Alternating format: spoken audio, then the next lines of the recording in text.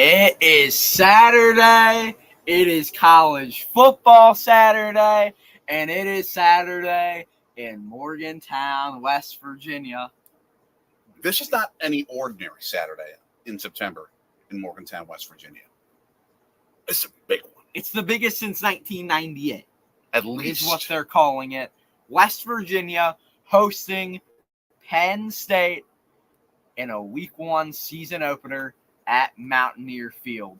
Yesterday, as Pat McAfee would say, thousands and thousands were in attendance for a 2.5-hour show on ESPN. And today, 60,000 plus are in attendance to watch the Mountaineers take down the Nittany Lions of Penn State. This, I would expect, has a reasonable shot at having an all-time record crowd for Mountaineer Field. You could argue this is the most important season opener for the Mountaineers since they opened Mountaineer Field in 1980. Yeah, that's fair. Because I don't know if like the 98 or the 88 team that came within one game of the national title, I don't know if the opener was as big because of who they're playing. This is Penn State. This is a major national program. They haven't won a championship in a long while, but they're top 10. They're at that level.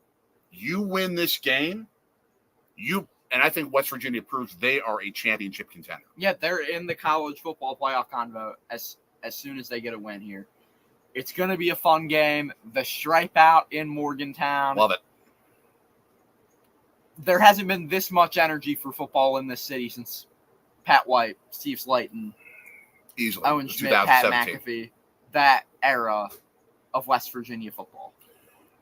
And it's so interesting to see how West Virginia has risen from the era of fire Neil Brown, fire Neil Brown, fire Neil Brown. It's like it took a while.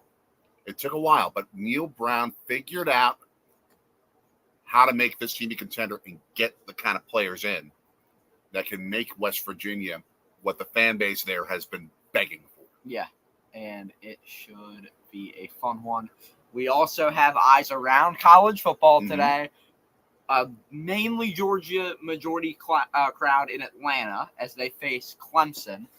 That should be interesting to just see how Clemson plays, gives an idea of how they'll be in the ACC title conversation, which is pretty still a toss-up right now. But for West Virginia, they know that they also have a decent chance at, just the idea of a Big 12 title, right?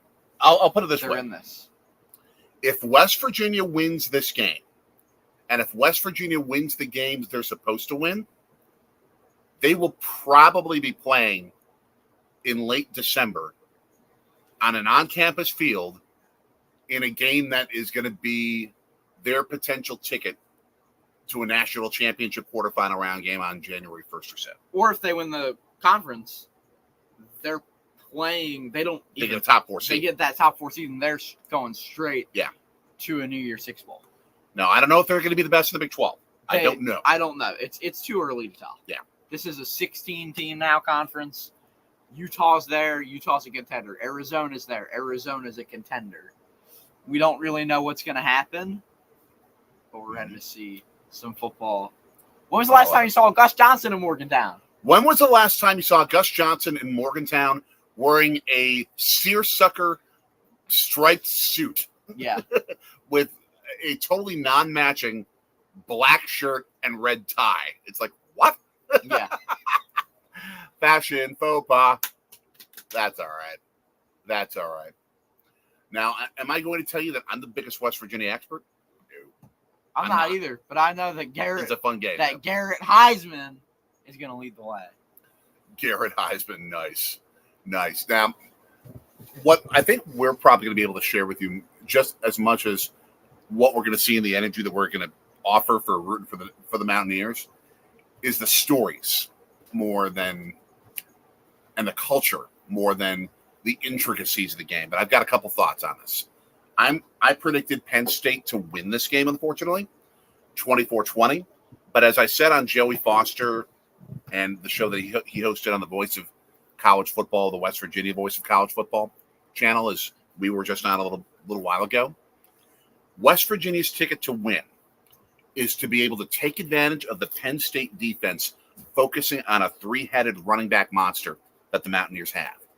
If they can do that, and they can get two big play-action pass plays, because Penn State focuses so much on the run, and one of those is a big play, explosion play touchdown through the air, they'll win.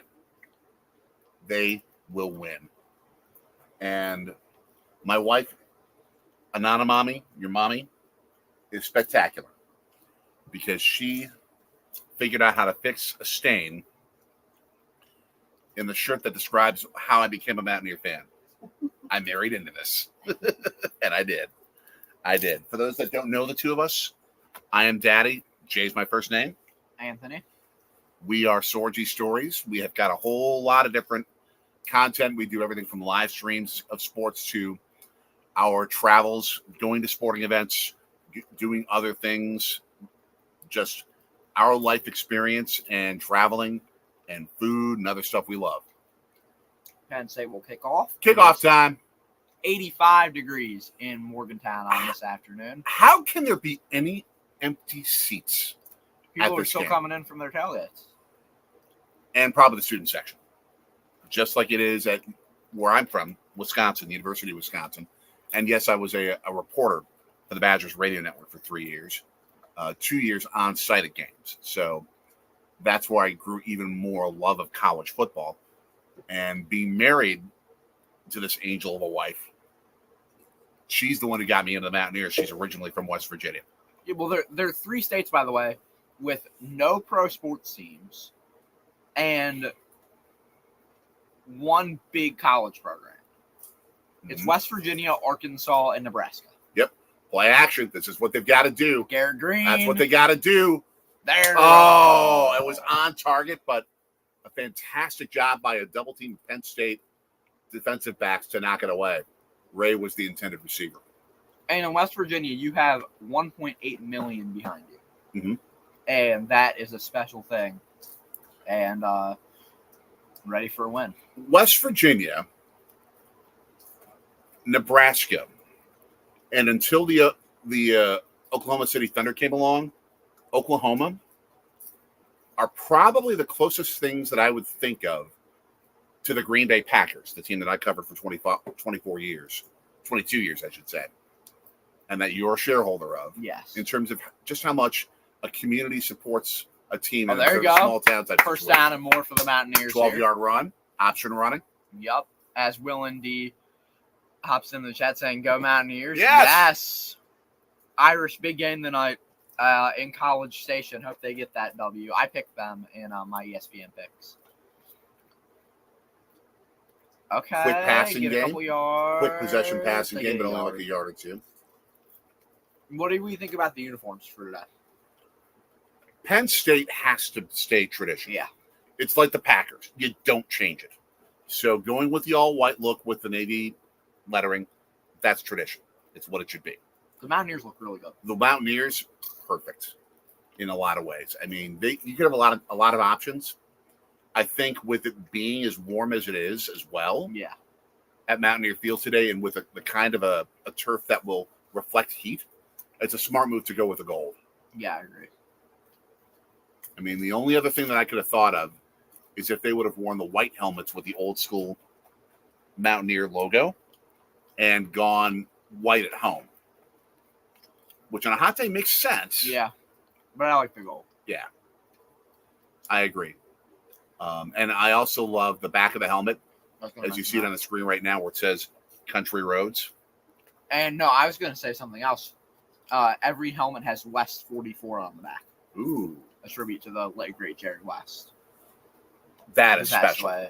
Earlier this year. That is special. The great West Virginia basketball player who became the logo of the NBA. More tight end. More short screen pass throws. Penn State knows what's coming. Yep. And they know how to play fast in those type of situations. You have to stretch the Penn State defense. You got to do that with what they tried before, the big play passing game, using play action and stretching the defense horizontally with the run a bit more. So now they got a punt.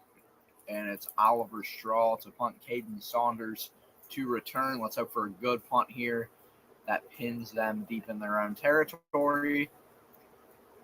Okay. It's going to be about 82 yards for Penn State to the end zone here. 82 yards to the end zone. Neil Brown's not happy about something. Rocking the goatee. For the that is a loud goatee. Loud goatee. Was he run into the kicker? Ha! Oh my gosh. The punter karate kicked the Penn State player who was trying to avoid him. And Neil Brown's trying to get the penalty at Penn State. I would have flagged the punter for 15 yards. You can't do that, though, because he wasn't. He was just following through his movement. No, he wasn't. It looked obvious. He put an extra little oomph into it. Oh my gosh. I don't condone it, but it was funny. Yeah. Now, I have to say that Nick says, go Lions, not actually. Well, because go Vols, Nick. When do they play today? Let's see. When do they play today? I got my thing right here that can tell me. While you're searching through that, I want to give Anonymami extra credit today. They play at 12:45. She is with us here in the Palatial Sortie Stories estate, in our den/office, watching the game with us, hearing us just go off all game long, and staring at a screen that she can't hear the game because she's hearing us talking about it. And we appreciate you doing that as well at home, big time. But she admittedly would want to listen a little bit more to the commentary. So she's sacrificing that for us. Appreciate it. Yes. Thank you. And now she's just laughing. As she said, I'm about to put Tony Caridi on, which I don't blame her Yes. for. To the 5 of you who are joining us, thank you. Yeah, Tony Caridi is the Mountaineers radio announcer, for those who don't know. For the 5 of you there, if you haven't subscribed to us, please like, share, subscribe, hit the bell on this video, and let people know about what we do. We are Mountaineers fans today. I am Jay. Anthony.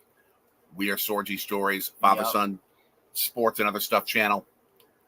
We have vlogs, we have live streams, whole boatload of content. Yeah. That you can check out after the game today, after your college football Saturday. Yep. So that is such a beautiful view. Yes, it is. So here we go. Penn State has the ball at their own 18-yard line. The blue and the gold stripes in the stands. Oh, that's fantastic. Drew Allers, they're seen on the screen. Absolute beast last year. Had his best. 25-2 touchdown to interception ratio.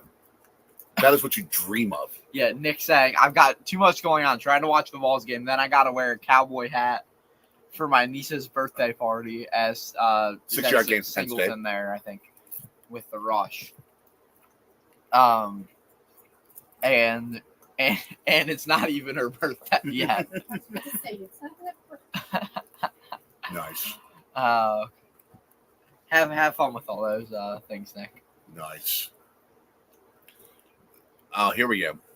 Great point by Will N.D. The moment of truth for Penn State. How much better is Aller with the big play passing game? Yeah. And they're just going to run it to Singleton. They're going ground and pound against this West Virginia defense. So they're going to create. 3rd and 2.5 coming. Yep. So I need to pull up the Penn State depth chart here.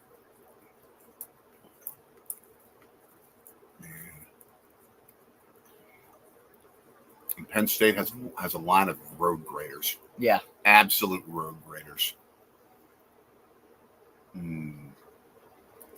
Uh-oh. Nice, Nick. Awesome, man. Awesome. 3rd and 3. Oh, great pitch out to get a first down for Penn State. Tackle, guys. Come on. What are we doing? That's also just good play design. Yeah. And Penn State's lineman getting to the second level quickly. And there was no way West Virginia was going to stop that first down run. Yeah. I noticed the WVU fans doing the Marquette free throw thing on third down, but they were holding something. Like, are they holding keys? Do they shake their keys on big third down defensive plays? I don't know. If you're a WVU fan, let us know. Because I'm married into the Mountaineers. Oh, fumble! Who's got it? All right. West Virginia signals they have it. It looks like they do. So now the Mountaineers take over in Penn State territory. That is their other key to victory. Getting turnovers. We were expecting a big day from the offense. Didn't know what to get from the defense. And Jackson the second there with a big time recovery and gets WVU the ball. A rare mistake by Will Aller. Rare mistake. Yeah, no, Drew Aller's phenomenal. Drew Aller, thank you. Yeah. Thank you. Oh, man. It's still weird, too, to see defensive linemen wearing quarterback numbers. Jackson wearing number 11. Yeah. That's still weird. It will always be weird. Yes, for sure, as I grab. And Jackson, by the way, if I can grab his. Are they reviewing this? I don't know what there would be to review, but it looks like they're reviewing something. Huh. So TJ Jackson, the senior transfer defensive end out of Millbrook, Alabama, and he transferred from Troy, where Neil Brown was previously the head coach. Okay. Nick saying you said Troy, but not Detroit. Yeah. Aller was arguing about something. Yeah, it seems that way. Let's see what happens here. Sorry. Aller, it was a 50-50 ball, and both guys had the knee down. And Aller's knee was down when he initially claimed it. I don't know. That's iffy. That, to me, is a call still stands. Yeah. I think Aller had control for like maybe less than a second. Yeah, let's just see the way they signal this. First down, West Virginia. All right. So now the Mountaineers have the ball. They don't have that far to go down the field. James Franklin's obviously not happy because he knows that the Penn State boosters might be calling for his job if they lose this game. Yeah. So he knows the pressure that's on him early in the season. As Penn State's they constantly sit in this tier between greatness, the greatness of Ohio, the constant greatness of Ohio State, Michigan, now in this year, the case of Oregon, and the tier below of Wisconsin and Iowa. They just sit in between. Another fumble. Oh, jeez. And it's still loose again. Did Penn State just get it? Penn State gets it back. And, that was just all for nothing. So that's great. A tough second possession for Garrett Green and the Mountaineer offense there. As let's see what goes wrong. Oh, it hit the receiver cutting across who was in motion. The ball never got to the quarterback cleanly. I will say, Garrett Green, though, he was able to hustle, and I give him credit for. But he had 5 Penn State Nittany Lions all over him. Shouldn't the receiver have gone sooner? Yeah. Probably. So that's a bad miscommunication there. So, nothing here. That's the hard part about practicing and preparing an offense that's that much of a pre-snap motion offense. Yeah. Because you put yourself in position to make mistakes like that. And yes, these guys are top-level talent athletes. But when you're 18 to 22 years old, you're going to make some boo-boos. And I was going to ask, which receiver was that? Because West Virginia does have a couple guys who were playing in their first game as a Mountaineer. I'd have to look. The Toll Road in the chat. What is up? Hey, what is shaking? We know what you're focusing on today. Did the Buckeyes already play? Or they play Akron at 3:30 in the Big Ten on CBS debut. That's right. But yeah, a couple of your neighbors told Penn State and West Virginia. Mm-hmm. Exactly. Facing exactly. off in a Big 10, Big 12 game. I have a good friend who is one of the directors of communications at Marquette, who actually went to Akron. Zips is in her social media name to tell you how much pride she has in being from Akron. There's only probably one other individual who has more pride in being from Akron than this individual, and that person is LeBron James. So yeah. And Akron is known for upsets, going on the road to Big Ten stadiums and upsets and at least wreaking havoc. So it's going to be. They're not beating us. No, exactly. I didn't say they're going to win. I said they might wreak some havoc. No.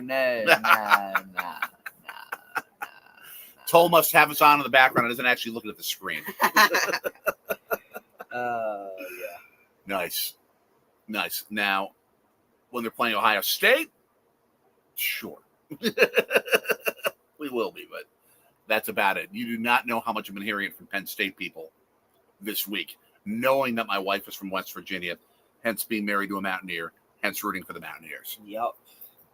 But, yeah, I also predicted Penn State winning 24-20. Will indeed, with how crazy this game has been so far. Zippity doo dah, zippity. Oh, it's the Akron Zips. Really wonderful day. It's the Akron Zips. Oh, that's a good point. That's what it is.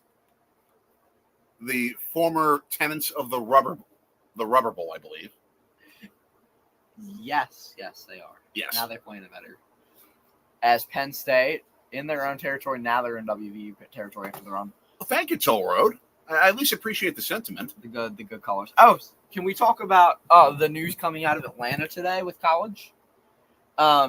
Next to Old Turner Field as Aller throws for an incomplete pass. It'll be 3rd and 6 coming up. Next, so as some of you may know, Georgia State currently plays on the site of Old Turner Field. Mm-hmm. Next door is the site of the Atlantic Fulton County Stadium. Mm-hmm. Georgia State will be building a baseball stadium on that site with the exact same dimensions. Going big time. And it's going to be a 1,000-seat stadium on the site. Big time, but still. On the site of exact same dimensions and everything. Where Hank Aaron hit home run 715. Yes. Love it. Although now I have to check to see if it's good defense. Nice. Stop him on 3rd. There we go. So what's the move here? You're inside the 50. Oh, you're punting. You're punting. Okay. You're punting. Yeah, 4th and 6. If it was like 4th and 3, that would be different. But I don't know if they're punting. Let's see. Defense is staying on the field, which typically means. Okay, now they're punting now. I think they were thinking about it. Yeah. So the returner for the Mountaineers will probably be. We are ahead because we're watching the live video feed over the air. Yes. Instead of Slinger, a different service. Hudson to return, I'm guessing here. Oh, that's going to bound in for a touchback. We take that all with it. Pretty good. Man. Now, if Marquette was to come back with football, the only difference is we'd be seeing championship blue, powder blue in the concept, I think. Yeah, probably. Otherwise, yes, it would be the navy and the gold. Yeah, the Mountaineers have jerseys. They have white, blue, yellow, or white, blue, gold, and charcoal gray. Yeah. As an ode to the history of coal mining there. Yeah. So Garrett Green here with the ball at the 20-yard line. Oh, and a fumble again. He recovers, though, and it'll be a loss of a few yards. Miscommunication early for the Mountaineers. Was that another situation where a crossing receiver caught See what that? happens here. Well, there is a crossing receiver in the. It happened again. Yeah. No, that wasn't a crossing receiver. That was a crossing lineman who was moving. Or a tight end or something. Yes, the tight end who was in the way. It's like tight end got in the way. Green couldn't see it. 2 consecutive plays on offense. And it was a high snap, though. It did end up. I know, but the tight end touched it. Okay. And I think it altered the flight of the ball. Yeah. I mean, that's a simple thing that they got to get fixed. Snap, offside, 2nd and 16. Unless for some reason they were drawn offside. Nope. Good. 2nd and 16. That's better. That's better. And that was on number 15, Vanover. It's the kind of a game where it's the first game of the season. There are no preseason games. Yep. These kind of fundamental mistakes are more prone to happen. Yeah. I mean, it's a lot like the NFL, but even to a greater extent, where you have teams. Oh, that could be another one. Free play. And they get a few yards. They got a gain that would have been better than the free play. Yeah. 9 yards. But would you rather have 3rd and 6 or 2nd and 9 or 2nd and 10? Sure, yeah. But I'll take the 3rd and 6. Good run there by the sophomore, Jaheim White. We talked about it on Joey Foster's pregame show this morning. That 3-headed monster of Green, White, and Donaldson. Hopefully, C.J. Donaldson's going to be fully healthy this year and able to play the whole year after a scary injury last year. Pressure from Penn State. Oh, beautiful third down pass. They get it to the receiver for a big, great throw by Green. Big gain. That was to number 3. Yeah. We're learning this team like you are. I will admit, we are not the biggest of WVU fans. I don't see his name on the depth chart. So I don't know who it is.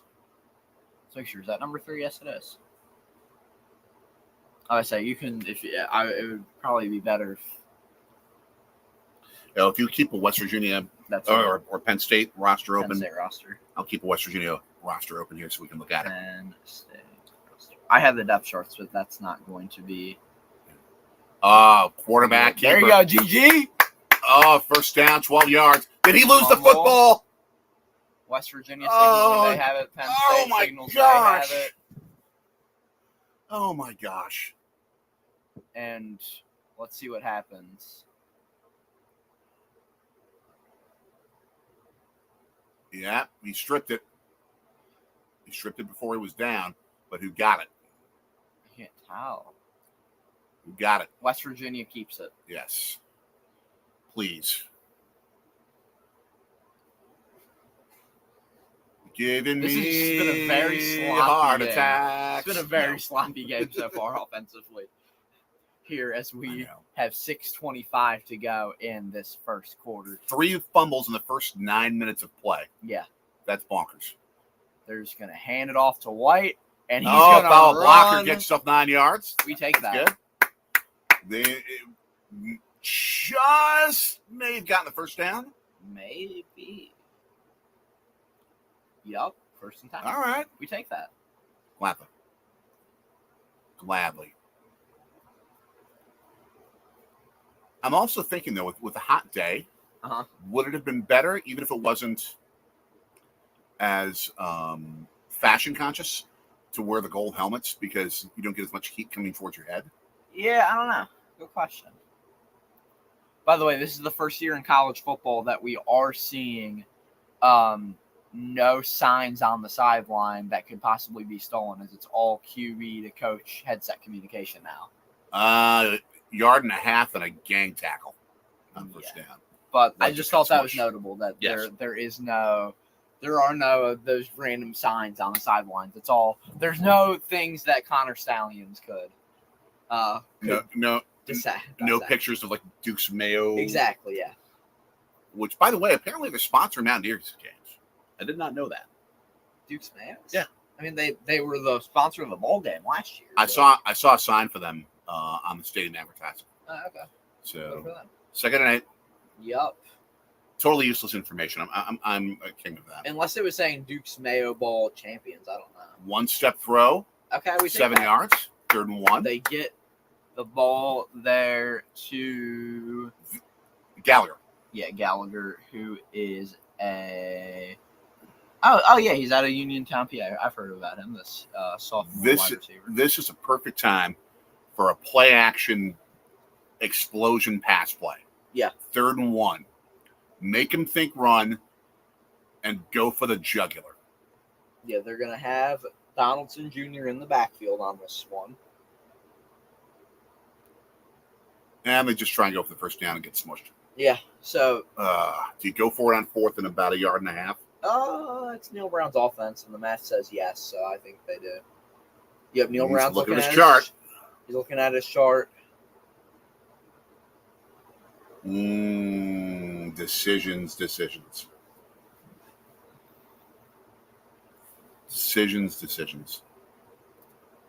Thank you. I should be coaching Western. No.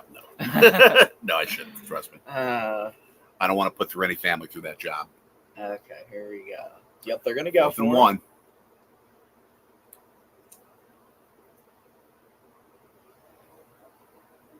I'm going to try and just draw them offside. No, they're going for it. Quarterback keeper. I think he got it.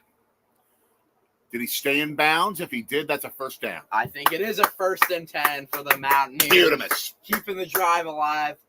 It's the Neil Brown offense, as I said. You know what's going to happen when he's on the field. They're going to go with the math. The math said go for it. And the math is right. Let me ask Anonymami. Anonymami, is the audio syncing up properly with Tony Caridi? I'm a call. It's ahead. It's ahead. It's ahead. Oh, that's ahead? Or the audio It's is? ahead. The audio is ahead. Okay. Mm-hmm. So Anonymami might be screaming like a banshee. You can just pause it and line it up. If you wanted to. Just hold on. All right, I'm just giving you an idea. My wife Anonymami is listening to the West Virginia radio Call her by broadcast. her name. She's not that anonymous if she's sitting right there. Do you want us to call you by your name or Anonymami? Just call me by my name. Carrie. Carrie is listening to the West Virginia radio broadcast, and it is, and she's ahead. Of course, I'm a goofball. That's my job. Oh, a little bit high of a throw. They targeted the tight end. Some Mountaineer fans, it looks like, want the flag, but they're not going to get that. There's Taylor was the target. Taylor looks like he's about 6'10". Yeah. In comparison to his defensive Drew back. Aller, the quarterback for Penn State, is pretty tall himself. I got to find his. He's 6'5". Nice. So, yeah. Big key 3rd down here. Let's go. Oh. They're going to move everybody kind of close to each other. They're going to throw it, though. Good pass protection. They But get it to White. short. He's about 2 yards short. He's down close to the first. Protection broke down, and he had to get rid of it. Yeah. Another decision. Again, if the math says go for it, you go for it here. 4th and 1. It's a long one. They're taking White out. Yeah, so they're going to bring Donaldson in for White here. Toll Road. So they're gonna change the personnel. Toll Road, Anonymami for life. They're gonna put Green under center. I guess I don't know what the move is gonna be here. I did anticipate the brotherly shove. Push. And I don't know if he got it. I don't think he got it. West Virginia says they have it. Penn State says they don't. My eyeballs are telling me no. But it's all on the spot. Nope. They did not get anywhere close to it. Unless the red line is not in the right spot, the TV red line is not in the right spot, West Virginia did not get this first down. Let's see what happens. Yeah, Penn State knew what was coming. They were prepared. They had bigger bodies. I think they also made the mistake. Whoever was lined up behind the quarterback didn't push him up enough. Yeah, you got a tight end pushing. You need like your strongest dude on the team to push. Yeah. They're going to bring This is out gonna the be short. chains. This is going to be short. Just to be sure. Yeah, they did not get it. And it is short. They did not get it. So Penn State will Oh. get the ball back with 1:35 to go. Oh. Progress. I'm not as angry about not taking the field goal. Yeah. That to me isn't as much of the issue. The issue is the play call and the execution of the play call. I would have much rather seen West Virginia do what they do best, spread the field horizontally, Yeah. and think about either an option run or go deep vertically. Yeah. Go deep vertically. And I see the logic behind what you're saying. I see the logic behind that. Yeah. And I can understand take the points, but when Penn State can create the kind of points that they know how to create on offense, I can see why Neil Brown would be like, we need sevens. Yeah. Threes ain't gonna cut it. We need sevens. Yeah. But now they got nothing. Yeah. So looking around college football right now, Clemson and Georgia tied at 0-0. Iowa up 3-0 on Illinois State in the first quarter. And then non-top 25 games. And we have Vandy beating Virginia Tech 3-0, which is kind of a shock. Maryland up 14-0 on UConn. Louisville beating Austin Peay. 10-0 Purdue. 7-0 over Indiana State.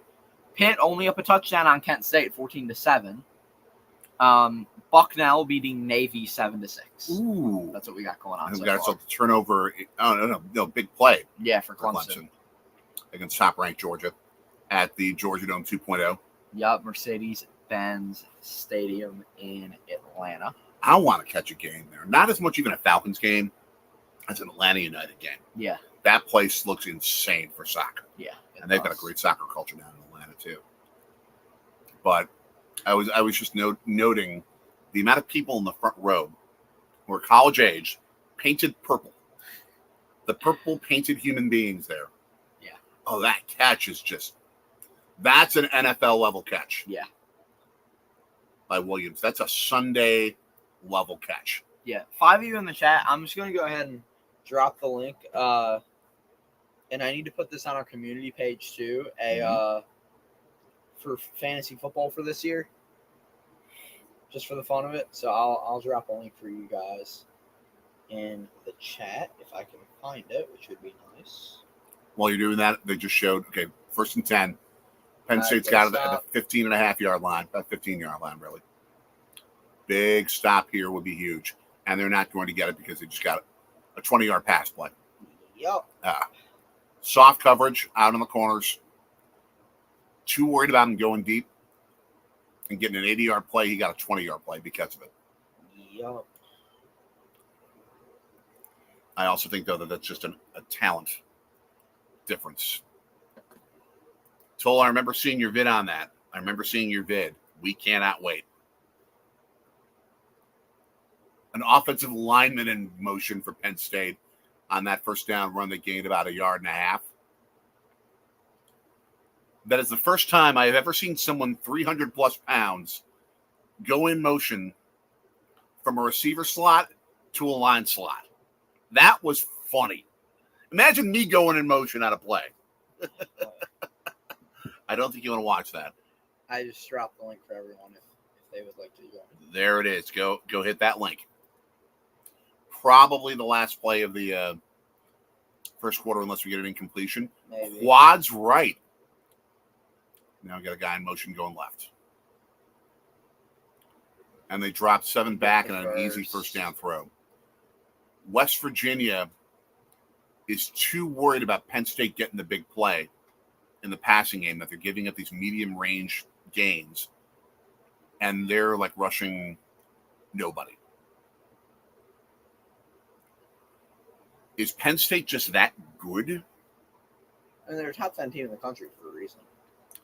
No, but I mean, is Penn State that good with the big play passing game that West Virginia needs to be that worried playing almost a prevent defense? They're not known for being that solid.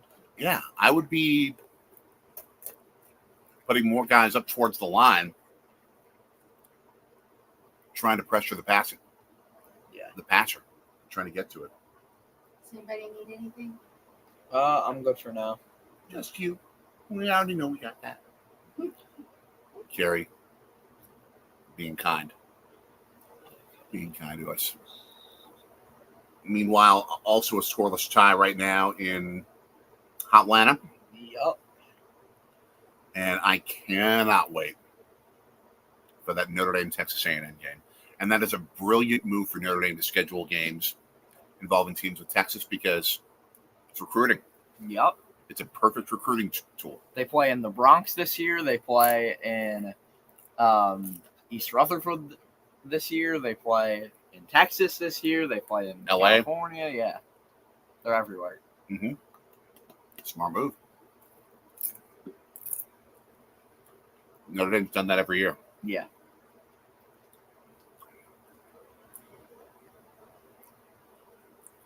Interesting Penn State ad. Yeah, exactly. We have not. Well, I would agree with that. We have not gone to the Penn State campus yet. No, it's kind of far. It is. It's not that close. It's smack dab in the middle of the state, in the middle of a monstrous size state. It's like 6 hours between the east side of Pennsylvania and the west side of it. Yeah.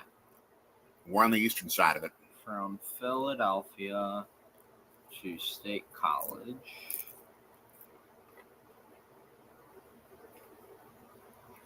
Three-hour, 18-minute drive. Mm-hmm. So and it's like smack dab in the middle of the state. Yeah. And you have to go north. So, yeah, not the closest of all places. We're about...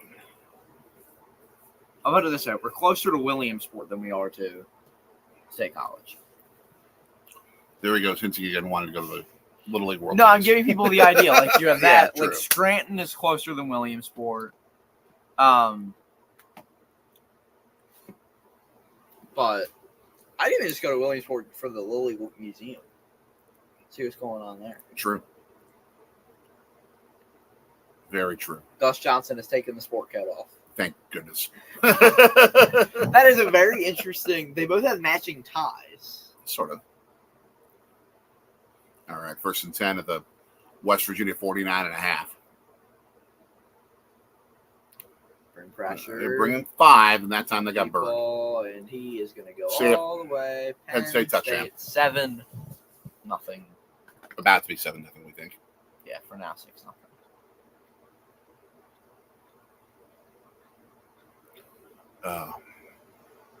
Maybe that was why you don't. You only rush 4, because they rush 5, I think. Or they brought 6. They brought the blitz. Actually, no, it was 5, and they threw the pass right in the seam of a zone with 4 West Virginia defenders within 5 yards, but it was just a perfect. Yeah. Perfect.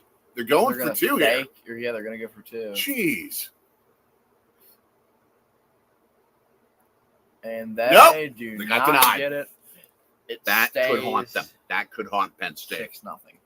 But West Virginia's got to get some points on the board for that to haunt them. So, for the Little League World Series, literally, because it doesn't cost a dime to go to a Little League World Series game. Yes. So, literally, it Yes. would. In the case of a Penn State game, probably not. Oh, Penn State tickets are pretty expensive. Yeah. Rather expensive. We're talking near. Oh, wait a minute. What do we got here? We have the referee directing the air traffic control. Sure. I guess. Yeah. So, nice. I shall be right back. Is there anything you want?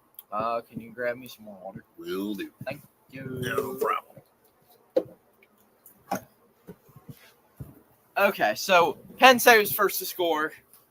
West Virginia still has plenty of time to make a comeback here in Morgantown. Not the best start to the game. I think they'll be fine, to say the least. I think that they will be okay. So yeah, 45 minutes into the stream. Just ready for a full day of college football today. And yeah, keep the comments coming. Give us your thoughts on. I guess I'll ask this: who's gonna be the national champion this year? I mean, I'm gonna go for the championship game. I'll go, I guess, Georgia against Oregon. I guess. Yeah, it's all I know. It's insane.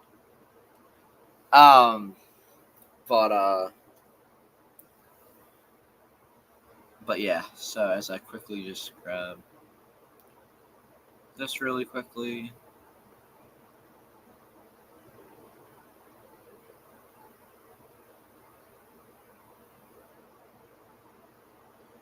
So I'm just making sure that people know that we are live on the socials.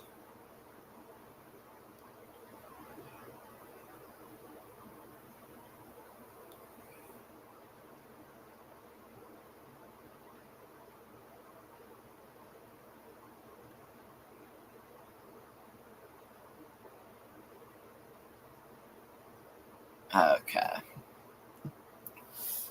So yeah. Let me see if there are any upsets brewing right now around college football. As we are back in Morgantown.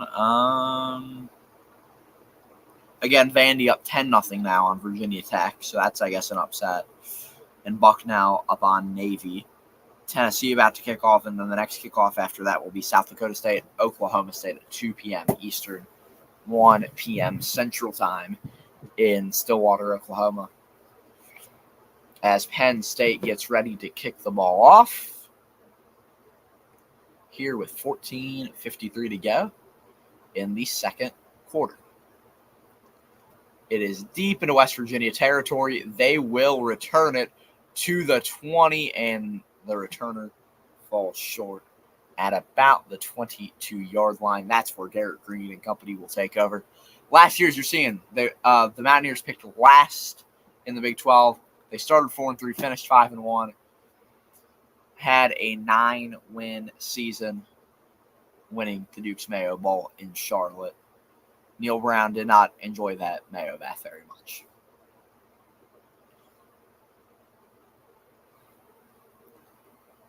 As we get ready to see the Mountaineer offense take the field here.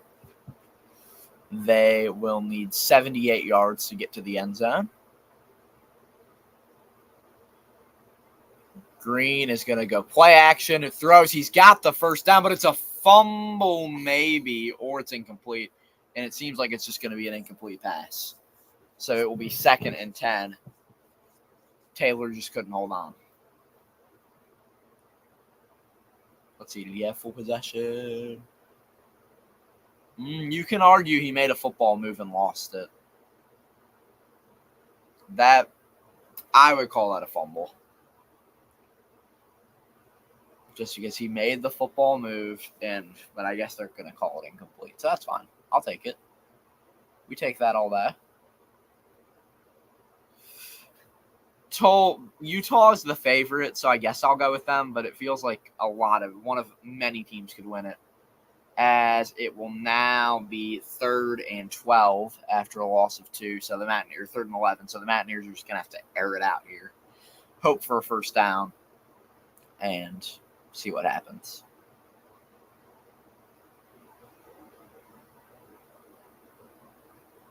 Green is just going to throw to his tight end and will go punt here on 4th and 8, give the ball back to Penn State. But yeah, so if I were to pick, I would go Utah to win the Big 12, Clemson, I guess, to win the ACC, and then maybe Virginia Tech, but they're losing to Vandy right now, so I don't know how much I trust them. And then I guess I'd go either Oregon or Ohio State to win the Big Ten, as well as Georgia to win the SEC, or Ole Miss potentially. We'll see. As a timeout called by Penn State. That's an odd timeout. I don't know if they thought West Virginia was going to pull trick play or something or what. But they are going to call a timeout here in Morgantown. So, yeah. As I just see if there's anything going on here of note. Lee Corso picking Notre Dame to win the game tonight. I agree with that pick.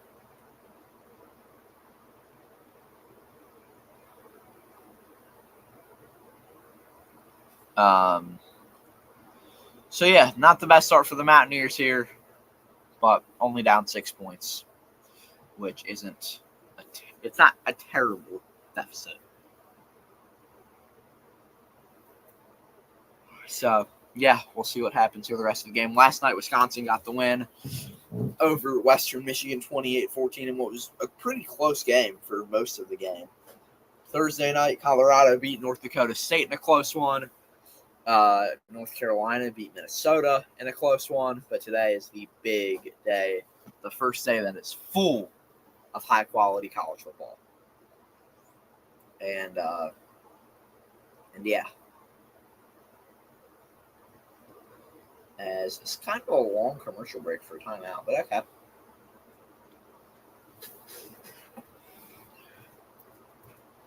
I agree with that, Toll. I think Bama's going to be a little bit underrated.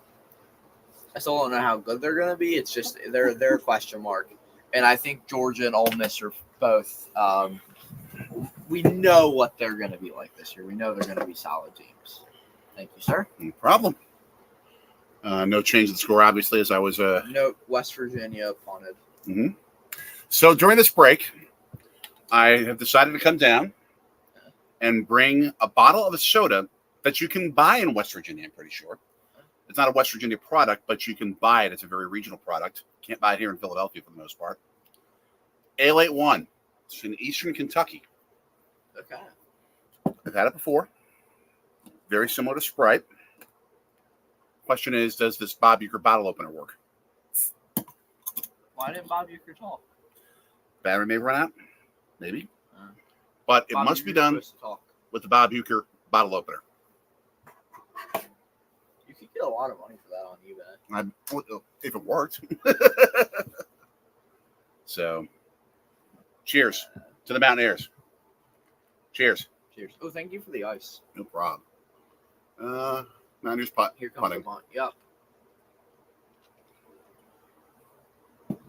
Penn State called timeout before the punt attempt. I don't know what happened. Very, fair catch. Very Sprite-like with a little bit more sugar to the taste. Very good. Okay. I don't drink soda, so I've got H2O. Yeah, I haven't. This is like my first soda in at least a couple of months. I rarely drink soda. I'm a voracious water drinker, and yes, I have my iced coffee. So that's more my thing.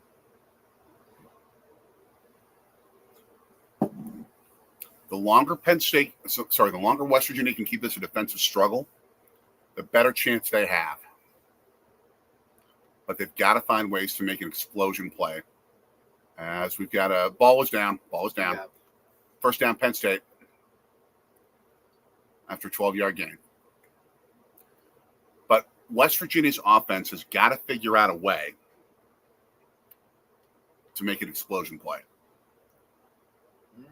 Oh, wait a minute. Well, if Alice butt is on the helmet of the West Virginia player, I think technically that means he's down.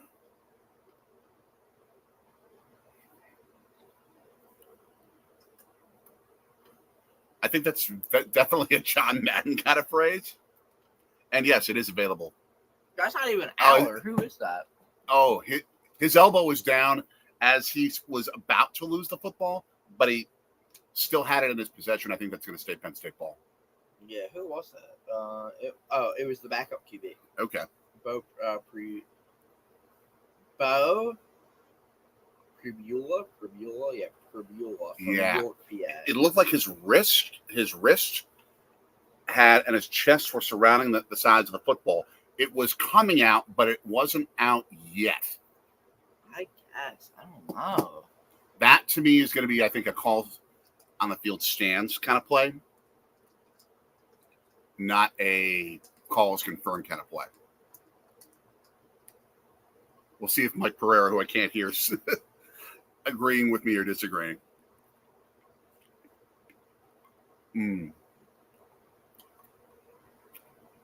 Plus, was his knee down there? Nope.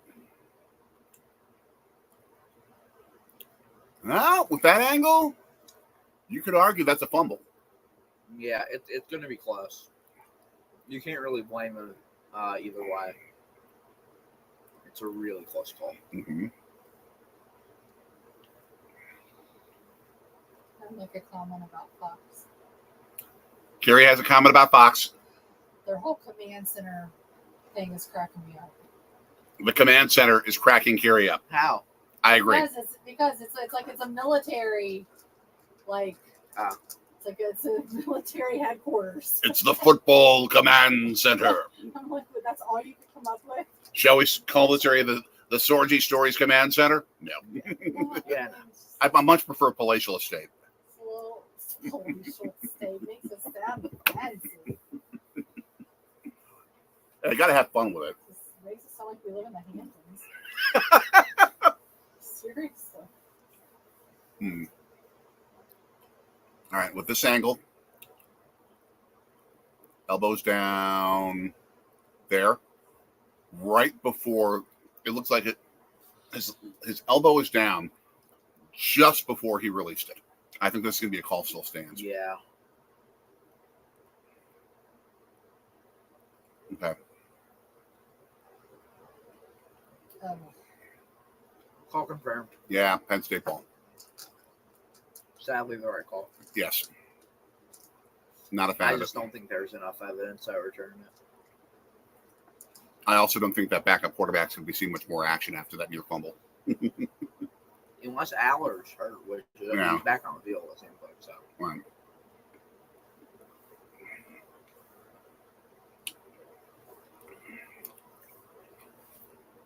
That is still so weird to see on the ESPN graphic on the second TV we have here. Big Ten, Weber State versus Washington.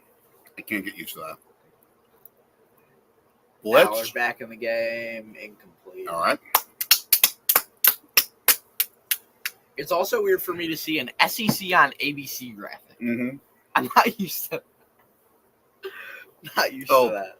The amount of times as Georgia kicks a field goal here to take a 3-0 lead. The amount of times I saw the obnoxious Georgia fan. Keith Jackson and Frank Rose back on ABC, Alabama versus Georgia. Yeah. Bama, Georgia, just in a few weeks. We'll miss you. Hang around. We'll be here for you. Yes. Navy has taken the lead back over Bucknell.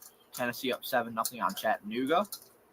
And we got 6 pass rushers going up against Allen. He escapes for a heck of a run. Yup, in the Mountaineer territory. About the 43-yard line. It's first down. Vanderbilt is still up 10-0 on Virginia Tech. Virginia Tech not ranked, but a possible ACC championship hopeful here, as Aller was under pressure. He's big play. Airing it out to the stands, literally. Wow.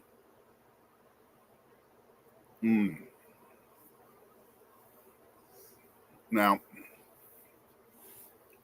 West Virginia's bringing pressure. They need to. Yeah. They have to get to him. They have to get home.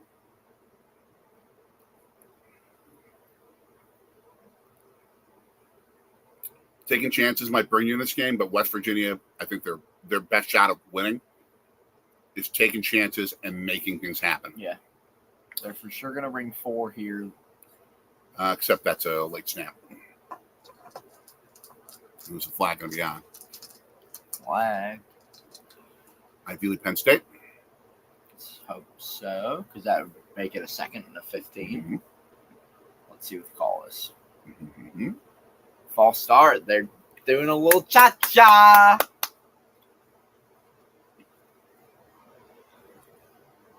Sorry, I was dancing there.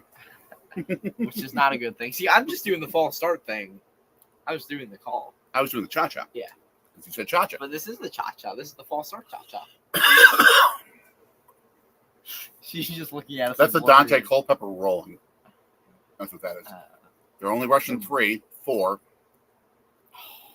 And it's a first down completion. Heartbreak.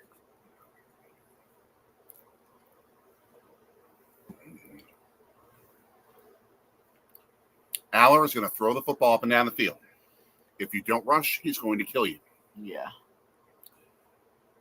If you that receiver just got he beat the corner there. So good reception there by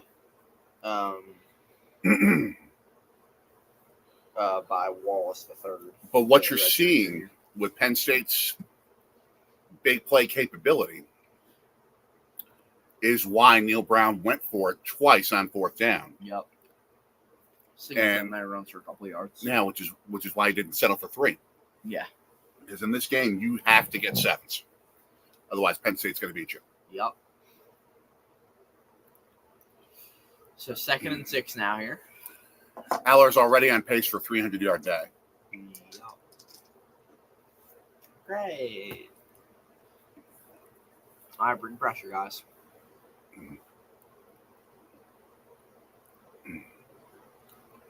Or not while they're readjusting the play.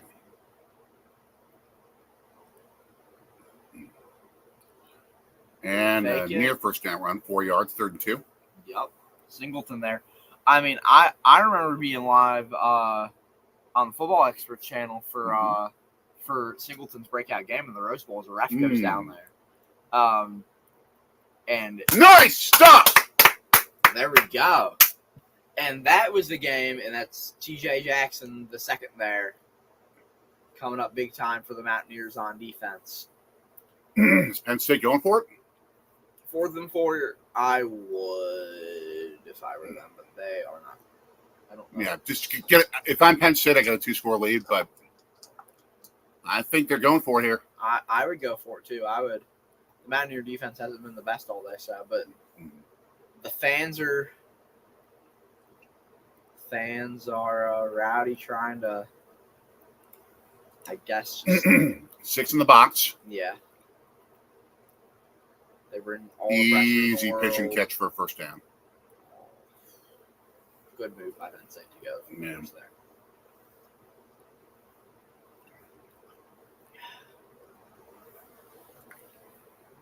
How analytics have changed football. Yep. So many more teams going for it on 4th. Aller has another open receiver. He's going to get the first down and touchdown Penn State. Because teams know that they can put themselves in position to get more 7s, like right here. Yep, it's Katron Allen. You know they're going to go for 2 here because they want a 14-0 lead. Yeah, Katron Allen out of IMG Academy, the junior. There with the touchdown reception. Making it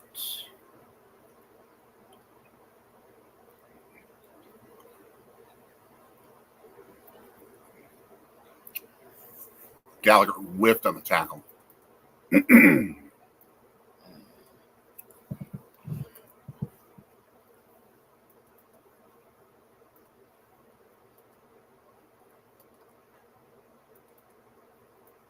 They get the extra point. And 13-0. Not the best start for the Mountaineers.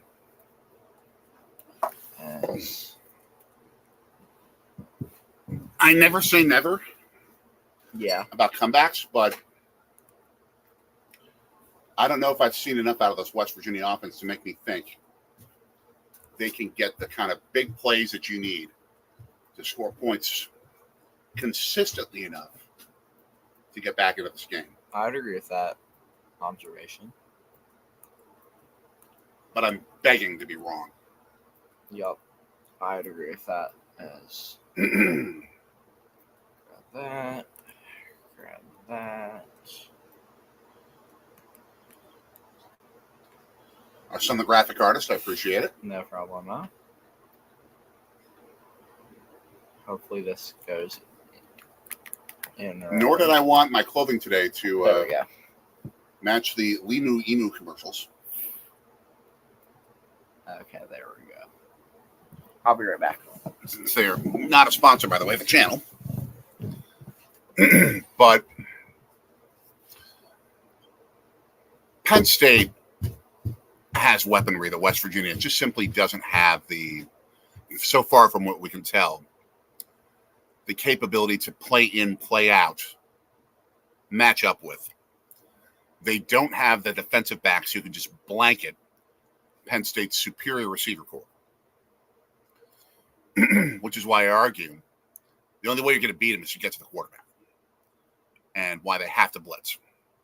Because if you drop 7 back the way that they have been often in this game, Auer's going to burn you. And he did. He's going to burn you potentially too if you blitz.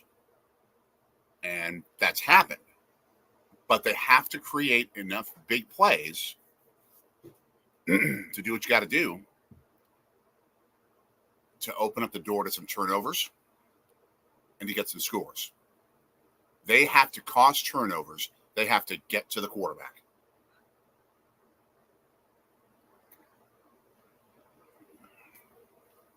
Bear with me here. Something's wrong.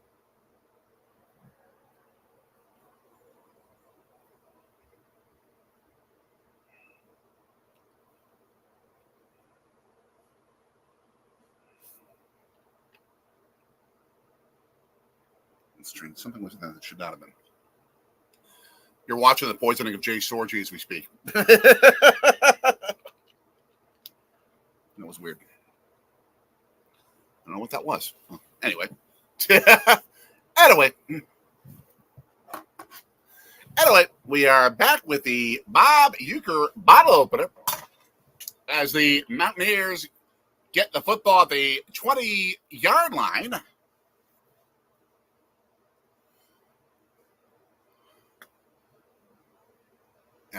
Oh my gosh, the yardage disparity.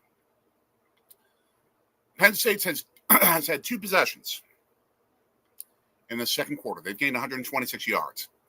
West Virginia has had 1 possession. They gained 2. That's a problem.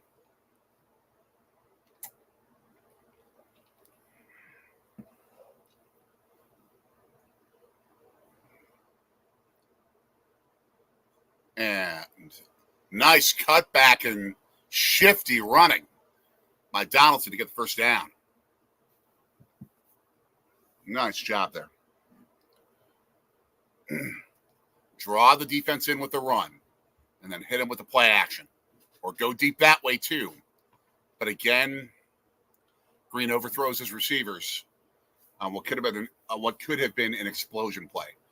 He has to execute near perfection in this game for West Virginia to win it.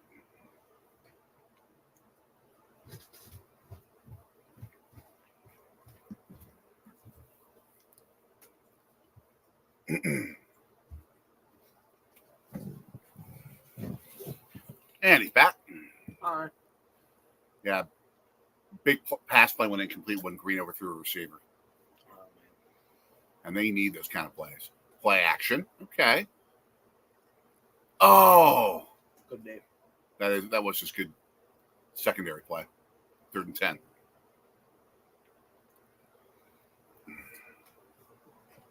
I mean, you have to take chances here in this game if you want to win it, but you also have to execute.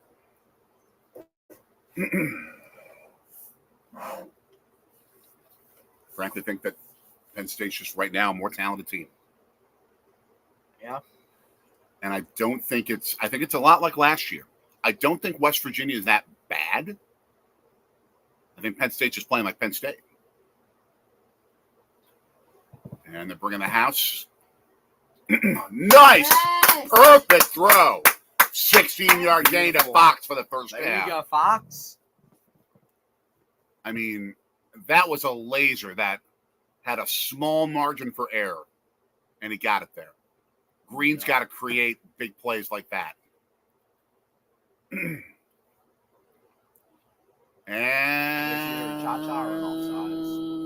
is that going to be on West Virginia? Probably.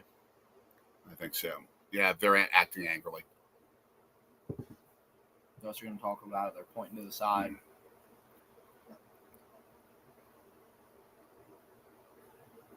False start. Another. Oh, Penn State called timeout.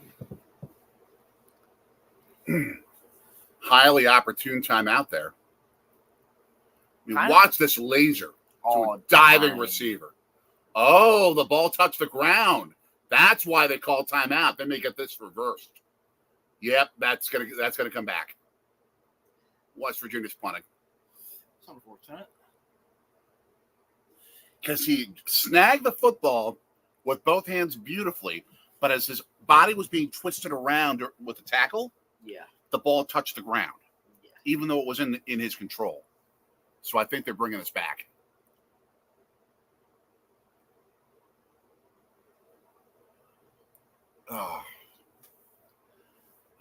These type of breaks that are going against West Virginia, they all have to go, or most of them have to go West Virginia's way for them to win this game.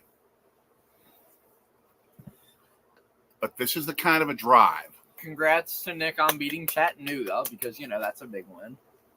Tennessee! Oh, they're 15 people. Up, Thank everybody? you. Thank you, Nick. You brought 10 friends in. For those who just joined us, we are Anthony, Jay, I'm Daddy. This is Sorgy Stories. We are a sports, travel, food, other stuff type of channel. You are the king of the live streams. Yes, I'm sure so I don't get fined. Well, I do a lot of the vlogging when I have the opportunity to vlog. So, yeah. So, and we just went there. We just dropped 10.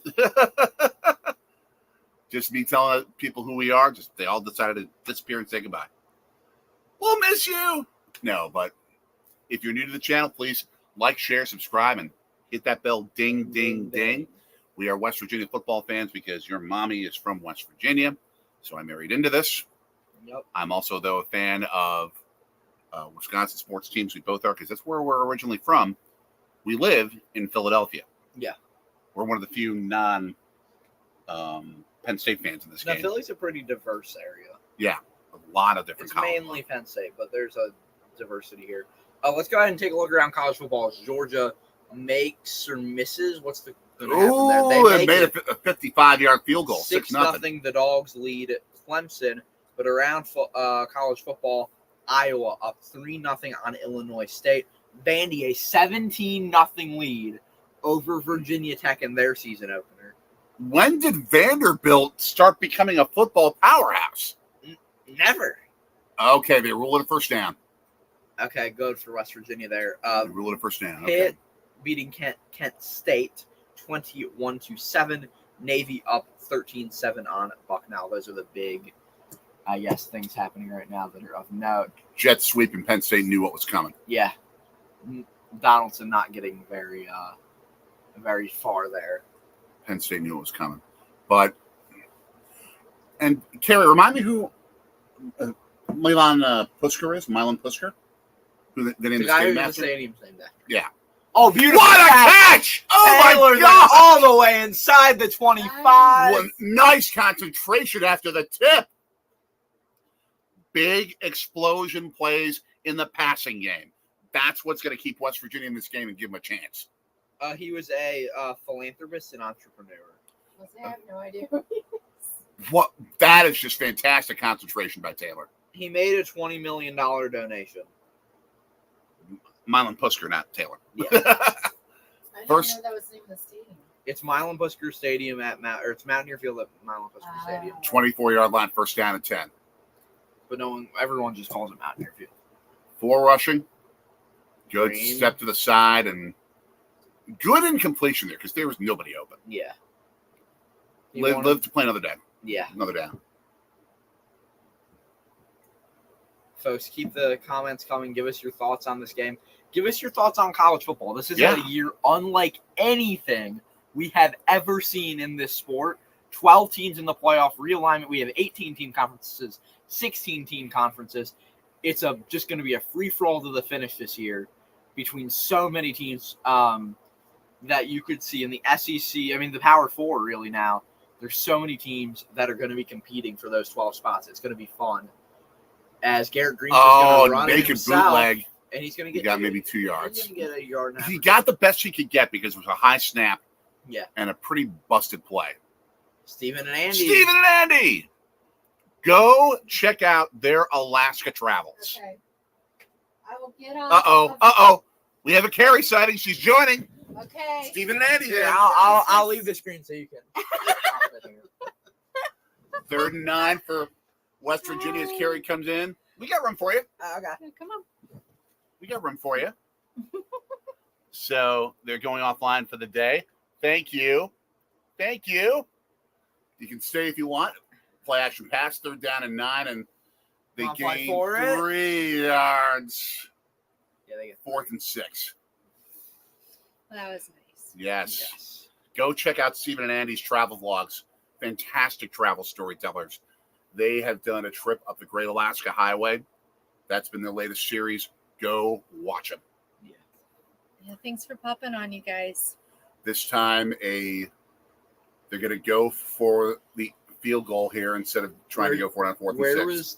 Where's the line of scrimmage at? The 21-yard line is about 38-yard attempt. Okay.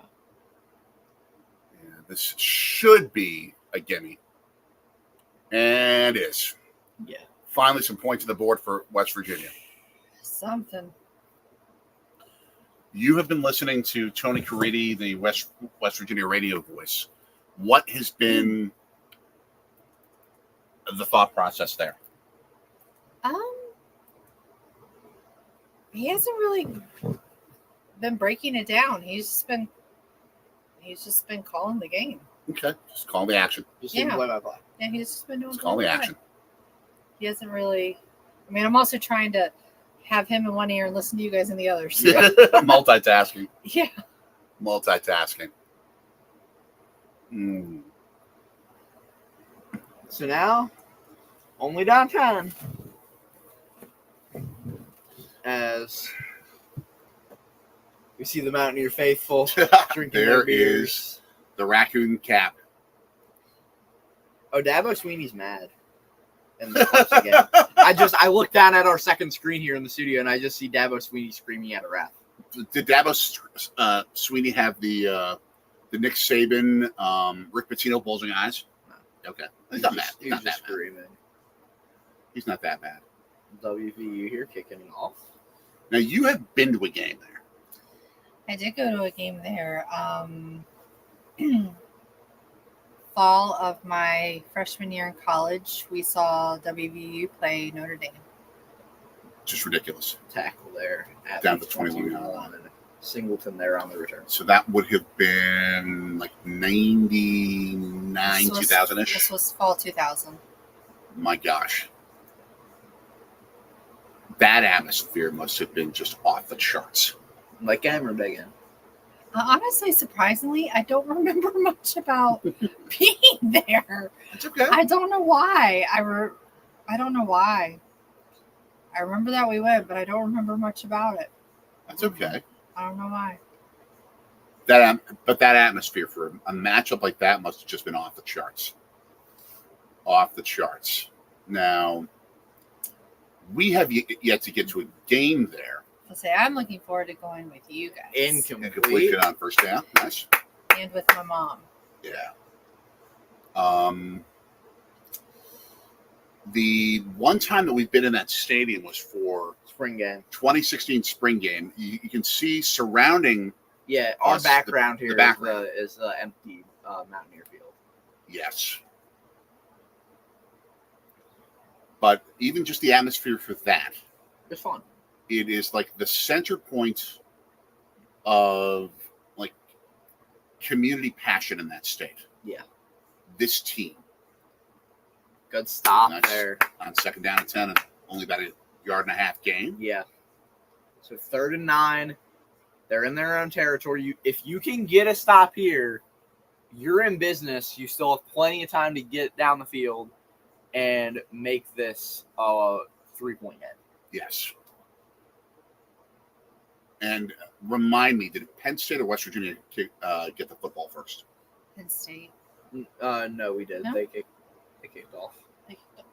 Penn State kicked off to West Virginia. Yeah. Oh, right. Okay. 3rd and about 8.5, really.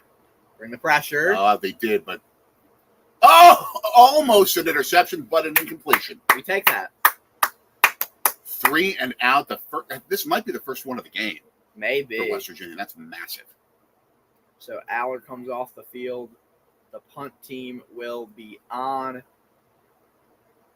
Now, you were also in about 1st grade or so, maybe 2nd, the year that West Virginia played for the national championship You would have been in 2nd grade. It was 88. 1988 when they played Notre Dame in the Fiesta Bowl, which was essentially the national championship game. Memories of that team. The 88-89 school year. All I remember from that around that time was having my tonsils removed before Christmas that year. That's all I remember. So on and January, eating lots of popsicles and lots of ice cream. so on January 1st, 1989, she was watching that game. She was loopy on medicine and she was high on a sugar high that day. I remember going to my maternal grandparents' house to watch Mountaineer games, but I don't remember. But I was a kid. I wasn't, I was just kind of doing puzzles on the living room floor. I really it was on, and I was with everybody, and I knew when we were winning. All right, touchdown throw, 7-yard championship. When we were losing, but that's all I remember. Nice.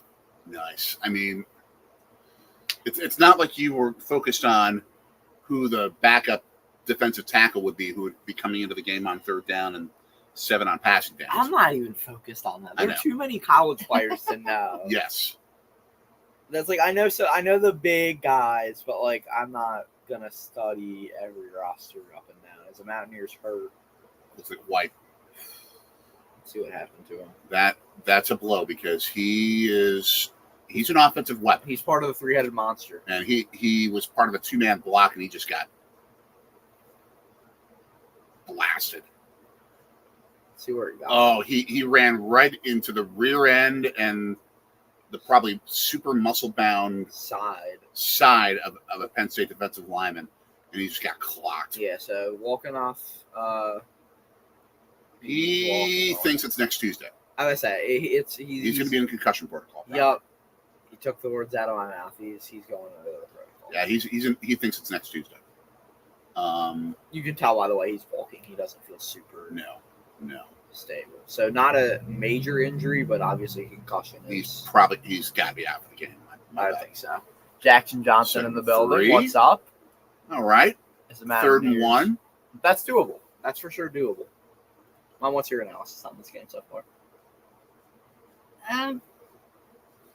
Mountaineer good, Penn State bad. What is she? Frankenstein from the Saturday line? Mountaineer good, Penn State bad. I mean, it seems like we're starting to get a little bit of Yeah. But you just got to carry that through halftime. Yeah, it's like we're starting. It's like we're starting to get the engine going a little bit. Gotta convert here. Yeah, but it's been slow. That's a slog. Oh, extra push! I think just got him first down. So long as they didn't rule him down by contact earlier. Let's go, Mountaineers! Let's go, Mountaineers! So you grew up in the state of West Virginia. We met in Milwaukee, in my hometown, in 2004. And I'm going to make an admission that will embarrass myself. I went to Marquette University. Oh, Lord, so my favorite story. My life experience was always that You identify a bit more with the college than with your state. Oh. Nice run play. There you go. Let's go, CJ. Thank you, Jackson. Appreciate the Mountaineer love. Thank you. And so I'm like, and you didn't go to West Virginia University. No. You went to? I went to a little small school south of Charlotte called Belmont Abbey. Which is where Al McGuire coached before he coached at Marquette basketball. So he was our heavenly matchmaker, we like to say. So I'm with your family. Yeah, it's like can I Go for it. Yeah, so we may interrupt you just to tell you what happened to play. And CJ run. Sweep for a first down, 8 yards on second 5. I'm trying to remember. This was shortly after we became engaged. I think so. This was like October, November. I'll slide out a picture for story time. It might have been October, November, and it was like the first, like my I think my dad. I think it was like pretty decent weather. I want to say that we had a cookout, and we had like a barbecue and had a lot of relatives over. So a lot of people meeting Jay for the first time. And so we're just like around kind of in the kitchen fixing our plates. Like going into the locker room. When you make a comment to my great Uncle Joe. Again, because it's based on the fact that she didn't go to the University of West Virginia University. So it's like, Lord. Do you identify as much with them as you do your college? I think of myself more as a Marquette Warrior or Marquette Golden Eagle than a Wisconsin Badger. But well, it was what you specifically said. Yeah, which is? You said, you're not really a West Virginia Mountaineer because you didn't go to school there. You should have seen the volcanoes popping from everyone in the kitchen and within earshot of my statement. He almost got that ring back. Because in Western, it took me a long time. Like, we had been married, I want to say like maybe 6-7 years. Mm-hmm. It took a Brad Paisley interview to convince you of what I had been trying to say for years. That what people think is a logo. What people think is a logo. That WV right here. Mikey! Yeah, hey, Mikey. Mikey. Have fun listening to these two crazy What people think is a logo. What people think identify as the WV logo, that is like our state symbol. That is just who we are. That identifies us as a people, as a community of Mountaineers. We are West Virginia Mountaineers, whether we go to WVU or not. We are all born Mountaineers. So this is very passionate, as you can tell. So yes, when he made that statement, it was not good. It was not good. We're still happily married. He is forgiven, kind of. No, I'm a Mountaineer. I much, much further understand this now. Can much better empathize with it. And can much better encourage it. Hence, me wearing Mountaineer gear? Is that what we're hensing? Wearing Mountaineer gear and being a Mountaineers fan.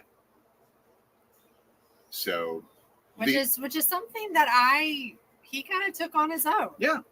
That's nothing that I pushed on him. Yeah. That's just something he gravitated towards. The only time that I'm ever with football that I could ever think that I have ever been against the Mountaineers, and it's never been when we've been together in our relationship, was the 1 or 2 times they played the school that I grew up watching in college football, the Wisconsin Badgers. The year before we started dating, Wisconsin went into Morgantown and beat the Mountaineers on a defensive play caused by linebacker Alex Lewis, who is the cousin of one of my good friends from back in Milwaukee, my friend Lamont. Had we been dating and started dating at the time, you may want to check the screen, kid. Had been dating at the time that I will be right back. That game happened, We might not be together. I don't know. You might have killed me. No. No. 3rd and 8. 3rd and 6, actually. This is big. Where's that 8? It's 8. This is a big 3rd down. Okay. There's still plenty of time on the play clock. Plenty of time. I don't think they're going to blitz here. Come on. Quarterback keeper. Ooh. I think he got the first. I think he got there. At worst, they're in West Virginia's field goal range. No, 4th and 1. 4th and 1. Oh boy. Decision time. Do you take the points or do you go for it here? You're down 10. First half. Okay. I'm going to pop out. Give my son back his seat. Kid's coming back. You now know how our marriage survived. Me causing near volcanoes at a house in West Virginia. And they're taking a time out to discern what to do. Oh, they're going to have a review. Okay. Did he get the first down marker? Right. Green was being very smart at protecting the football. Because if you protect the football, you live another play. But was he extending the ball far enough to get to the first down line? There's so many Penn State jerseys in the way that it's supremely hard to tell from the angles. The only guy who I could see who had a good look at it was the official along the Penn State sideline. But from what I could see, it didn't look like he extended the football far enough to get it over the imaginary first down line to get that first down. I think this is going to be confirmed.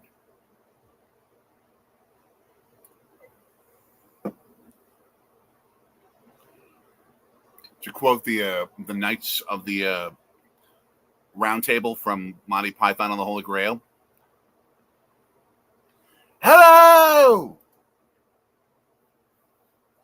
That's for Mikey. Speaking of Mikey, Mike Pereira shaking his head, thinking this is not a first down. As Anthony's doing surgery on our power cords to help create a configuration where all the devices that we need for power are going to be provided to us. I don't need the charging cord anymore. Okay. I'm full. So if that helps you. I just have to figure out how to get this one. So it looks like it's going to be 4th and 1, minute 26 left. Oh, they are going for it. This is big. This is big, people. Come on, Mountaineers. This is big. All right. And they plunge it right up the middle, right in the place where Penn State has been dominating this game, in the middle of the defensive line. They go right to Penn State's strength, and West Virginia blows it. West Virginia just blew it. That is how you lose winnable games, by making not smart decisions like that. In terms, Tell Road, Nick the Legend, by making not smart decisions like that. So what would you have done there? I'm extending them vertically on a run, or I'm throwing the football. Okay. It just powered down again. This dude. I mean, which means it's probably not plugged in, is it?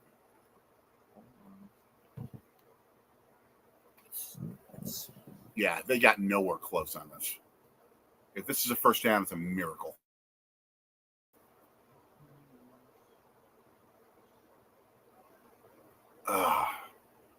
Is it working now? It's still powered down, it looks like.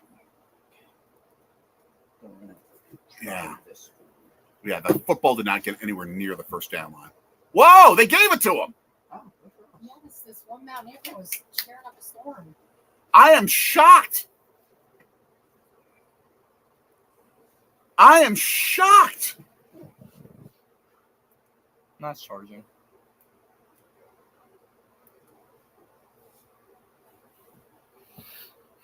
I mean, look at where the first down marker is. It's right at the 29-yard line. Does the football even get close? No. You kind of lose sight. At least at that field angle. But up above, it looked obvious. Yeah, let's see this angle. This might tell us more. I mean, he tried to extend it. Looks like he might have extended it. No. There was a Penn State defender right there. I think West Virginia, as the toll road says, West Virginia got a ridiculous break of a spot. I'll be really happy if West Virginia gets this first down, but they didn't earn it. So what are they doing right now? Yeah, They're probably reviewing it again. Yeah, if it's me, I think this gets overturned. And he just reviewed it quick, and I think it's obvious. Wow. The fact that the call stands, I'm shocked. Wow. I think West Virginia just got themselves a ridiculous break. It's either that or they see something we don't. And West Virginia has to cash this in. I mean, they can get away with only getting a field goal, but I think they need 7 here. Yeah. They got to get 7. There you go. Go, CJ. Nice. 9 yards. CJ Donaldson, I mentioned earlier, he had a great year 2 years ago, got hurt last year. If he stays healthy this season, he's going to be a threat in the run game. Nice. 2nd and 1. They're just going ground and pound. And they're ground and pound against this Penn State defensive line. Which was the best rushing defense in the nation last year. The only reason you do this is to get West Virginia's back 7 focused in on stopping the run up the middle. Yeah. That's the only purpose I can see for doing it. But the fact is, Penn State's front line is so talented, they know they don't need to draw the linebackers in to stop the run. Yeah. If they run another play on a key play up the middle, if West Virginia runs another key play up the middle to try and get a first down or a score or something like that, I am going to freak out. We're at 45 seconds, Jackson, on ours. Worth the break for 45 seconds. Yeah. We are, we have the live feed. Yeah, we have the live Fox. Right, the live Fox over the air feed, which is the fastest.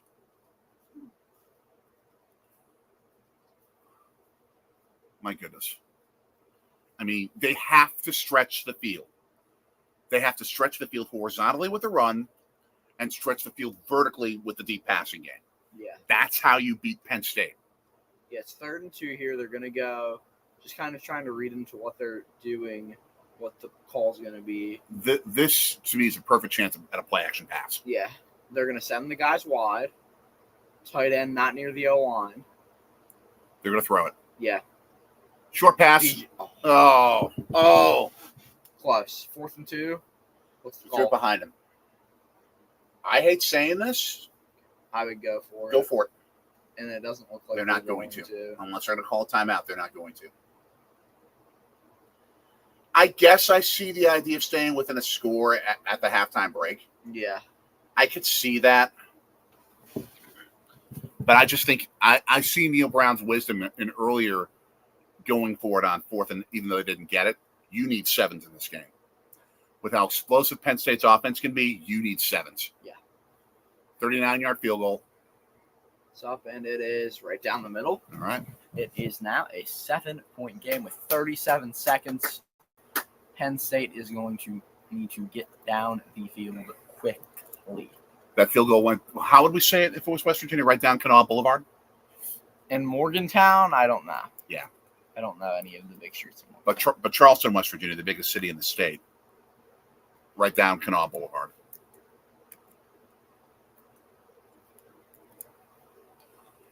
But West Virginia's keys, to me, for the second half, number one, you cannot turn the ball over. Yeah. You have to win the turnover game.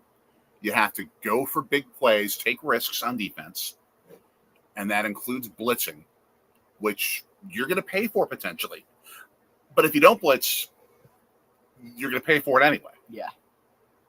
And then on offense, keep horizontally stretching the field with the run, vertically stretching the field with the big pass plays. And that will open up underneath passing plays as well for you.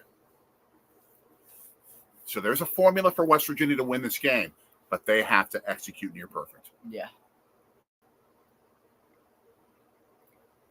If you're West Virginia here, where do you want to kick it?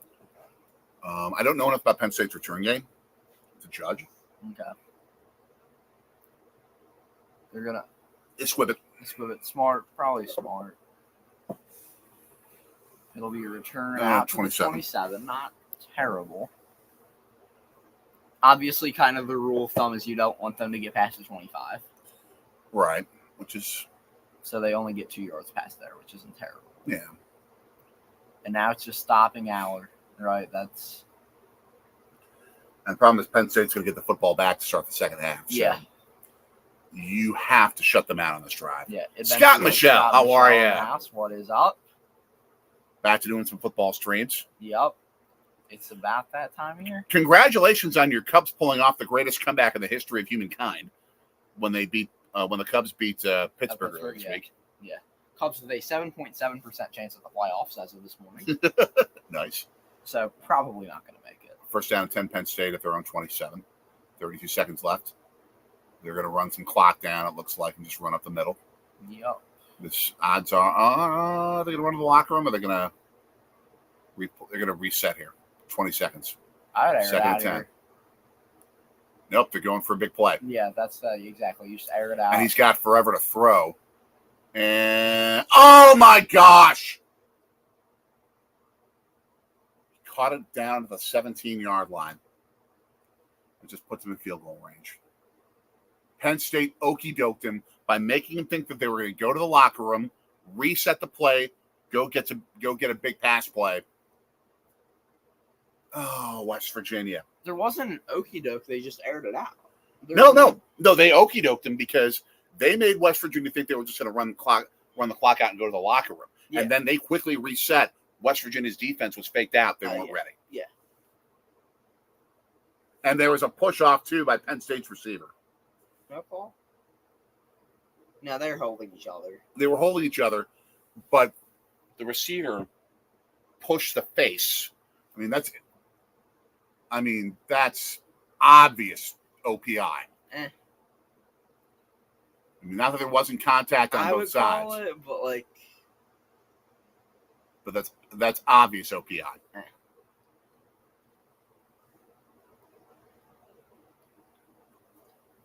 My question is, why can't you use your challenge on that? Like, you don't have unlimited challenges. So if you want to risk it and use it on an OPI, then why can't you do that? Because it's a judgment call. It's not an objective, I guess, thing. What are they looking at here? The clock? Yeah. He's down with 10. Thank you, Scott, rooting for the Mountaineers. We appreciate that. We appreciate that. We are fans because I'm married to a Mountaineer. My wife, your mommy. Scott, Michelle, you missed Carrie earlier. She made a wonderful cameo. They reset the clock to 10 seconds, which now means Penn State's got 2 plays. Pick it. Force fumble. Yeah, they could really use a turnover right here. Really use a turnover. And we got ourselves a little bit of flaggage here. The yellow hanky will be against... Nope. Second timeout. Just trying to make sure they're ready. If you have timeouts to burn in the situation, that's okay, because you don't get them back for the second half. Yeah. Part of me, I know we've discussed this before, so this is just a rehash. Part of me would love to see football, instead of having 6 timeouts, 3 per half, and you lose them if you don't use them in each half, have 5 timeouts for the game. So maybe there aren't going to be as many timeouts. But if you save your timeouts in the first half, you can carry them over into the second. Imagine a late game situation and you've got 5 timeouts in your back pocket. That might make games more interesting. But also, here we go, 1st and 10 at the 18-yard line for Penn State. Quick throw, looper into the end zone. Oh, did he catch that thing? He caught that thing. That was just a ridiculous touchdown by Harrison Wallace III. Great catch along the sideline. That's one where the coverage was when I can tell, really good. But it was just perfect execution. Yeah, he got his feet down. And that's a catch in the pros, too. It was thrown right into the breadbasket. That's a catch on Sundays. Both feet down. And it looked like the defender also didn't even have... He was face guarding. He wasn't even looking back at the ball. And Hollis might have just gotten burned. Yeah, this could put West Virginia into a monstrous hole because Penn State gets the football back to start the second half. We could be seeing a 3-score deficit by the mid-third quarter at this pace.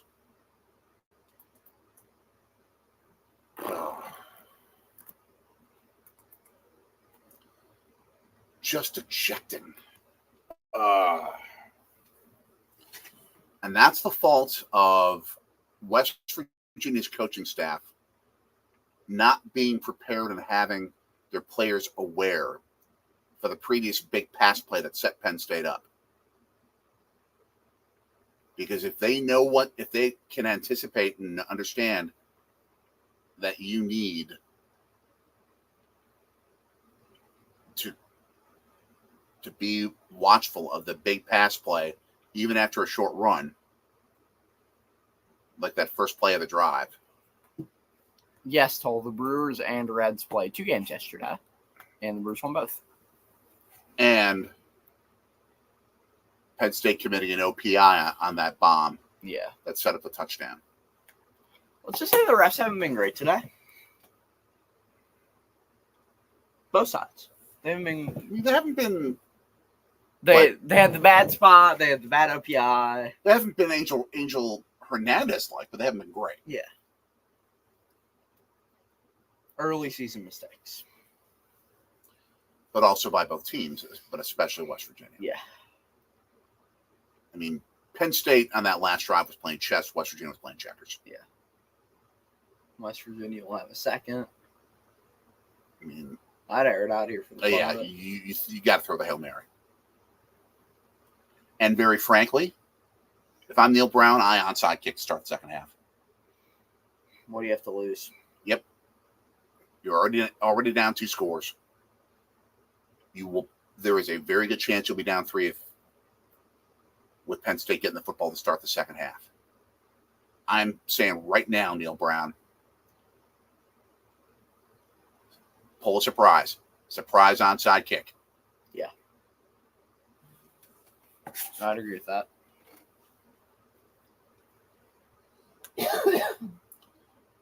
And the thing is that you can choose. I think because West Virginia chose the football to start the first half. Which actually made sense. It was a good choice. I think. I don't know. But if you have the choice of which end to start the game with, if I'm West Virginia, first thing I do is onside kick it. The second thing I do is I choose to onside kick it towards where my sideline is. Sean Payton did that with the New Orleans Saints in a Super Bowl against Indianapolis. And by doing that, he made the referees think, he's just going to run the ball before the end of the half. He made the referees constantly hear, yellow ball, West Saints ball in that situation. Yeah. I mean, black ball, our ball, that type of thing. Because it might get into their mind, yes, it is.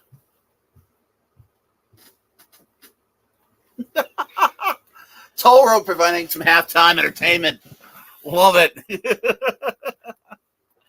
Since they can't win in Atlanta, no. Yeah. Well, let's actually discuss some halftime entertainment. Okay. Can we talk about how College Game Day ended? I saw a clip. Okay. It ended with Lee Corso in a full leprechaun outfit doing an Irish jig while Pat McAfee had his shirt off. And Nick Saban was just sitting there in the middle of it.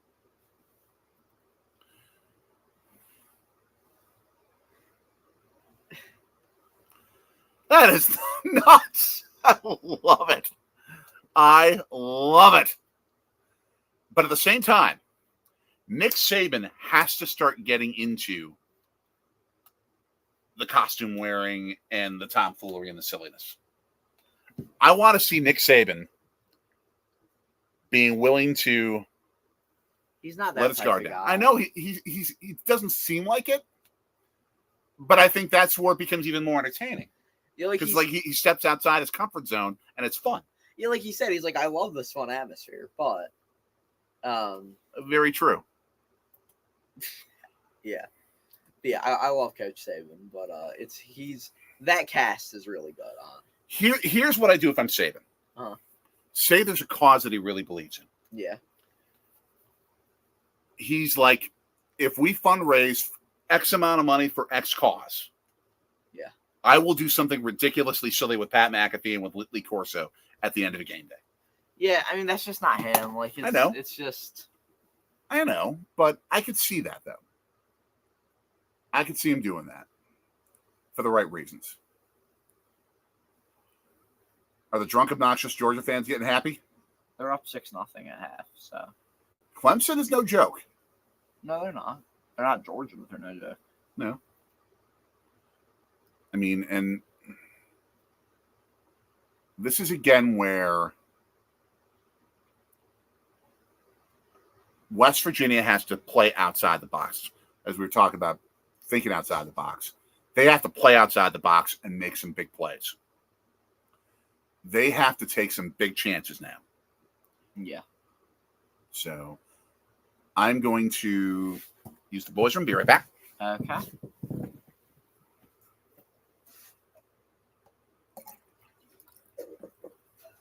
As we are here at halftime.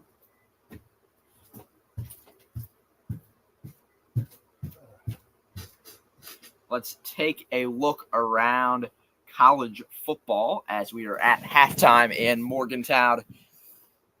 Let's give you all the stuff that you need to know about the world of college football on this beautiful week 1 Saturday. As Georgia with a huge play down the field there, they now are into Clemson territory. But around college football, we've got, as I said, Georgia up 6-0 on Clemson in the second half. Iowa up 6-0 on Illinois State at halftime. Also, Virginia Tech losing 17-3 to Vanderbilt at halftime. Maryland up 23-0 on UConn at the half. Louisville absolutely murdering Austin Peay 38-0. They are just starting the third quarter there. In the third quarter in West Lafayette, Indiana, it's 28-0 Purdue over Indiana State.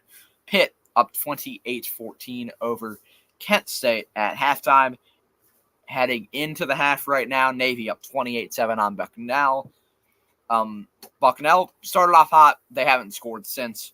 And Tennessee, 38-0 just 5 minutes into the second quarter in Knoxville against Chattanooga. The rest of the day for college football, it's South Dakota State visiting Oklahoma State. That kicks off in just 6 minutes in Stillwater. At 2:30, it's Towson at Cincinnati. Then you've got on the CW network, Portland State at Washington State at 3:30. Of course, it is the CBS afternoon game. Akron at Ohio State, as well as Colorado State at Texas. That one on ESPN. But the big 3:30 game, Miami at Florida on ABC. FIU, Indiana, UTEP, Nebraska, Eastern Michigan, UMass, Eastern Tennessee State, App State, North Dakota, Iowa State. And then you've got Ohio, Syracuse, Miami, Ohio at Northwestern, among others, to be your 3:30 kicks as well. And then Old Dominion visits South Carolina at 4:15. At 6 o'clock, Richmond at Virginia. At 6:30, Idaho State at Oregon State. And then you go to Western Kentucky at Alabama for the 7 o'clock ESPN game. Furman at Ole Miss. Furman not going to be able to stand a chance against Ole Miss. Going to be one of the best teams in the country this year. And then, are there any UNLV Houston? I guess maybe could be of interest. Fresno State, Michigan in primetime at the Big House. UCLA, Hawaii. Southern Miss, Kentucky, maybe. Georgia State, Georgia Tech. But we all know what the big game is tonight. It's Notre Dame at Texas A&M. Primetime. ABC, Chris Fowler and Kirk Herbstreit on the call. Going to be a fun one. Back to the chat. Yeah, Toll, you're not wrong. Dabo stuck in his ways. No, Watson, Lawrence, and he has been mid. I have not started yet. I start this week. Appreciate you asking. And yes, I do. They're actually playing in Lakewood, Ohio, I think in about an hour or so. Practiced in the Browns facility yesterday. Of course, Browns head coach Kevin Stefanski, St. Joe's Prep class of 2000. So shout out to him. But yeah, and by the way, just notable finals so far this week. I mentioned some of them earlier. We had, as I move this up here like that, we had, how about Arkansas beating Arkansas Pine Bluff 70-0. We had, let's see, Colorado 31-26 over North Dakota State. Rich Rod in Jacksonville State got absolutely murdered by Coastal Carolina 55-27 on Thursday night. North Carolina beat Minnesota 19-17. And then last night, Oklahoma beat down Temple 51-3. Michigan State over FAU 16-10. TCU beat Stanford in an ACC matchup. Nice. 34-27, and of course Wisconsin got the win last night. And now Georgia up 12-0. They will try to make it a 13-point lead over Clemson with 12 minutes to go. And yes, in the third, the Prep in Ohio. Yes, in your home state. That's right. This week is a very dangerous week for me because we live in Penn State territory, sort of. Philadelphia has a lot of schools that they follow here, but Penn State's the biggest. Yep. And we are West Virginia fans by, again, virtue of Mountaineers being married to a Mountaineer. Friday, it's going to be even harder. We're Green Bay Packers fans. You're a part owner of the team. I worked for the radio network for 22 years. And the Packers were playing the Eagles in Brazil. Yes. So I might need security this week. We have a quote from Nick Saban on College Game Day after Pat McAfee, well, in front of him, Lee Corso was dancing like a leprechaun, and Pat McAfee, a shirtless Pat McAfee was hugging him. Nice. I've never been to anything like this. This is so much fun. That's awesome. That is awesome. But yeah, so quite the... Oh, you want us to take the trip to Brazil? Ooh. That's ridiculously tempting. Sadly, we don't have the budget. We're living in a very constrained budget situation right now, just making sure that we can do what we got to do. Yes, we are. But we're working on changing that. I wish I could be in Brazil. Oh, by far. By far. Is the weather there nice? I believe so. Okay. I'll be right back. It's not necessarily like going to ever be super snowy in Sao Paulo, Brazil. I think it's very Miami-like. Yeah, right now we're watching a lot of highlights from this first half where West Virginia has lost opportunity after opportunity. They've been outplayed. They've had numerous fourth down calls where they've made mistakes with their play calling. Don't run up the middle against Penn State's defensive line. Spread the field out and get the big play. Spread the field out and run the ball, or spread the field out and go after the big play passing game. That's where you have a chance of beating Penn State. The game is in Toll Road, Sao Paulo, Brazil. For someone who has a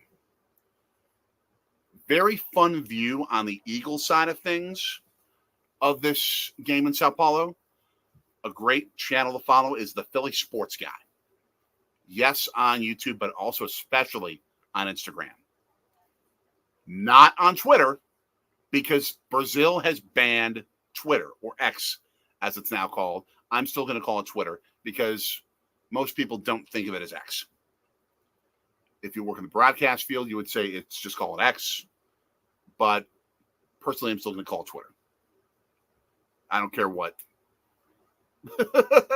that guy calls it with the rebrand.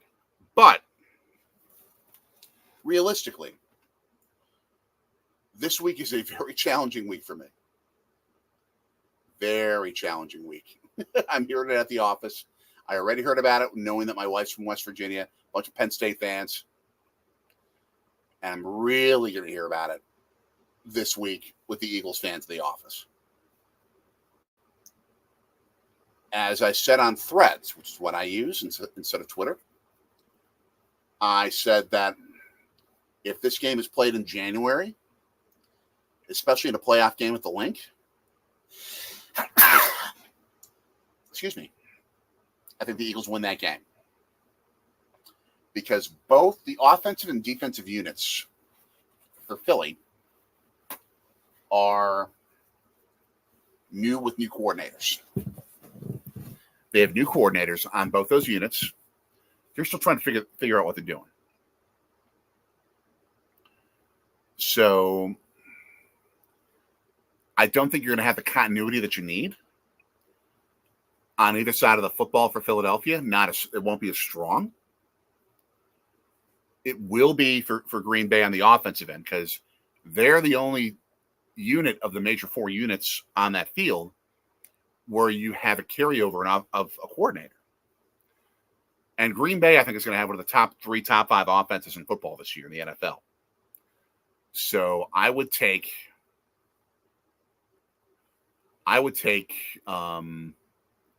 Green Bay in this game. If they play in a rematch, especially at the Link, I'd take the Eagles in the playoffs. But today, week 1, neutral site, which will probably be mostly pro Packers, I'm taking Green Bay. So, until I hate to tell you, and maybe you're just having some fun with me on this, Philly doesn't use much or any Wisconsin cheese on their cheesesteaks. You either see Whiz, which isn't cheese. You see American, which has a little bit of cheese on it. You see Provolone, could be Wisconsin cheese. Or you see Cooper Sharp, which is a Philadelphia area specialty type of American meat sharp cheddar that is custom made for cheesesteaks. And it's outstanding. It is outstanding. Bear with me here. Sinuses. Forgive me. But they don't use much Wisconsin cheese. I would be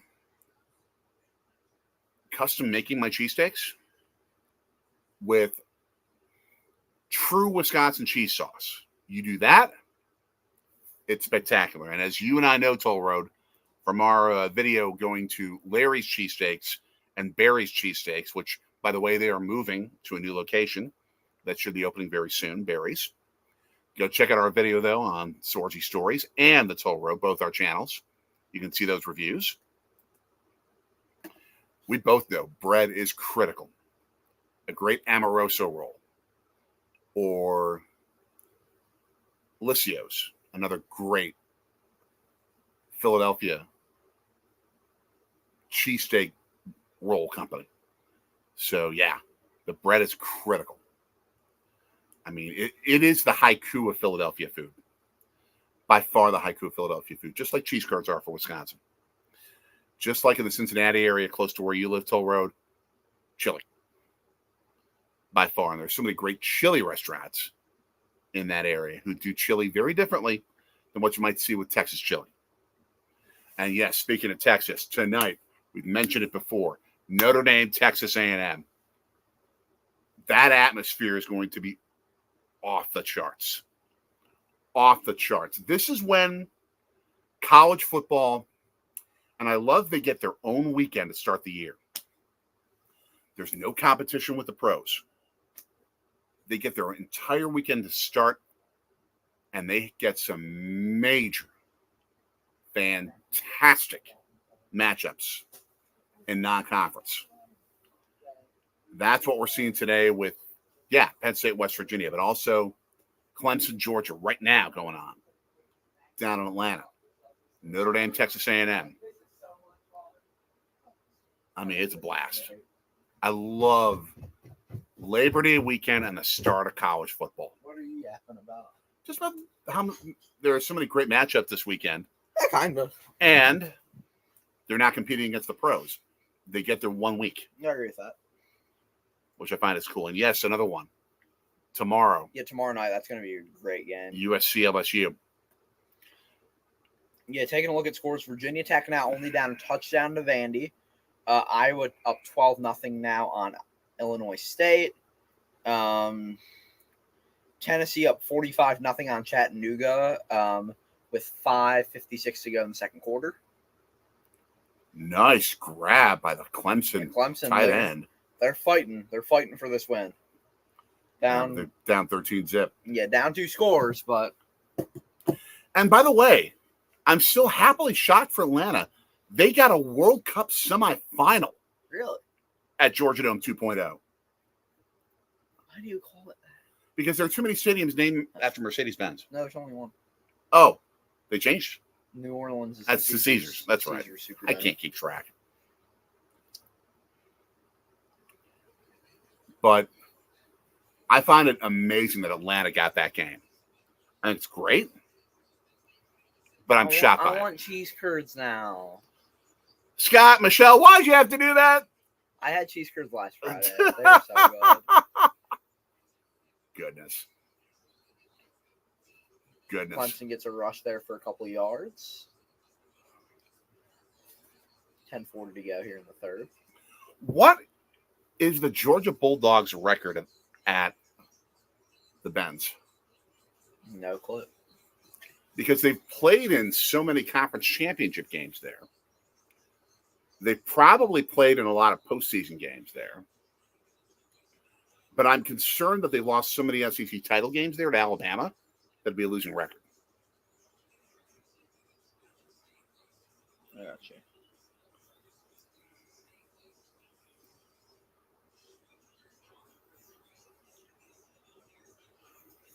We're going to miss you. We're going to miss you, Toll Road. Thank you for taking the time and stopping in. Go check out his adventures. He's got a great Ohio series, especially with going to all the Ohio courthouses. All the Ohio county courthouses. They're 5-5. Georgia and Mercedes-Benz. Okay, so you weren't saying that there were 10 courthouses in Ohio. Okay. They're 0-4 against Bama and 5-1 against everyone. That sounds like college football. mean, look at the difference with Penn State and West Virginia. West Virginia's won the rushing game, as was talked about in earlier on Joey Foster's show. West Virginia won the rushing game last time. West Virginia's had the football for almost 10 minutes more of the first half. But Penn State has been so much more productive in yards per play because they've been able to open up the big play passing game, doing what West Virginia needs to do to win this contest. Yeah. What so often happens, we got a game suspension. We have severe weather in Morgantown. They are emptying the bowl of the stadium. Okay, meteorologist Anthony Sorgi joins you here. With the Bob Uecker pocket Doppler. Okay, Morgantown. Okay, we have currently thunderstorms. Our radar is showing a big cell heading through the state of West Virginia and through western and central Pennsylvania right now. Morgantown seems to be to the east of seems to be just now getting what's heading through the area. All of this is, of course, per the great AccuWeather app. As I'm seeing this system, it looks like Morgantown will be out of this system within the next hour. So we will have a second half. Yeah, I mean, I'm seeing it seems like they're actually, because I don't see, this is the current live radar. That was as of 5 minutes ago. And you can see that that's what it looks like about now. Yeah. But we saw the westbound view inside the stadium, and there were some really dark clouds around the stadium. Yeah. So we're going to be suspended here for probably a while. I don't think we can show you the radar, but I guess I can send the link to it. I don't think we can technically show them on screen. Okay. Unless it is a government-owned website. I might be able to do that. I can find the National Weather Service. If we can use a National Weather Service radar, we can show that because it is government-owned. So that's public domain. Okay, I got NWS. Let me grab it up on here. Now, I don't think there's enough room in the concourses to squeeze 65,000 people. So there are going to be a lot of people that are going to be stuck in that stadium bowl. They just got to get undercover. They just have to get undercover. And I'm not sure they can even do that because you see right now all the fans in some of the front rows. Yeah.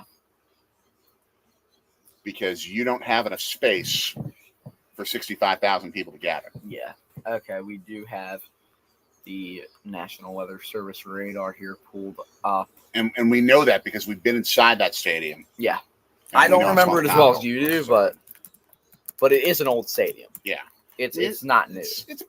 It's actually a younger stadium compared to most. Yeah, but it's not. What I'm saying is it wasn't built for premium concourses, as people are heading for the stands now as they see these dark clouds coming through. Oh yes. The current alert that Morgantown is under is a severe thunderstorm watch. Okay. We are going to right now. I'm just going to play it just to make sure I have this right.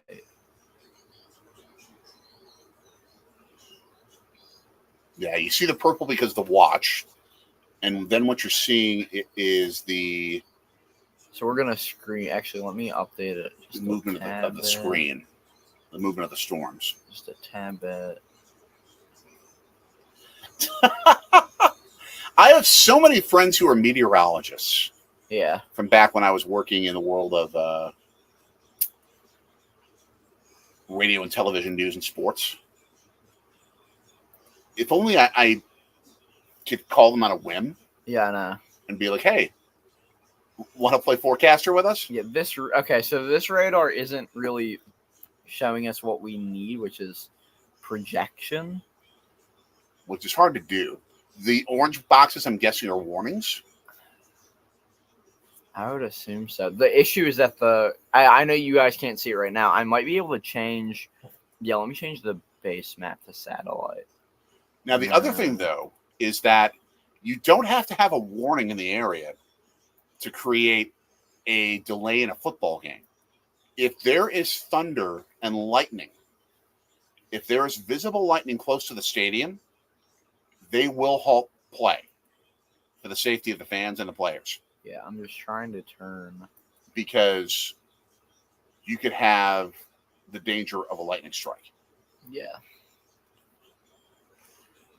So that's why they want to put people in shelter. The issue is I'm trying to get this off so I can just see If they don't mind playing rain. Yeah. They don't mind playing in heavy winds, in torrential downpours, but if you've got lightning, they will stop action. Yeah. And that's what's happening here. So who do we want more? Brian Goddard or Glenn Hurricane Schwartz? Don't call anyone. I'm not going to call anybody. I've got it. Okay, maybe we have better radar look now. I think this might be what we need. Oh, that's beautiful. I want to get it a little That's bit more beautiful. zoomed in on Morgantown itself here. Yeah, so if they're seeing that screen? They're not seeing it yet. Sorry, I'm trying to currently. Folks, bear with us, the three of you who are still here at halftime. We are creating a broadcast graphics. Yeah, I'm just trying to get a better picture of this right now, and I want it to kind of be.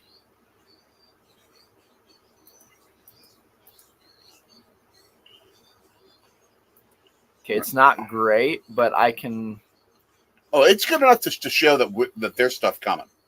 Okay, so It's good enough to show that there's stuff coming. let's here present. We're going to actually first just move to a basic layout where you're going to still hear us but not see us. And then we're going to flip it over to this tab here that you all are seeing. This is from the National Weather Service. You can see what's going on here. As we take it, if we take it all the way back to the start, you'll see kind of what this looks like. Watch what it's done over the last 40 minutes. We are not trained meteorologists, but we can tell that there's more growing red blobs that are turning a little bit more yellow blobbish. Thank you. But when we're having a lessening of the red blobs, more of the yellow blobs. Yeah. So again, just watching that radar, and I want to pause it here as we get kind of closer. That was as of 7 minutes ago, folks. That was as of 7 minutes ago. That's what the radar looked like. If we zoom in even closer to Morgantown, you can see the outer bands of this storm nearing it, and you see the red out by Mooresville, out by Jake's Run, that area moving nearer the system. I don't know if you all can see my cursor moving here, but it's moving closer and closer. If you see where it says West Virginia University, that's the area we're looking around right now. And that system is just going to move east, and it's going to continue to move east here as we go. Let me figure out what you're trying to. I think I fixed it. I was fixing a light issue. But yeah, you're beginning to see the storm system there heading towards Mountaineer Field. And you're going to get that rain coming down, and it's probably going to be coming down pretty hard. Yeah. And so they need to make sure that they keep people safe as best as they possibly can. Yeah. So again, that's why we have a weather delay at this point. We're going to try here to update this and just kind of get a live thing as we'll flip it back to our graphic. Base view? Okay. Yeah, just to flip it back to our normal graphic and bring ourselves back into the picture here as we get ready to possibly sit here for a while. We'll watch some other games here. Tennessee blasting Chattanooga.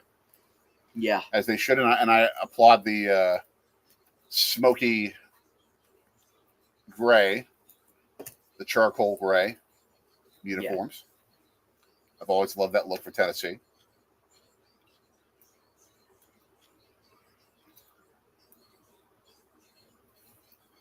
Now, for those who want to go to West Virginia football games, let's do a little ticket cost search here while you enjoy customized pizza bagels. West Virginia Mountaineers football. These are based off of StubHub. Not sponsored. Not sponsored. Next weekend, they take on Albany, the Albany Great Danes. We could get tickets for those $26 each. That's not bad. The weekend after that, at Pitt, or hosting Pitt, I think, right? No, it's at Pitt. It's at Hinesfield. That's $71 for cheap seats to get you in the house. Kansas, the week after that, at home, $49, $50. Okay. The Iowa State game on the 12th, $45 to get you in the door. Okay. Let's see. If you want to take the ride to Cincinnati, we're moving on to Cincinnati, $42. Baylor, $33 a head. UCF, the regular season home finale, $30 each. Okay. It's 20-6, right? Yep, 20-6 right now. Penn State over West Virginia. And again, once we get back to action, West Virginia is set to kick off to Penn State. And with things as they are right now, Penn State, with the way they've moved the football, the big play capability that they've got, if they put West Virginia in a 3-score hole, game over. Yeah. To me, at least, I think it's game over. So this is why, if I'm Neil Brown, if I have the option to be able to decide which way I'm going to be playing in the third quarter, I surprise onside it, and I surprise onside it with the kick going towards the side of the field where my sideline is, so that if there's any possible discrepancy as to who's got the football, they're going to be hearing a cacophony of ears coming off the sideline saying, West Virginia football, gold ball, gold ball. The trick that Sean Payton used in a Super Bowl for the Saints that gave the Saints the football at a very key portion of the game where they had to make up a deficit. And they got it, and they won the game because of it. You have to play chess now, and you have to take chances. The thing that I think is also going to be very key here is because you now have an extended halftime. Players are going to get rested. They're going to get an extra break. They're also going to be able to potentially have more adjustments. Look at what happened. It's a different sport. Look at what happened in Game 7 of the 2016 World Series. Yeah. Cleveland had that. Cleveland had that game. The rain delay happens. Mm-hmm. The Cubs win it. Right? And it's a good showing that really anything can happen. Right. But you have to use the time effectively. Yeah. You have to use the time effectively. You have to make it enough of a brainstorming session and enough of a strategy session to be able to create outside the box opportunities for you. Yeah. And West Virginia's going to have to roll the dice and go for it. That's the only way they're going to win this game. I'm watching a little Big Ten, Big East football. Mm-hmm. UConn at Maryland is their sort of backup game that they're showing us at this point.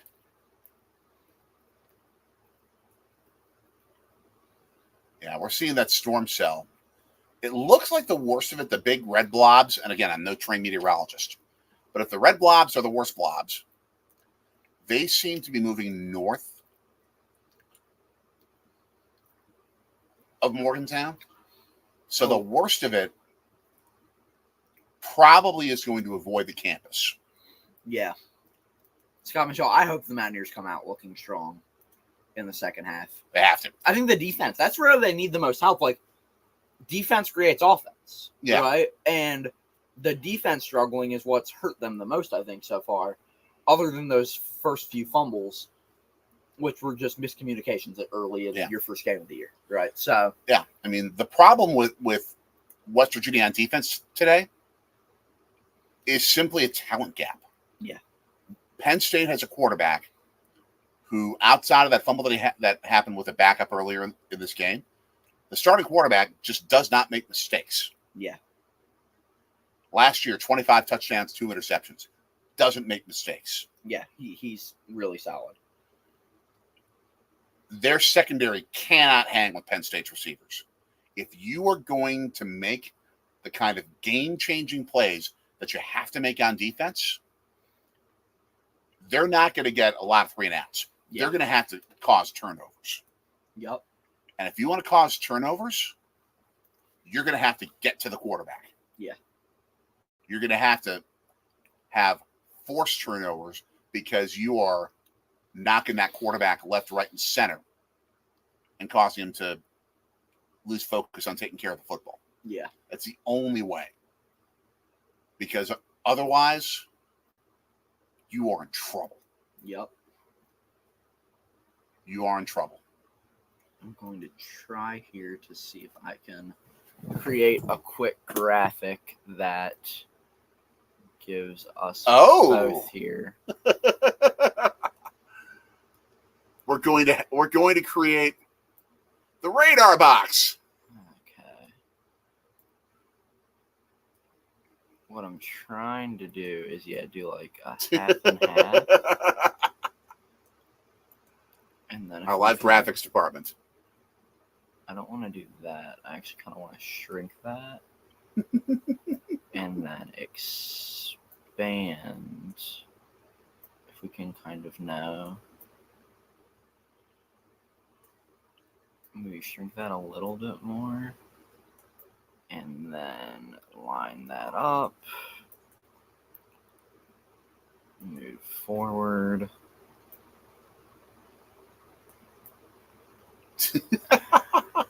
Hopefully this weather delay doesn't go too long. We have to do like live music sing-alongs or something. Yeah, I know, right? I'm trying to figure out if there's anything more I can do here. I'm not.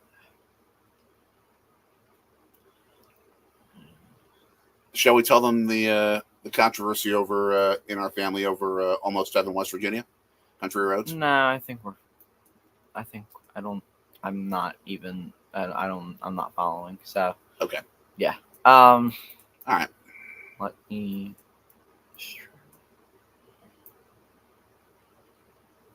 All right. I'll tell that story while you're creating the double box. Okay. When you were really, really little, mm-hmm.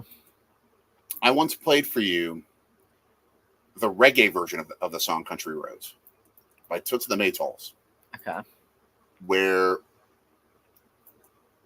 they sang the song about West Jamaica. Yeah. Not West Virginia.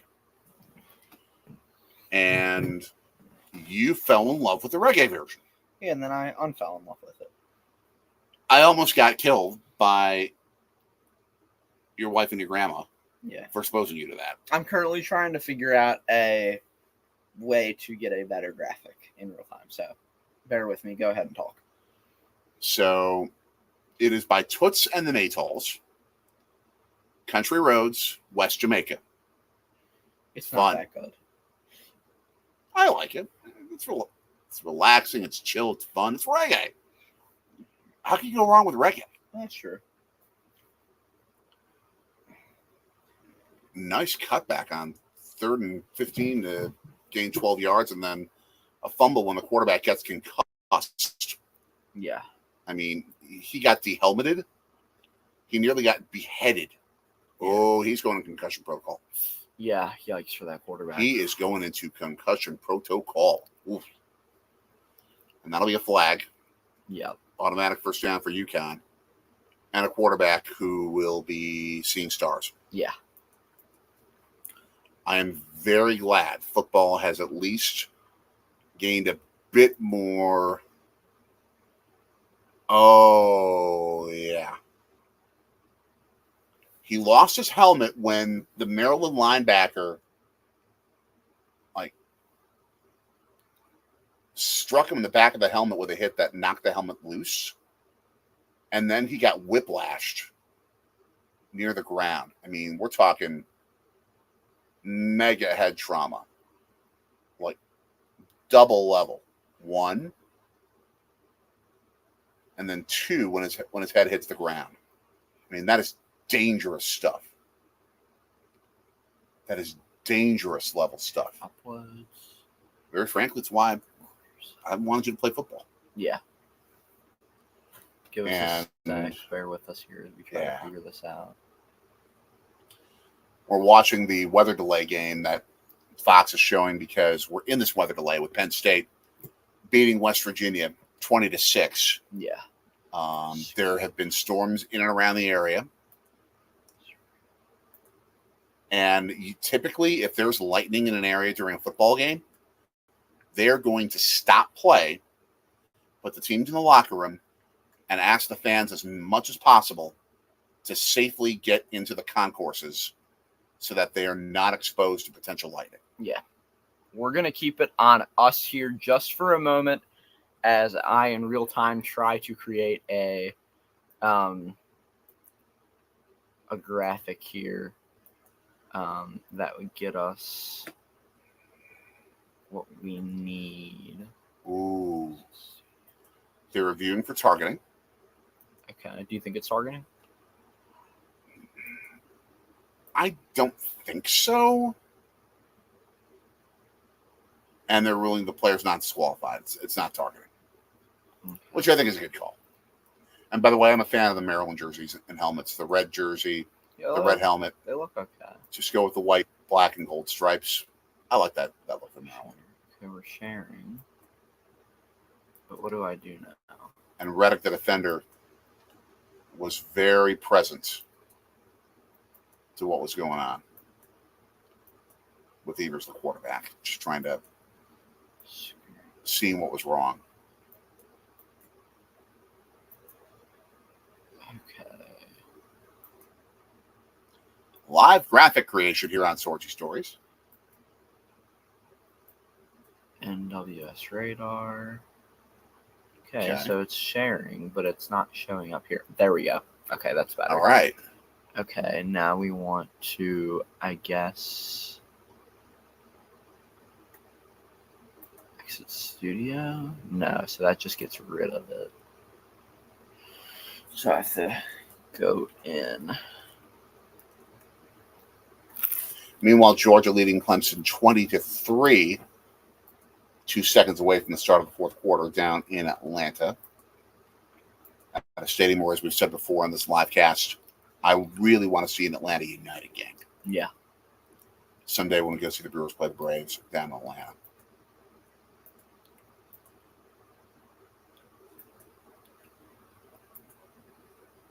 UConn's new quarterback, airing it out and throwing to nobody.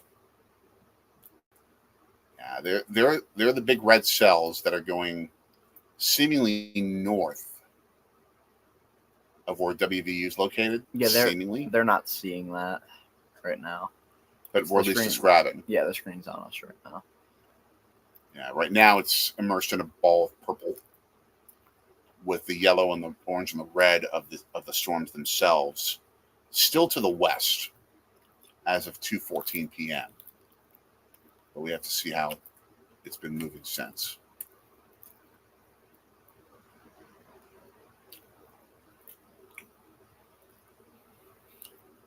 Yeah, now the storms are really overhead, right over the Morgantown area, which unofficially, since I'm no meteorologist, would make me think they're going to be coming back soon, probably within the next half hour, to start the second half. Yeah.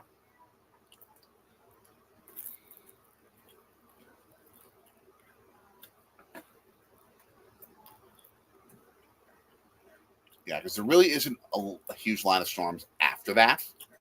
Yeah. You might get a smidge of rain, but you should be clear to be able to play football after that line of storms comes through. Which also, I think, if they start the second half in rain and go with my theory of using an onside kick, it may make it the football more squirt-outable for there to be a mistake on the part of a Penn State kickoff team member, which may make it more of an opportunity for West Virginia to gather in the football.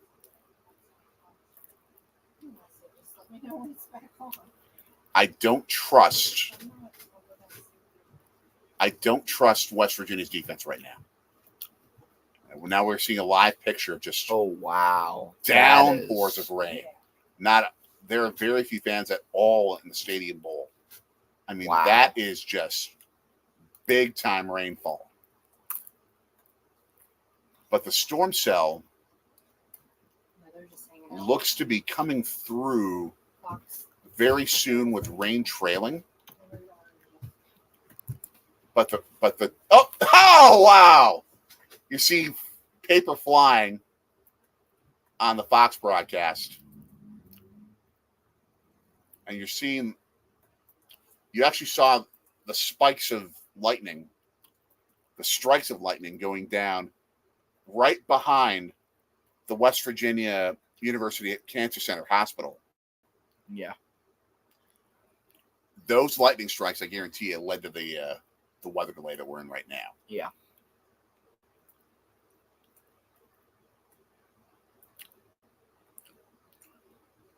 Okay, there we go with our. There's our double box. That's what I wanted the whole time, but it didn't work. There's the double box.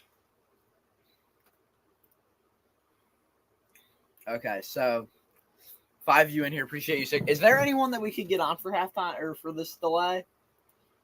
Chat with us. Do you think you could? Let's see. Just about the game. I don't know as many like West Virginia media types, if you will. Yeah. Penn State media types, maybe, and like sports types. The Hail Mary guy, who I would probably get, who isn't really a big Penn State guy, is the Philly sports guy, and he's in Sao Paulo right now. Okay, he's in Brazil. Yeah. Let's see.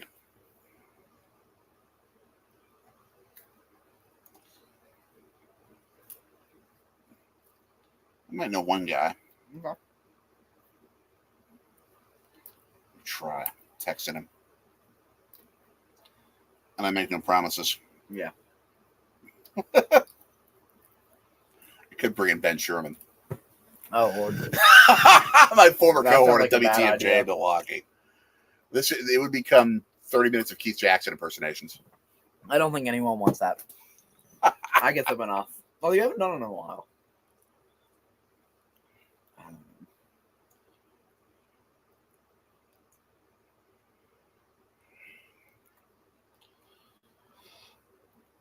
Well, let's see here.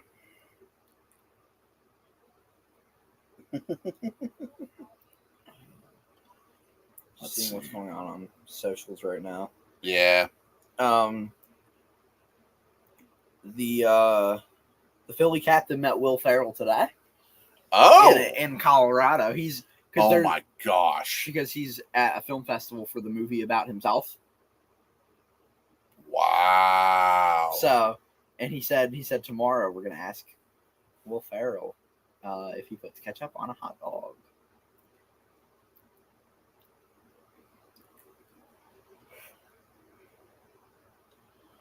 Let's see.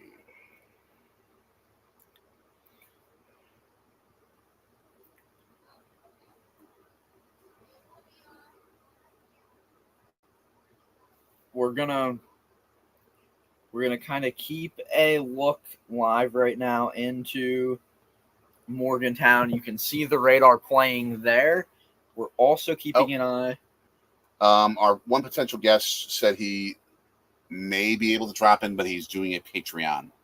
Gotcha. So okay. Right now, that's what we're seeing over Morgantown. Yeah. That's a hit. So big purple cell. Yeah, so Which we're as bad as it gets. And again, I don't see any warnings going on. Nah.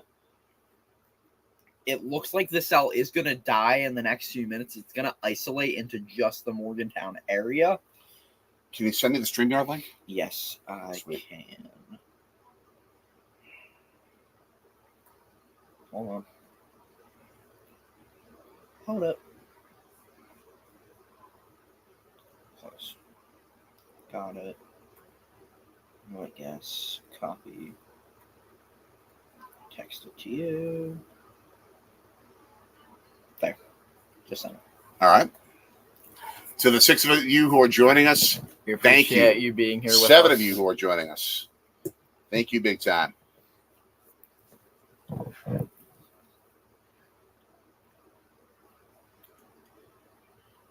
I also sent a request out to a buddy of mine here from Philadelphia Media, so we'll see what happens. Okay.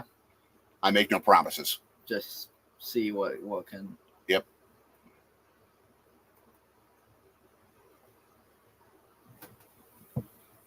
We're going to isolate the shot just to ourselves here for a moment as we update this radar, try to get you the most, the newest, I guess, look into what's happening in Monongahela County right now. Monongahela. That's pronunciation, by the way. Oh, did I actually get that right? Yeah. I was kind of Monongahela. Or Hela. Either one's probably appropriate. Okay. And we want it to be right now. Yeah, so they're starting to get through the worst of it. It looks like. Yeah, it's a lot of green after this current moment, which means I think we're going to get some football soon. Yeah, I think in the next probably 25 minutes. I would imagine they're also going to give them a little bit of a warm up period because they've been out of action for a while. Yeah, I just have to figure out how to. Yep, okay. And now let's hit that button and see if that does it right. There we go. Okay, now we're... Nice. Yeah. So... You can see our live feed here of the National Weather Service's radar. I've seen that, but I've also seen what looks to be not too great coming from AccuWeather's radar right now, which has a big blob of orange, pink, and purple over Morgantown with the campus and Mountaineer Field on the outskirts of said thing. This is where my training, having worked in radio and worked in severe weather storms, comes into play a little bit. Yeah. And learning a bit of how storm cells develop. Yeah. That helps a little bit. I wish I had a meteorologist with us. But,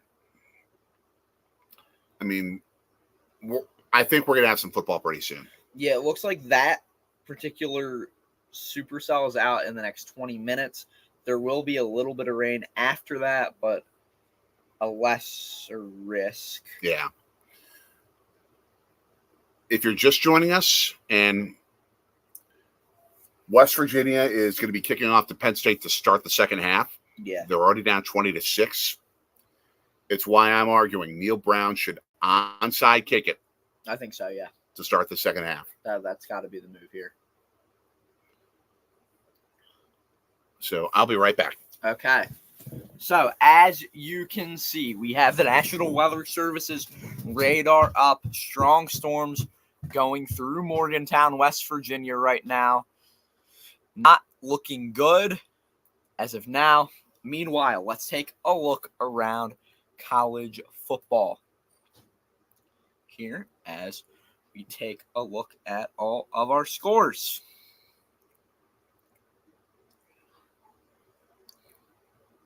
Well, of course, we do have Georgia up 20-3 over Clemson right now. Iowa 26-0 over Illinois State. Vandy still have a touchdown on Virginia Tech, 20-13. They lead in the fourth quarter. Maryland up 30-0 on UConn. Louisville 59-0 over Austin Peay. How about Purdue 42-0 over Indiana State? Pitt 42-24 over Kent State. Navy blowing out Bucknell 35-14. Tennessee 45-0 over Chattanooga at the half. Oklahoma State up 10-0 over South Dakota State in the second quarter. And Cincinnati up 7-0 over Towson in the first quarter. That is a look around college football. Now, I guess let's just watch this Georgia game, watch the radar, kind of do both, I guess, here at the same time. As we go, I am actually, though, going to do something that can, I think, slightly enhance our graphics. Just give me a moment as I do exactly that for everyone here. I think I might have the way to do it that would look good. I just have to get it all right here as I just do a quick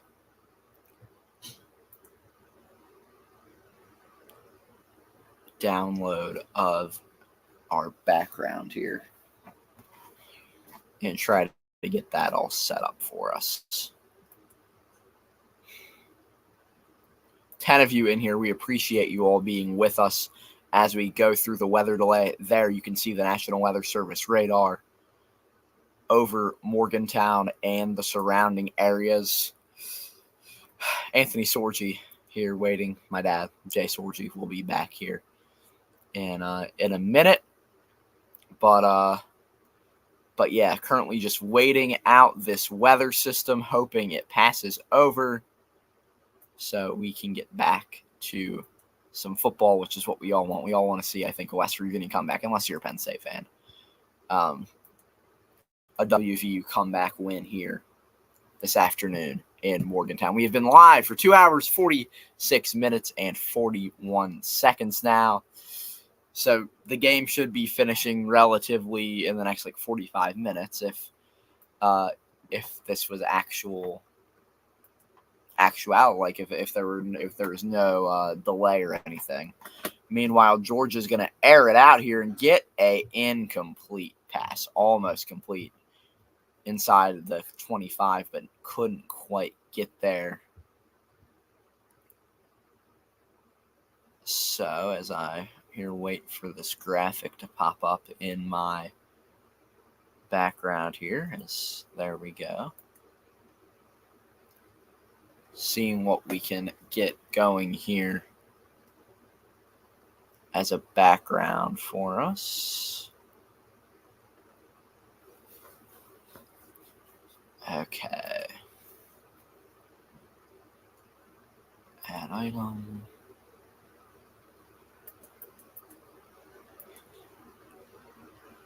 Question I need to figure out is if I can do both here. No, I can only do one, it would look like.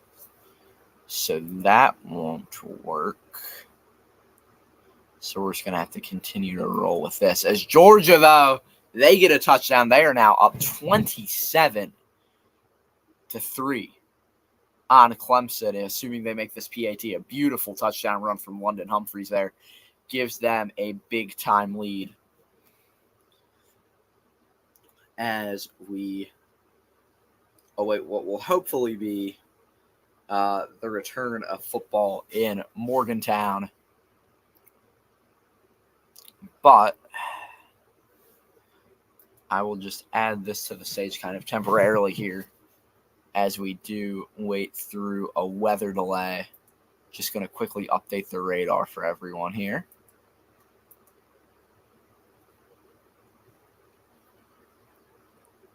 And as soon as it loads back in, we will be ready to reshare it. And that looks like we are ready now to show what's going on right now in Morgantown. There is the radar that you can see. It's still kind of loading, so I apologize to everyone for that.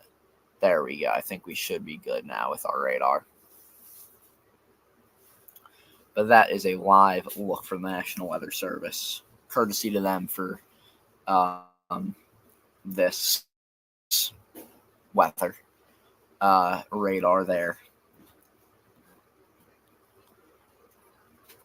As we wait for a return.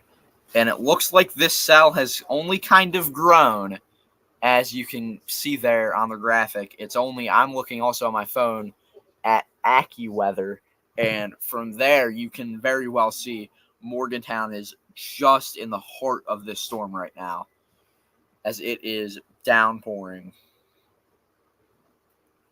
I'm going to see if I can find like a live camera, Morgantown WV live, just to get a look at what it is looking like there. Let's see if I can find something to get a good idea here.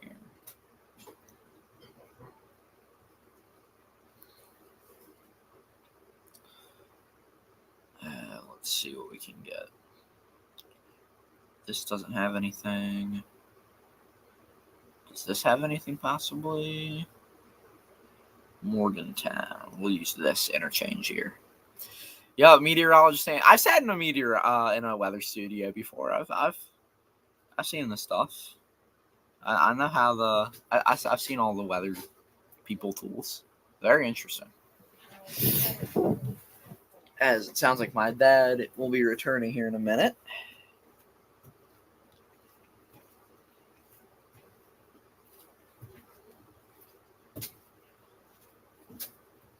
Did you get enough tea? All good. Okay, so you'll eat yours for dinner? Yeah. Got a live look right now onto an interchange in Morgantown on the phone. It is raining. It doesn't look like it's raining super hard, but I can tell that there's rain on the ground in Morgantown right now. It's just a question right now of trying to see which one is closest to the stadium. That's probably what we should know. And it's going to actually be this camera. Okay. This is going to be our best view that we're going to get of a live traffic camera.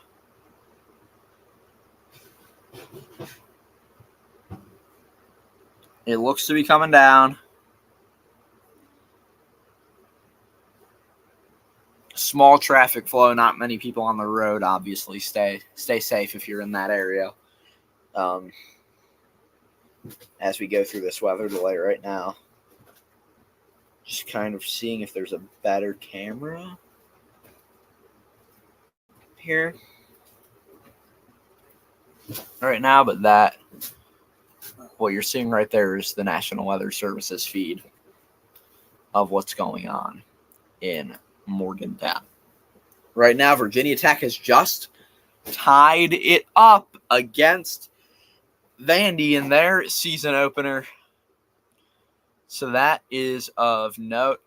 And just for anyone wondering, right now the radar looks about like that. That's what it was 6 minutes ago. The storm just passing over Morgantown. Hopefully we're back to football soon.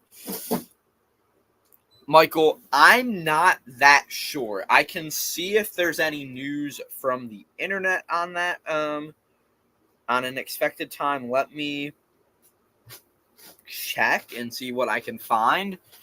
But right now, I would assume the next half hour to be safe is what I would say, just based off of radar. But I could be wrong there, as I just try to see if I can find anything. Thank you for holding down the fort, by the way. No problem. On the on what's happening on the website formerly known as Twitter. You already heard from Michael? Yeah, okay. And I said I don't know. So I'm just trying to find if there is like a reporter who's just said anything about it. We don't fully know. Obviously, we're not trained meteorologists. I said next half hour. I would think that they would return to the field within the next half hour. I would say they're going to need probably a little bit of time after they get on the field to have a bit of a warm-up period, because now it's been over an hour. Yeah. It will at least have been over an hour before they get back to action. Yeah, by the end of this time lapse that College Football and Fox just put out, that's what it. I can't get the full thing, but it's not looking great. I'll put it that way. And Michael, I especially appreciate that you are a Marquette fan. We are. No, I know. I know Penn State also uses it too. We know the last two. We know the last two words. Yeah. But at least in this particular situation, Marquette did it first. Yeah. At least to my knowledge. Mark Brennan, who's at the game from Penn State 247. You got it. Steve Slayton jersey, man. That jersey I bought right around the time my wife and I got married. Yeah. I got into the Mountaineers because she is from West Virginia. I'm originally from Milwaukee. We lived in Milwaukee for a bunch of years, but we became the Mountaineer outpost in Wisconsin. Yep. Oh, look at the video. Yeah. Like the fans that are under the cover just partying. And the suites there. In this. Oh, that's crazy. And that is such insane rain. Yeah. It is. Man. Pouring in Morgantown right now. And I still remember the 2007 Mountaineers. We all Mountaineer fans won't. I mean, I know it's a sad memory in terms of the Mountaineers losing the chance at the national title, but then they played Oklahoma in the Fiesta Bowl in January 2008. Yeah, my wife and I, Carrie and I were living in Milwaukee on Milwaukee's east side in a small apartment. My bedroom was right next to the living room where the TV was for this late night game. It was like an 8 o'clock start Milwaukee time or so. And I had to get up the next morning at like 3:30 in the morning to do Wisconsin's morning news on WTMJ. So I was going to need some sleep. So Carrie, of course, is wearing this jersey. And, Alex. Oh, that is awesome. That is awesome. Were you at the Fiesta Bowl? Please tell me you were at the Fiesta Bowl. And so I need sleep. This is West Virginia playing in the Fiesta Bowl, one of the top games in the country, with Bill Stewart taking over as head coach after the whole Rich Rodriguez debacle. Bill Stewart, legend. Yes. Go onto YouTube and find his pregame speech for that game. It is an all-timer. It will motivate you to run a marathon. That good. And she is screaming up a storm all night long, keeping me awake, not caring that I needed sleep the next day because West Virginia put 48 points on the board. Alex saying yes was there for all of it. Oh my gosh, that had to be insane. It's the only time in our marriage that I've done that. As Carrie said, it's the only time in her marriage that she's ever done that. Yes. And she proudly sported my Steve Slayton jersey. Yes, and Coach's Magic saying they should call it. I think we're going to end up playing football today. Yeah. Again, as you can see on that radar, that was just from a couple minutes ago when I updated that. It's looking like we're getting closer to a kickoff. Right now, I've got more zoomed in radar on my phone. Morgantown's kind of it's in the middle of the dark non-green colors. It's in the middle of the non-green colors, but the extremely, extremely, extremely hard rain has passed. The worst of it seems to have already passed. They're still in the midst of some orange and yellow. Yeah. And some red. But I think the worst of it's probably gone, unless the storms are developing over Morgantown. Which it very well could be. And it looks like I'd say by 3:15, we're going to be out of this. Out of danger zone. There's going to be some rain. There's going to be some decently heavy rain, but not lightning, not stuff like that. Yeah. I see your point, though, in terms of trying to avoid injury, Coach's Magic. With this circumstance, I would think, since they've dealt with this enough in college football, they've got protocols. Yeah. Where they'll be like, okay, we know that they've been out of action for an hour and a half. We'll give them a 20-minute warm-up period. Yeah. Where they'll be able to potentially avoid injury because they're in more of a game type of mode with their bodies. Yeah. So I think there's been enough circumstances where they know how to put them into a safety type of mode, a better mode for them to be able to perform. Yeah. Oh, so we had a tip pass and interception. That was why Vanderbilt took such an early lead. Okay. Yeah. And by the way, for anyone kind of wondering what's going on around college football, let me pull up some scores right now to go over here. Georgia up 27-3 over Clemson. Iowa has put 39 points on the board against Illinois State with 5 to go. Virginia Tech and Vandy tied at 20. Maryland up 36-7 over UConn. How about Louisville? 62-0 over Austin Peay. Oh, I believe it. Yeah. Pitt 45-24. They have the lead. In the fourth, Navy 35-14 over Bucknell. Tennessee 45-3 over Chattanooga. Purdue over Indiana State 49-0 a final. I am making meatball sandwiches. Cincinnati. I'm making meatball sandwiches. Cincinnati 14-3 and Oklahoma State 17-3 over South Dakota. Thanks for not minding the mukbang that's going on right now. Yeah. Watch me eat live. As folks go to if you have Instagram, go to Go PSU Sports on your phone. On Instagram. Again, it's Go PSU Sports on Instagram. They just posted a video of what's going on in Morgantown right now. I mean, the stairs are waterfalls. Yeah. The fans, if they, assuming that they go back to their seats, they probably will not be sitting because their butts are going to get wet. Yeah. But I'm sure they're going to play. Yeah, I think so as well. I'm just seeing if I can find any. Interesting tightrope view of a touchdown for Georgia. Just hoping there would be maybe WV football has posted something on the rain. No, they haven't. Just seeing if I can find anything that's going on right now. Last time WVU was in the rain delay long enough for the game to end early was Marshall WVU 2012. The rules then were only the refs could call it under gameplay. Yeah. Now,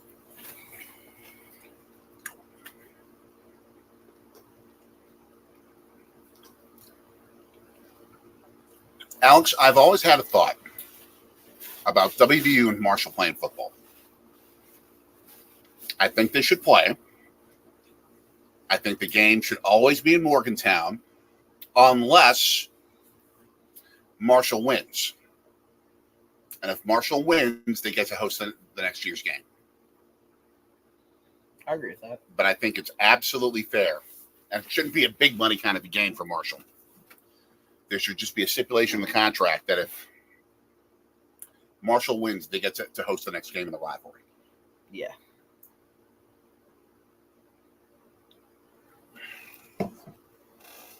Just like I think in college basketball, my alma mater of Marquette. They should play UWM, UW-Milwaukee every year. Should always be a Marquette home game, unless somehow UWM pulls the miracle upset and does what they've never done before and beaten Marquette. But they should play. It's good for the state. Everyone in the state of Wisconsin should play each other. Mm-hmm. And there should be a trophy for the win.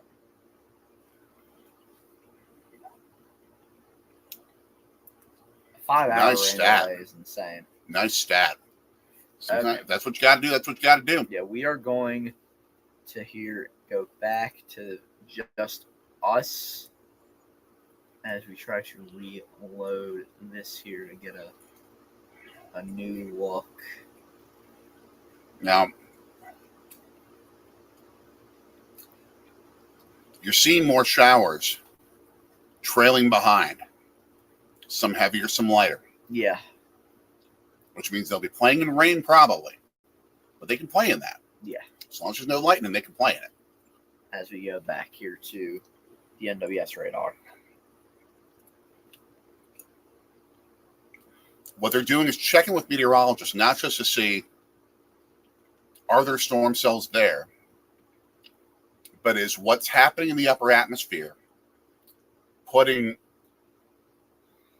them into a situation where storm cells could start above Morgantown or right before it with that rain behind them. That could be why we also might see more of a delay. But that would be the only reason that I can think of, because it looks pretty just drip-droppy. Yeah. Behind it. I'm not a trained meteorologist, but I've worked around them. I worked in radio and television news and sports for 24 years. So I was around a lot of meteorologists, saw them do a lot of how they forecasted weather. So it's secondhand knowledge on my part. Yeah. But it would make sense that that's what they're thinking about. Yeah.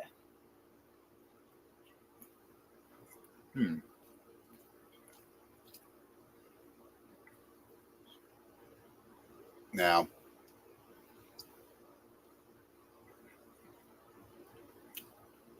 what I wonder,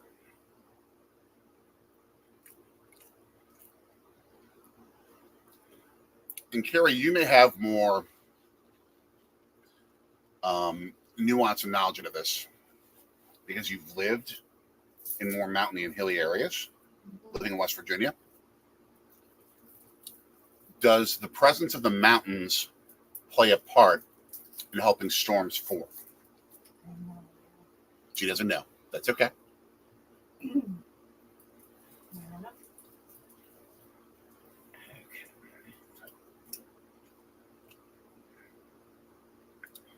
Clemson playing big play pitch and catch because they're down 31 points. Yep.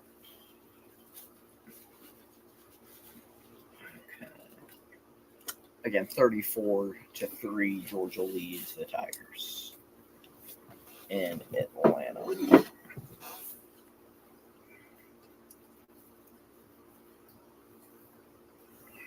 Right now, I'm just trying to get a graphic together for Instagram. Here's an interesting decision for Fox. They're scheduled. Are they scheduled to show UTEP Nebraska next? Yeah, I think they keep it on this or on the WVU game once it comes back. Yes. Yeah. And then they could regionalize it for the West Texas and the Nebraska markets, and just have that game be there like they do with NFL broadcasts.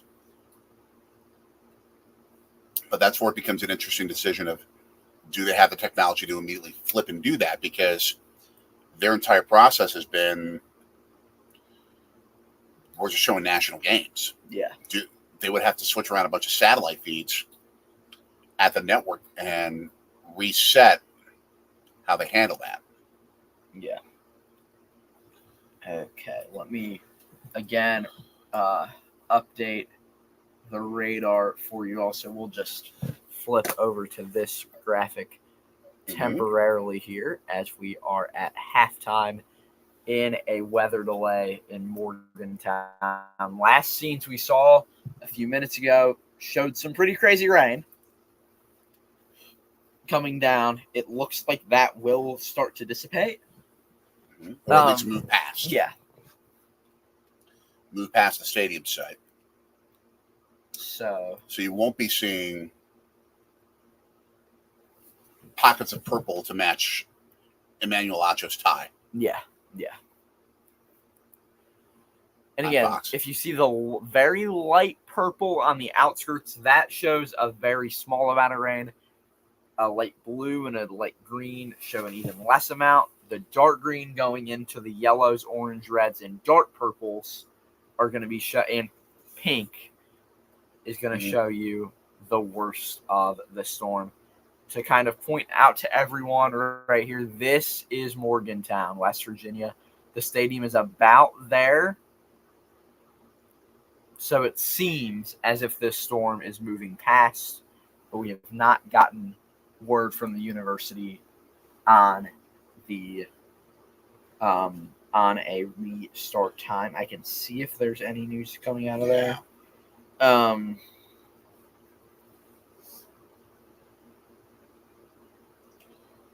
See on threads if they have anything. we are getting scenes in now from the concourse, which is absolutely packed. I'll show you here. Oh my gosh. The concourse is just packed with people who are staying. I hope there hasn't been a big issue with the bathrooms. Hopefully not. And it got to the point where Penn State's equipment staff had to rush back out to grab benches and chairs and everything. I don't know though, if this dark green that continues, they might not start this thing back up for a while. I mean, as we have a legend joining us right now from the great state of West Virginia, everyone. Welcome onto the show, Joey Foster. Joey Foster. Hey guys, thank you for popping. What's going on, guys? We know you're in the middle of Man, I tell you what, I wanted to pop in for a little bit with you guys. You know, so I shot out there and come over here with you guys, and I have to go back after that. But right now, Georgia, we're kind of like watching the Georgia game, and Georgia's destroying Clemson. So yeah, we're waiting on this game to come back. So you know how that is. Hey, did you see? Have you been watching Virginia Tech? Have you been watching Virginia Tech and Vanderbilt? Virginia Tech made that comeback and leading Vanderbilt now. Yeah, we noticed the 17-0 lead that Vanderbilt went out to, taking advantage of some turnovers, and Virginia Tech fighting back in that game. And that's one of, so far to me, from what that's been the biggest surprise of the early games. Yeah, Virginia Tech now leading 27-20 with 2:20 to go in the end. This is close. Right. Yeah, Joey from. So I think I had my mic too loud from being over there on the other stream because we had to be loud. I think I had my mic too loud. Am I okay with you guys now? Is that too loud or too low or what? You're good. You're good. You're good there. Now, you've been to plenty of Mountaineers games. Have you ever endured a weather delay? I have. Maryland. You remember? I think it's on YouTube. Lightning struck a fan up in the stand. Oh my God! Up in the so if you're in the press box, the upper right hand corner of it that you look across from, lightning struck up there and actually struck a fan. They lived. I mean, you know, but it was pretty bad thing. But yes, I was there for that, and so yeah, I think I had another weather delay too, but it was snow lightning. It wasn't lightning like a rainstorm or anything. It was snow. East Carolina came to Morgantown, and gosh, I'm trying to think what year that was. That would have been probably 2007 or 8, maybe. Maybe 2007 or 8. And it was just a short delay, but there was some lightning during the storm. They had during the snowstorm, they had some lightning, and oh my God! I'll tell you what though, that was absolutely the coldest daggone game I've ever been at in my life. My wife and I. Packers game. I'm kidding. Yeah, a Packers game. That's exactly right. So my wife had never been to a West Virginia game. She hates West Virginia to this day because of this game. I took her to this West Virginia game. I had a good friend, and he had 2 tickets, and these were beautiful seats. I mean, these are sitting under a little canopy, you know, and you get a full seat, and you got drink stands. I mean, these cost you $10,000 a year donation to West Virginia University. Goodness. So he gave me his 2 tickets to go to the game. So me and Yvette went up to the game using these tickets, and oh my God, that was the worst seat I ever had in my life. Not the view of the field. I mean, that was perfect, but it was like 10 degrees below zero. And that wind would shoot in underneath that canopy. And oh my God, I mean, it must have been 40 below under there, maybe 50 below under there. My wife was in a full-length leather coat, all right, heavy leather coat. I was in a full-length, like a Western, you know, overcoat jacket thing, full length, winterized, like a military coat. Makes And sense. we had a blanket. We had a blanket with us, and we were still sitting under there freezing. We finally got up and moved to the damn cheap seats to get out from under that canopy. I mean, because it was so freaking cold. Luckily, at halftime, we were winning like, I don't know, 50 to nothing or something. So we freaking left at halftime. But oh my God, it was so cold and miserable. And I can't get my wife to go back to a game to this day. Just doing research, I can tell you that it probably was not 2007 against East Carolina, because East Carolina, West Virginia at Mountaineer Field in 2007 was on our wedding day. September 22nd, 85 degrees in Charleston. We had okay. So it wasn't that day. It wasn't that day. It was. I mean, I'm not saying you're wrong with what happened, but it wasn't that particular day. That was 85 degrees. We had wedding guests who didn't come to our wedding mass, but who came to the reception because they chose to go to the WVU game instead. Well, I can tell you it was between. I can tell you this much: it was between 2000 and 2010, somewhere in that area. Okay, that it was so cold. It. I don't know. Yeah. I mean, it was miserable cold. I mean, I think the outside air temperature was like 25, but then the stadium temperature was like 0 to -10, somewhere in there. And we were sitting under that, you know that little overhang. You could see it on TV that comes out over the press box, or it's like a section below the press box, and they got that little overhang. And there were nice seats in there. You get in there, you're all nice and comfortable. Oh my gosh, not when it's cold and that wind is blowing. Oh, you don't want to be underneath that thing then. Yeah, because that's the worst seat in the house. If it's 25 degrees and you've got a temperature and you've got 40-mile-an-hour winds, I mean, you're talking at best 6 degrees wind chill. I mean, that is powerful. Oh, yeah. That is going to freeze. And I think that day, I can remember that day. The wind wasn't real strong. I mean, it was like just a breeze. You know what I'm saying? I mean, it was windy, but it was just like a little breeze most of the time, and every once in a while you get a gust of maybe 5 or 8 miles an hour winds and stuff. But it was just so daggone cold to start with. Yes. And people don't realize Morgantown can get cold. Yeah. I mean, I remember watching a WVU pit game at Mountaineer Field over Thanksgiving weekend, and it was frigid. It was frigid cold in late November. It's not a tropical paradise in that town. No. So no. I know the weather. The weather's kind of changing now, and we don't really get too cold until like mid-November. Yeah. But it used to be. Hey, I've been to ball games before in like mid-October with 6 inches of snow on the ground. Yeah, so I believe it. Yeah, there was a time.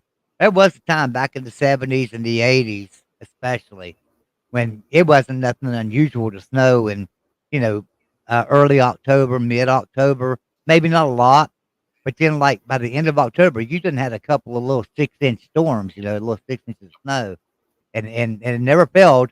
It'd be like the day you had to drive to Morgantown, and back then, driving to Morgantown was a lot different than driving today. It was like a 5-hour trip from my house in Beckley, West Virginia to Morgantown. It was like 5 to 5.5 hours, depending on traffic. Now I can get up there. In 3 hours now. They built a new River Gorge Bridge, back at, and stuff, and so you can get across that now. It used to be that was an hour and a half drive down through that gully and up out of there from the new River Gorge Bridge. Yeah, so I mean, if I had to speculate now, and granted, you don't want me speculating on oil futures and things like that, but if we're talking speculation on when this game is going to start. Yeah, and I do have some weather news. Okay. Tyler Jankowski, who is a Penn State alum and a meteorologist for NBC5 out of Vermont, says the problem in Morgantown is that lightning continues to occur in the lighter rain west of the stadium. It's going to be a while. That's our update. They're All right. So, uh, I'll tell you what. sorry, God. I can find out right now. Let's see what it's saying. Nice. I mean, no, seriously, I'll text somebody at the VU and just ask them. Right? Excellent. I mean, Excellent. hell, I never even thought about that, but why don't we just do that? Based off that, and based off the fact that you're seeing the big blob of green still moving towards the east, and there's a lot that Morgantown still has to see before it comes back, and the fact that you probably are going to have, and you can tell me what you think about this, Joey, I would want to give the players at least 20 minutes to a half hour of warm-ups on the field before they would get back to action. Right. You might not see this game kick off again and have a restart of the second half till 5 o'clock Eastern time, if that.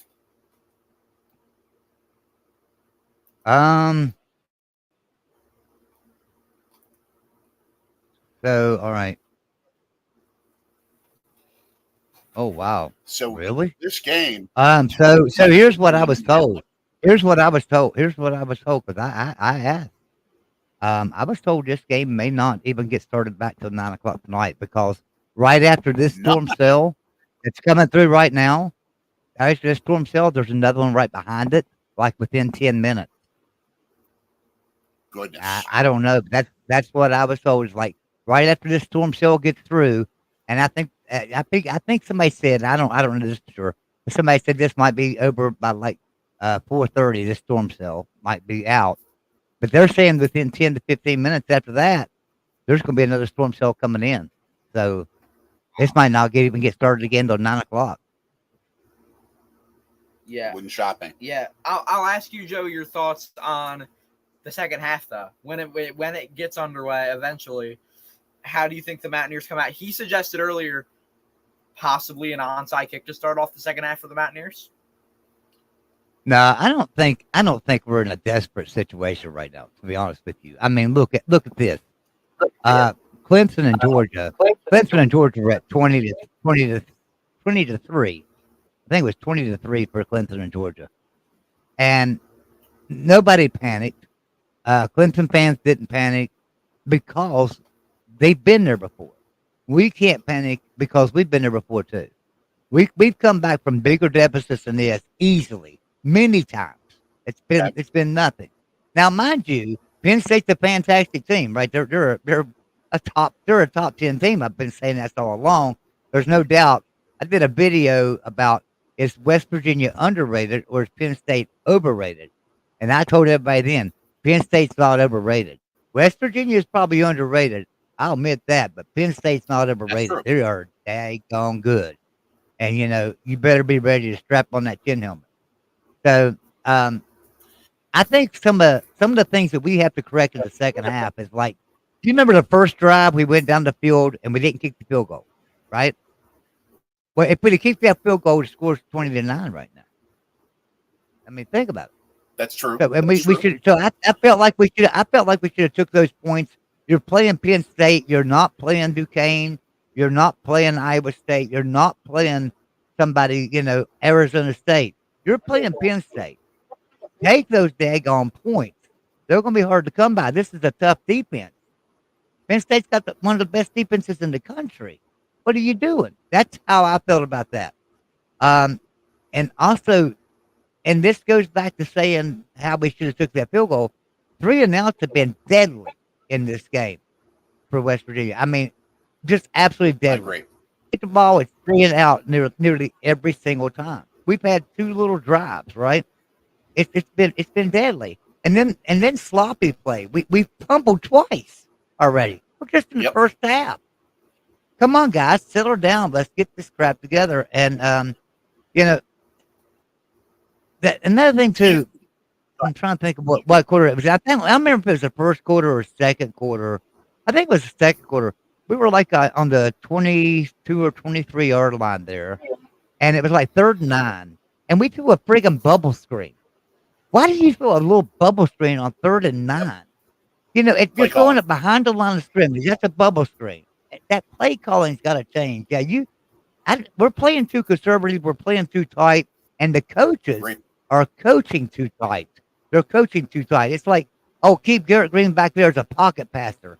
Have you seen Garrett Green be Garrett Green yet? I haven't. That's not Garrett Green. Yeah. So I think the second half for West Virginia is going to be completely different than that first half, and they've had time to sit and think about this now, and maybe they realize their mistakes. They've had time now to go back and look at game film from the first half and know what they've done wrong, and they're going to come out second half loose and ready to go. And I think it's going to be all great then. I think the coaches are too tight right now. Look at the play calling. Michael is Ferrara is giving us an update from what you're seeing. You think that they're getting closer to resuming play. I don't think I've seen any evidence yet that we're at that. Obviously, with what Joey's people at the university are saying, there's some difference there. And we have Luke McCombs in the chat saying, hello from Knoxville, Tennessee. Dad was a WVU grad. Penn State looks scary, but you can figure this out. Yeah, I agree with that. Here's where I think we will. Hey, listen, he's a Tennessee fan. Is that what he said? Then he knows about this. Tennessee, West Virginia, 2018. We had a 5-hour rain delay. That game was close in the first half, right? And West Virginia was the better team. Not putting Tennessee down because Tennessee's a great team, but Tennessee was down that year. Everybody knew this, right? And West Virginia and Tennessee were really close in the first half, and it really shouldn't have been that close. We had a 5-hour rain delay. West Virginia relaxed and came out and just blew them away in the second half. You guys remember that? Vaguely, but yes. Yeah. I mean, here's where I think. But we did. Here's the logic where I was trying to come from with the idea of using the surprise onside in the third quarter. Do you remember watching the New Orleans Indianapolis Super Bowl in February 2010? In that game, no. Like I say, I'm not an NFL fan, and I do watch the Super Bowls, but I don't make it a point to remember them or can tell you even who won. You know, I just not into NFL at all. Indianapolis had the lead. The Colts had the lead. They had the football coming out to start the second half as well, and they had Peyton Manning and that ridiculous passing offense that looked like it was ready to put a boatload of more points up on the board and was shredding the Saints. Frankly, very similar to what Penn State's passing. Oh, I know where you're going with this. Pat McAfee, onside kick, kicked that thing like 10 yards and went up and caught it himself, right? I don't remember if that was in another game. He did that. Yeah, but it was the idea of doing the surprise onside, and especially setting yourself up to take the football where the direction in which you're doing the onside kick is going to be along the West Virginia sidelines. In this case, it was the Saints sideline in that Super Bowl. That way, if there was any discrepancy as to who's gathering the football up and who owns it, the referees are going to be hearing goal ball, West Virginia ball all the time, and that might affect their decision. If West Virginia would run that, get the football, and start the second half with the football, and they gather a big momentum swing, get the ball into the end zone, you got a one-score game. If Penn State gets the football to start the third quarter, they're liable to make this 3 scores, and I don't know if West Virginia comes back from that. That's what I'm afraid of. Yeah, that's what I was going to say. You know, there's always that chance that ball makes that funny bounce and bounces right into the arms of a Penn State guy, and he falls on it, right? Especially you're going to kick it away from him a little bit. Right. And then on top of that, there's no guarantee that a West Virginia player is going to get near the ball to even make it questionable. You know, because obviously they're going to come down and block, and Penn State's pretty quick. They're pretty big. They're pretty physical. So if they come and block you, you know, you're going to have a harder time even getting around the ball to make it a questionable who's got possession, right? So I think that's just a tough call. I don't blame you. I think when you're playing the number 8 team in the country and you're not ranked, you're disrespected. I think you're trying to gain the respect, and so therefore you don't make plays like that, because those plays like that are what makes you look like you're desperate. and you're needed, and you're needed. You just got to make something happen. You know, that's where I wouldn't agree with that at all. But on the flip side, if it works, you look like a freaking genius, and oh my God, West Virginia is like the best team in the country. So, and very frankly, with the play calling mistakes Neil Brown has made in this game, he needs to have a moment where he looks like a genius. Yeah, but at the same time, if he makes another boneheaded decision and that don't work, right? Then what? Oh my goodness, this fan base will tear him apart. And why are you tied? So I think if you're Neil Brown and you're weighing,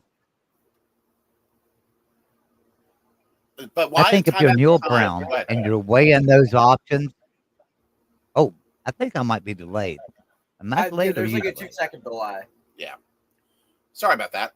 I apologize. I apologize. But well, I was gonna say, heck, I can't remember what I was gonna say now, but well, heck, what were we talking about? I've lost my train of thought now.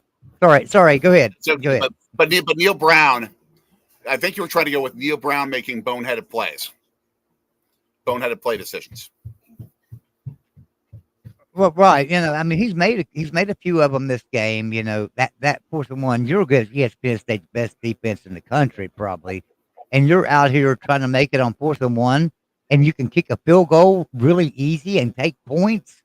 You're not going to get very many drives against Penn State to get points, so you got to take those points. Now, in his defense, remember the Pitt game a couple of years ago, when we had 4th and like 6 inches. And that would have shored up the game. We would have won the game if we just made them 6 inches. But he decided to punt it. Do you remember? And Pitt went down and scored on it and won the game. Yep. So I think he's got to weigh that against everything. You know, his decisions, because he got tore up for that decision of not going for it on 4th and 6, and you know, so that onside kick thing, I like that. I like that idea though. That's pretty good. Now, I think I would try that against, like, next week, just to, against an FCS team to see how that works. And then maybe try it against Oklahoma State. Except Oklahoma State may then know about it. I think if you try something like that, you get one shot at it, because then the rest of the country knows it's coming. You got to save it for a game like this, when the stakes are high, when it's your shot to go after it and put yourself in the national spotlight. If it doesn't work, you're going to have to defend against a great Penn State passing game anyway. So, I mean, I don't want to say you're almost guaranteed to have the same result Penn State putting up points on the board, but it's not like it's going to be as horrific of a result. I think the decisions that Neil Brown had made earlier in the game and the play calling decisions would be much more criticizable than this type of decision going down. Like, for example, I'm not as critical of going for it on 4th down as much as Brown has, if you've got a good play call that you know is going to work. Yeah, if you know you've got a play that's going to put you across the first down line, or is going to put up points, then you can trust your team to do it. But why are you running up the middle against one of the best defensive lines in college football? Are you? I think he's just trying to show the country that he's got one of the best rushing attacks in America. There's nobody disputing that. We know that. But that don't mean you've got the best offensive line against another's defensive line. And we're outside. We're outmanned right there. I mean, we are. Yep. And guess what?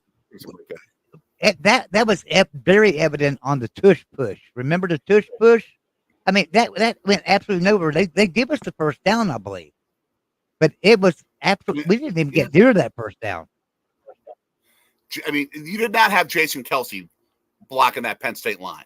They don't have as much. It wasn't Zach Frazier. It wasn't Zach Frazier from last year. Yeah. We didn't have Zach Frazier on that line from last year.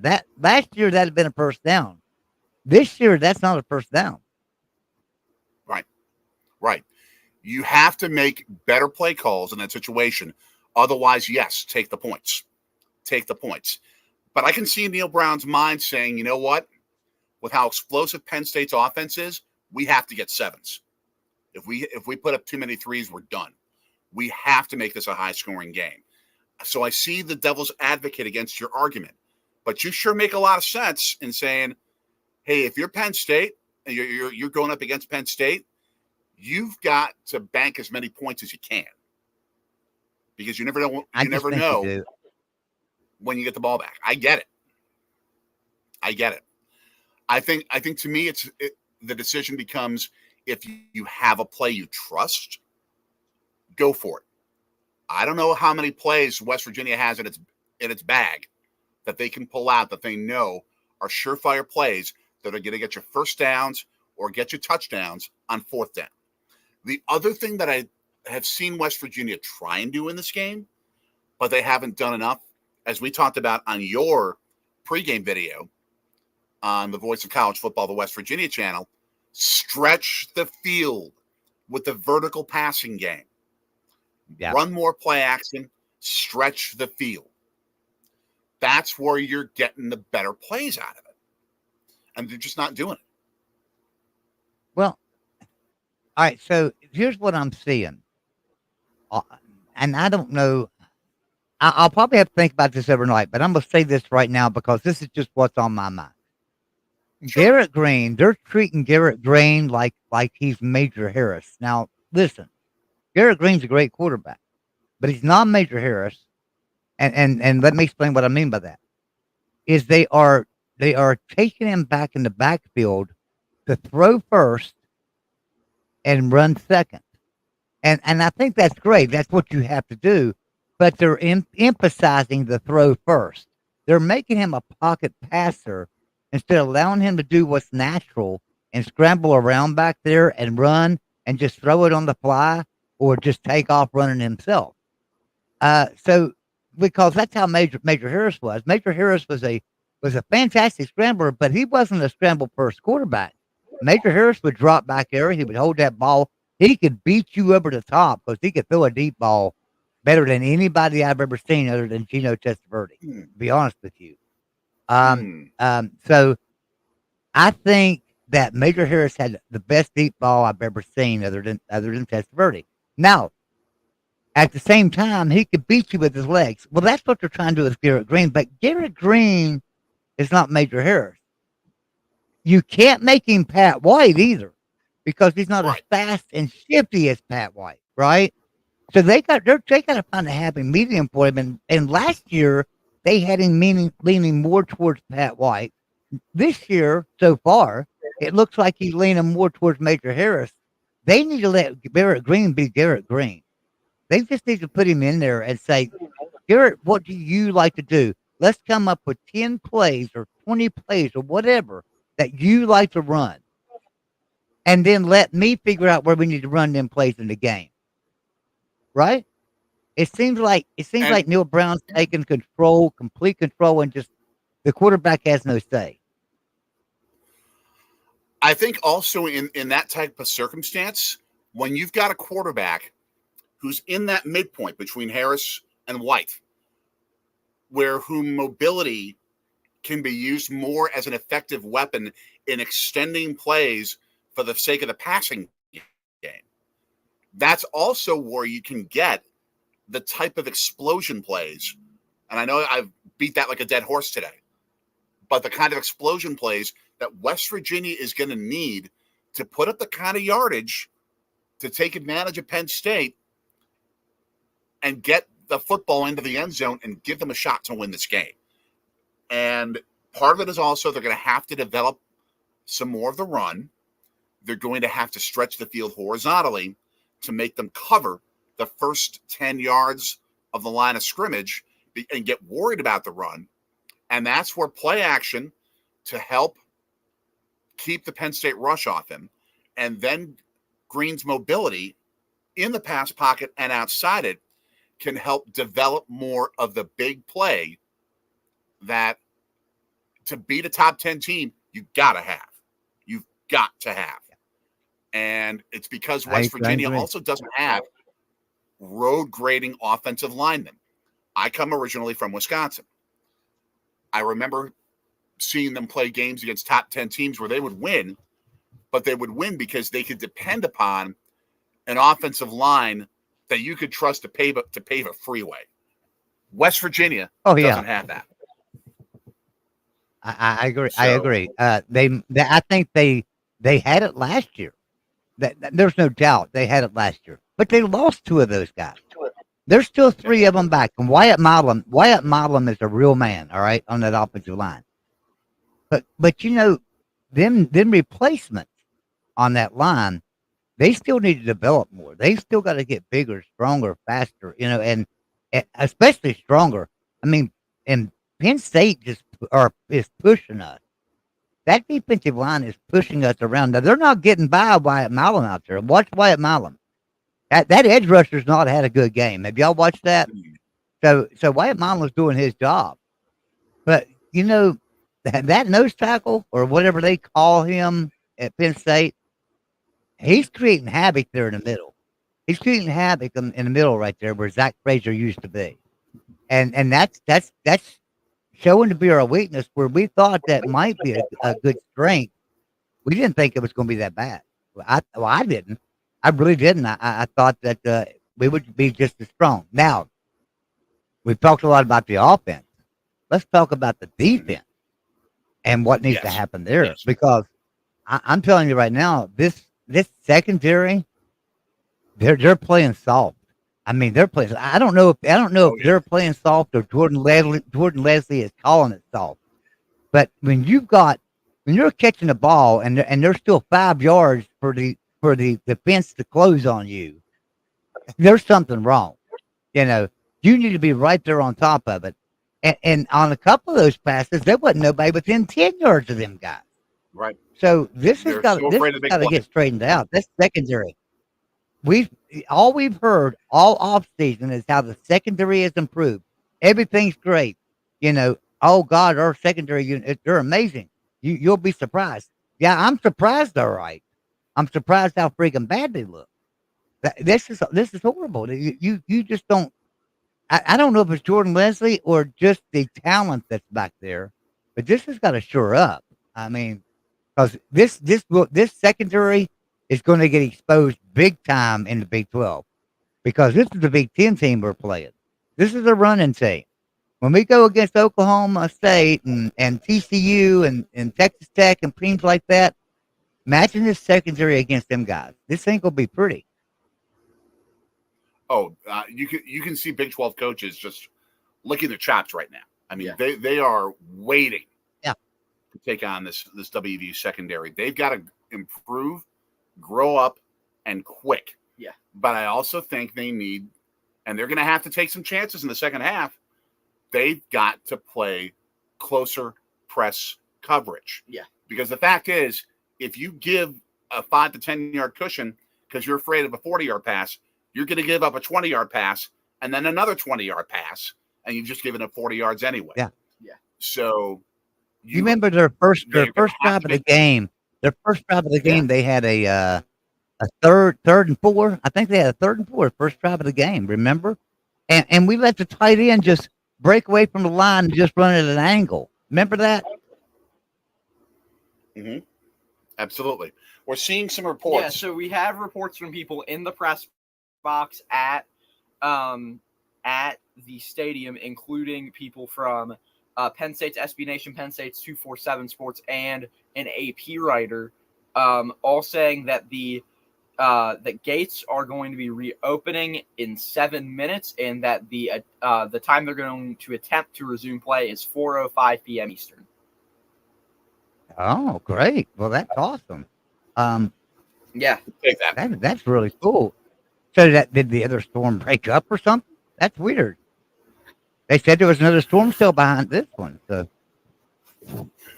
yeah, it's possible. That's cool. Well, I'm glad. I will take that any day. I will take that any day. I'm trying to see if I want to see the radar up in Morgantown. I got to change my settings to Morgantown. Yeah, I'm seeing a system that's moving right now through Parkersburg. That seems like it's moving just south of Morgantown unless it goes north. And that could be trouble if it were to shift north, but it looks like it's going to stay to the south and move more through Fairmont and Clarksburg. Based on the radar I'm seeing. Okay. I'm just And not by the way, getting it pulled up and moved down. Vandy All right, yeah, and so Virginia it is breaking up. Yeah. Sorry. That's okay.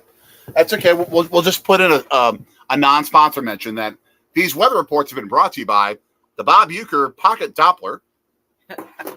A.K.A. the Bob Uecker can opener. Yep. That's the only thing I got right here. I'm trying to pull. I don't know why my internet's like sucking right now. We're not even getting a storm. Man, you're lucky. I can't pull up Morgantown radar. So hey, maybe the other storm, maybe the wind shifted or something happened. I don't know. That's crazy. Possible. That's cool though. I love that. I like that. I didn't want it to go too late, because that will give the players, and they'll go get too relaxed. They're already too relaxed. But I hope this was just enough time to get some coaching in, like we've talked about. We've talked about the offense. We talked about the defense. Hopefully, that gives them enough time to get in there and talk about that with the players.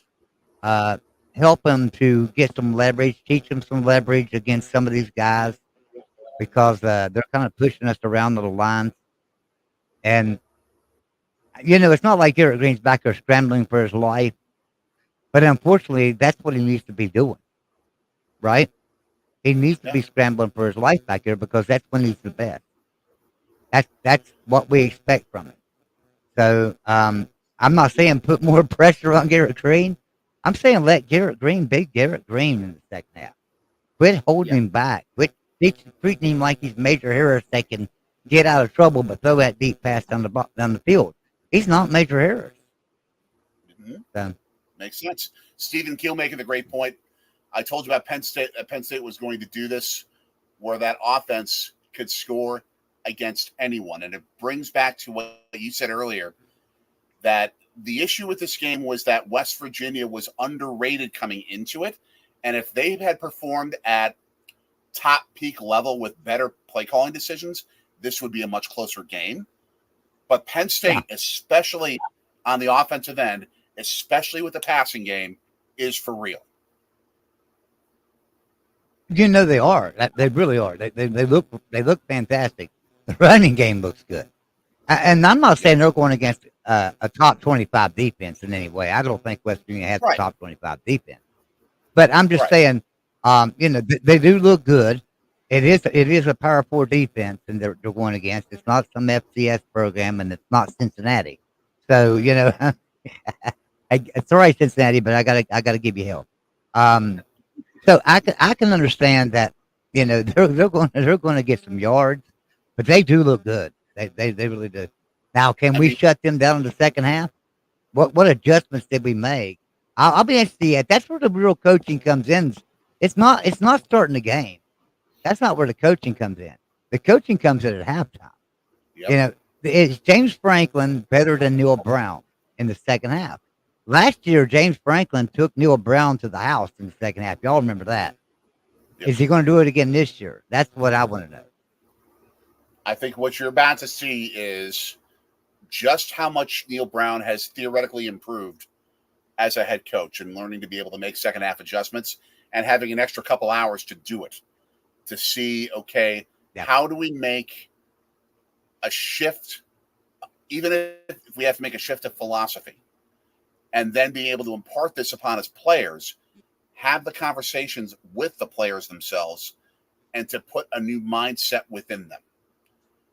I think this is where, and again, I completely understand the logic of not doing it because it is such a risky move, but I still think when you're coming out from the locker room to start a second half and you only have 30 minutes of football left and you're down 14 and you need a momentum shift and there's been no football played in about 2.5 hours, the kind of emotional momentum kick in the pants that a successful surprise onside kick could create might just be the wonder drug that gives West Virginia a chance to come back and win this thing.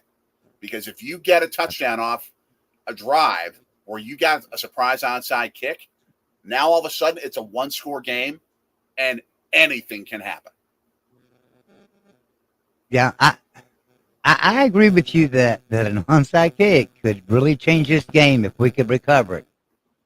I just think it makes us look desperate, and I just don't think we're in a desperate situation right now. Look, Clemson was down to Georgia, and they didn't panic, but now Georgia just destroyed them. But I'm just saying they didn't panic. Yeah. None of the fans panicked and started hollering, "We need onside kicks. We need to run crazy plays and stuff." Nobody panicked at Clemson. We need to be a championship building program. I just think us as fans maybe shouldn't panic and just trust it, right? Like Neil Brown says, trust the climb. So we just got to trust it that this is part of that climb, and hopefully figure it out. Now, I'm not saying that Neil Brown's the cream of the crop in any way, because he's made some he's made some of the most boneheaded calls I've ever seen in West Virginia history. Look, Bill Stewart, I love Bill Stewart, but Bill Stewart makes some boneheaded calls sometimes, right? He's nothing like Neil Brown. He's nothing like Neil Brown. Neil Brown's made some really boneheaded calls, and he's done a couple of them in this game. So, anyway, you know what? I went up here and I looked. I was like, damn, I run everybody off. I ran everybody off the stream. I should have brought in some West Virginia people with me, but I've never let anybody know I was even coming over here. I apologize, guys. That's okay. All good. All good. That's okay. Bear with me here. Because I looked when I came in, and I think you had. Oh, go ahead. Go ahead. I'm sorry. According to the Pittsburgh Post-Gazette, we just got an update. Another lightning strike happened about 11 minutes ago. They have pushed back the start time now to at least 4:35. Yeah, but Vanderbilt beats Virginia Tech in overtime, 34-27. Go ahead, Joey. I love it. I love it. I love it. Thank you, Vanderbilt. Thank you, Vandy. Yes. Candy Vandy. Chaos. Candy Vandy. Chaos. Candy Vandy pulled it out. Anybody that beats Virginia Tech, Penn State, yeah, anybody beats any of those teams, they're my favorite team. Now I say that, but I can remember. When was it? 2000. When was Virginia Tech really good? 2004, maybe? Or was that like 90? Yeah, I think around Michael Vick. Michael Vick and that stuff. Right. Michael Vick era. And I mean, they were just amazing then. So, I can remember then we beat them in Morgantown. If you guys remember that. No, we beat them in Blacksburg. I think we went to Blacksburg and beat them. And I can remember rooting for them the rest of the season. I wanted to win. Huh? No, that's huge to go down to Blacksburg and beat Michael Vick and Virginia Tech. That is massive. Yeah, I think it was in Blacksburg. It may have been Morgantown. I didn't go to the game. That's one game I didn't go to. But it was God, what year was that? When was Michael Vick there? I know it was around that 04 time. Around the 04 time? Yeah. Yeah. And West Virginia beat them. I think they were ranked number 1 or 2 in the country. Or no, maybe they were number 4 in the country. But what year was? Can you look that up? You got your phone there. You got hell. Let me see if I can find. Yeah, we'll have to. West. Yeah, I'm just trying to find more weather updates if we can. I'll look for it. If you're looking at the radar from the National Weather Service, you're seeing that big trailing blob of green, different shades of green. But from what it appears, some of those trails of green, you've been seeing more lightning coming from it, as if the storm is developing and continuing to develop right just west of Morgantown, creating more of these lightning strikes that are continuing the delay of this game. Yeah, Michael Vick played at Virginia Tech from 1998 to 2000. 1998 to 2000. Oh, we did, maybe it was Michael Vick then, but it was, it couldn't have been Michael Vick then, because we didn't beat them in them years. What am I thinking about? Well, they were ranked really high, so maybe it was, maybe it's 03 or 04, maybe? That's what it's the reason, for some reason I'm thinking 04. But it may have been 03 that we beat them, and I don't remember if it was Morgantown or Black. Well, I think we beat them 2 years in a row. One was in Morgantown, one was in Blacksburg, I think. And they were ranked really, really high. I can remember the damn scores. I can remember one score. The one I'm thinking about, it was 21 to 18. That's the one I'm thinking of. It was 21 to 18. Let's see. 2002 in Blacksburg, WVU won 21 to 18. Okay, that's the one. Yeah, and Virginia Tech was ranked really, really high then, and we went in there and done that. So, hey, I'm hoping that the second half we can come out and do something about this score. Anybody remember the Louisville comeback? You know, Louisville was what, number 2 or 3 in the country? 2 or 3 in the country. Oh, sounds right.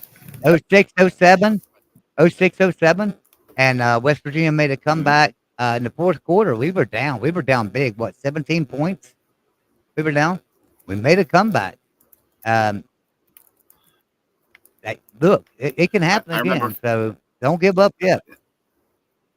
Yep, I remember Philadelphia's own Dave Sims, the play-by-play voice of the Seattle Mariners, doing play-by-play of that game, just going ballistically off on that late touchdown that gave West Virginia the win. I still remember that call.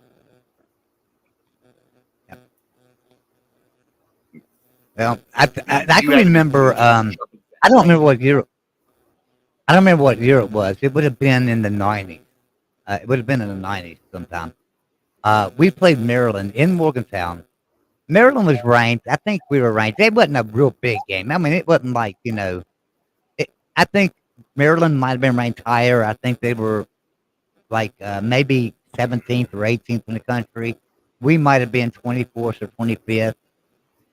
Anyway, it was in Morgantown. They came to Morgantown, and they were way ahead. I mean, I can remember my dad and I went to that game, and we had seats way up in the stands. I mean, way up there in the nosebleed section. And the place was packed. But by the fourth quarter, everybody was gone. There was nobody there. We were losing by like, wow. God, I mean, it was like 34 to 15 or something like that. 34 to 17 maybe. And it was the fourth quarter. So everybody was leaving. So my dad and I moved down into better seats, you know. And we're sitting there in better seats. And we made one of the biggest comebacks in the history of West Virginia program. I don't remember what year that was, but I was sitting there watching that. That was a really fun game. I believe it. I believe it. I am a football history junkie, and YouTube has become one of my best friends for that reason. I love going back and watching old school, like, team documentary films. And I remember NFL Films produced the West Virginia highlights for the 1980 season, the year that Mountaineer Field was open. And it was Jack Fleming doing the not just the play-by-play of the calls, but he was doing the narration of this film. But it looked like and sounded like NFL Films.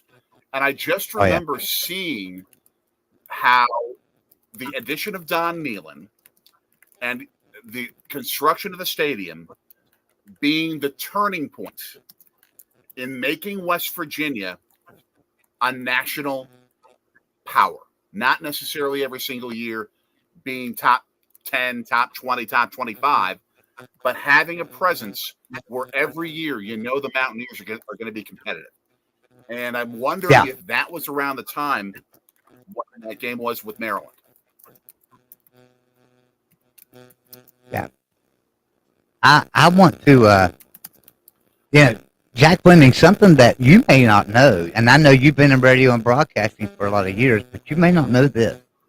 So Jack Fleming was the voice of West Virginia, the voice of the Mountaineers, what they call it, right? The voice of the Mountaineers. Voice of the Steelers. Do you know that there's a law passed? Did you know there's a law passed that nobody can go by the voice of the Mountaineers anymore? I mean, that's it. That's retired. The voice of the Mountaineers. So Tony Creedy's not the voice of the Mountaineers. Did y'all know that? Everybody calls him the voice of the Mountaineers, but he's not really the voice of the Mountaineers. The voice of the Mountaineers cannot be. It's Jack Fleming. Right, not technically. And you know how I learned that? Tony Creedy himself on our show over on, well, it's on Frank Fear, Frank Fear and Greg Chris host Mountaineer Locker Room over on my channel, the West Virginia channel at Voice of College Football. Well, nice. So Tony Creedy was on there one night with us, and he actually enlightened us to that nobody can have that name anymore. Wow. He's not the voice of the Mountaineers. Wow. That belongs to Jack Fleming. So I thought that was an interesting little thing. I would be so tempted if I was the West Virginia athletic program to AI Jack Fleming's voice on some of his great narrations and openers, like I guess one time there was like a Halloween game against Penn State with the Nittany Lions coming into town, where he just gave this incredible open to the broadcast and had such energy and emotion in it. I would be so tempted to AI his voice with that and use him to open every single Mountaineers broadcast with AI Jack Fleming. That would be amazing. It really would. It absolutely would, because Jack Fleming. Let me tell you my biggest memory of Jack Fleming. Okay, and this game's going to make you laugh. This game's going to make you laugh when I tell you about it. But I was always a huge Mountaineer fan, right? And I was on a cruise. I was on a boat. I think I was on a river cruise. That's what I was on. I was on a river cruise on a steamboat, going down there, and it was a party gorge. Party gorge. Oh my God, what am I thinking of? Anyway, it was just a party boat. Is all it was, and there was like three. It was a steamboat, and they had two. What do you call them in front? Like pushing. They're not pushers, but they were pushing a couple of things.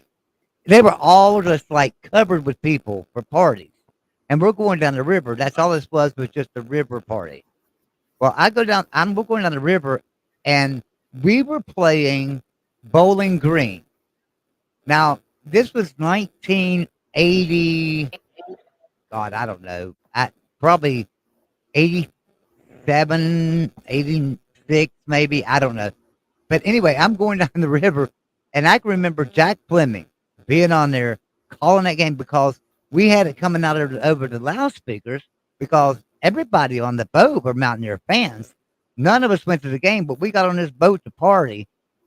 And that is my biggest memory of Jack Fleming, because that game was like mediocre. It was very small. There was absolutely no reason whatsoever to be fired up to play Bowling Green that year, especially, right?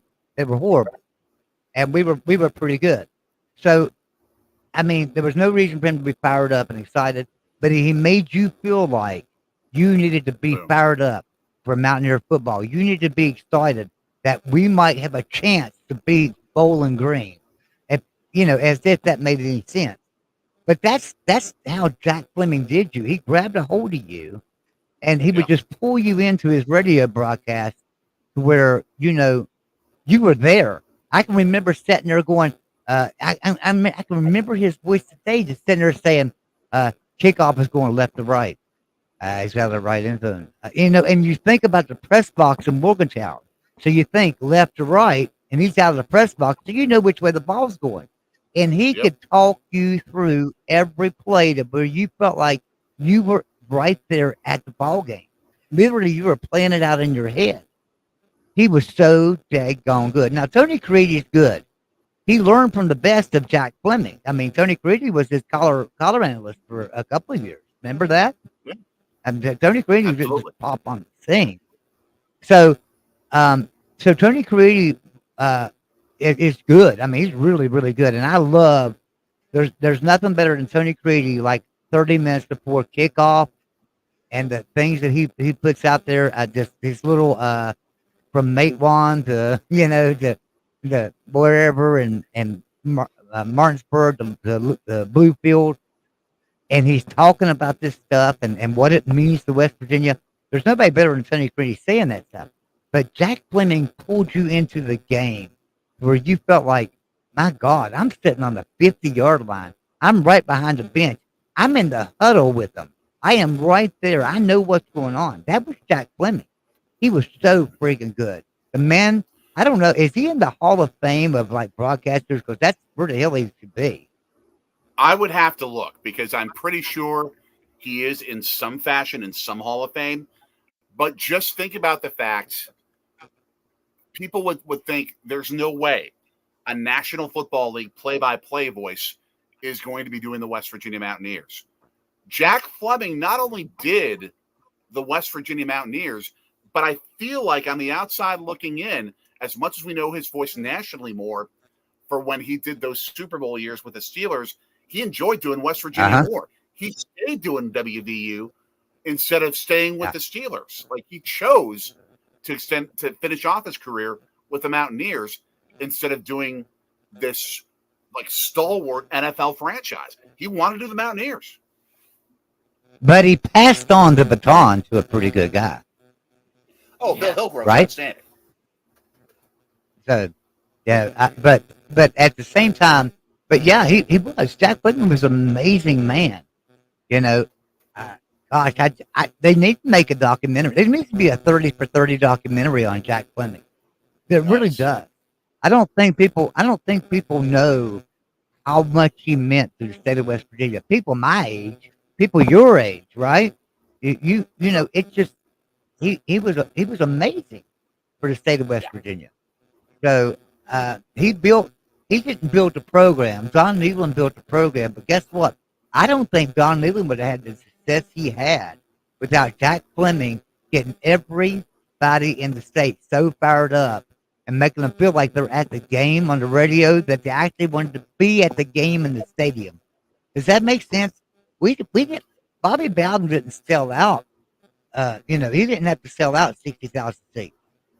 He didn't have to sell that out. He didn't have that big of a stadium. But Don Nehlen had to sell this, right? And Don Nehlen couldn't have sold this by himself. What's that? No, just go ahead. Oh, no. I'm just saying Don Nehlen couldn't have sold that by himself, 60,000 seat stadium, right? It took somebody like Jack Fleming that pulled those fans in and just kept them going, kept hope alive. That, I can remember him hollering, they got Flutie, just stacking Flutie or something. I mean, he was just amazing.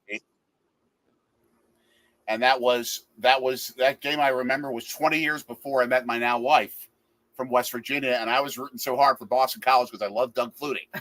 Now, obviously, I'm on the other side of the argument for completely good and right reasons. Yeah.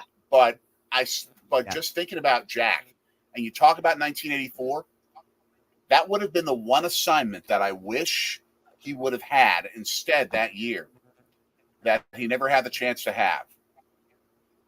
Someone who grew up right where you're sitting, won a gold medal in gymnastics in the 1984 Olympics, a West Virginia Mountaineer in her own right, Mary Lou Retton. Imagine Jack Fleming calling that on ABC at the LA Olympics. Oh, yeah.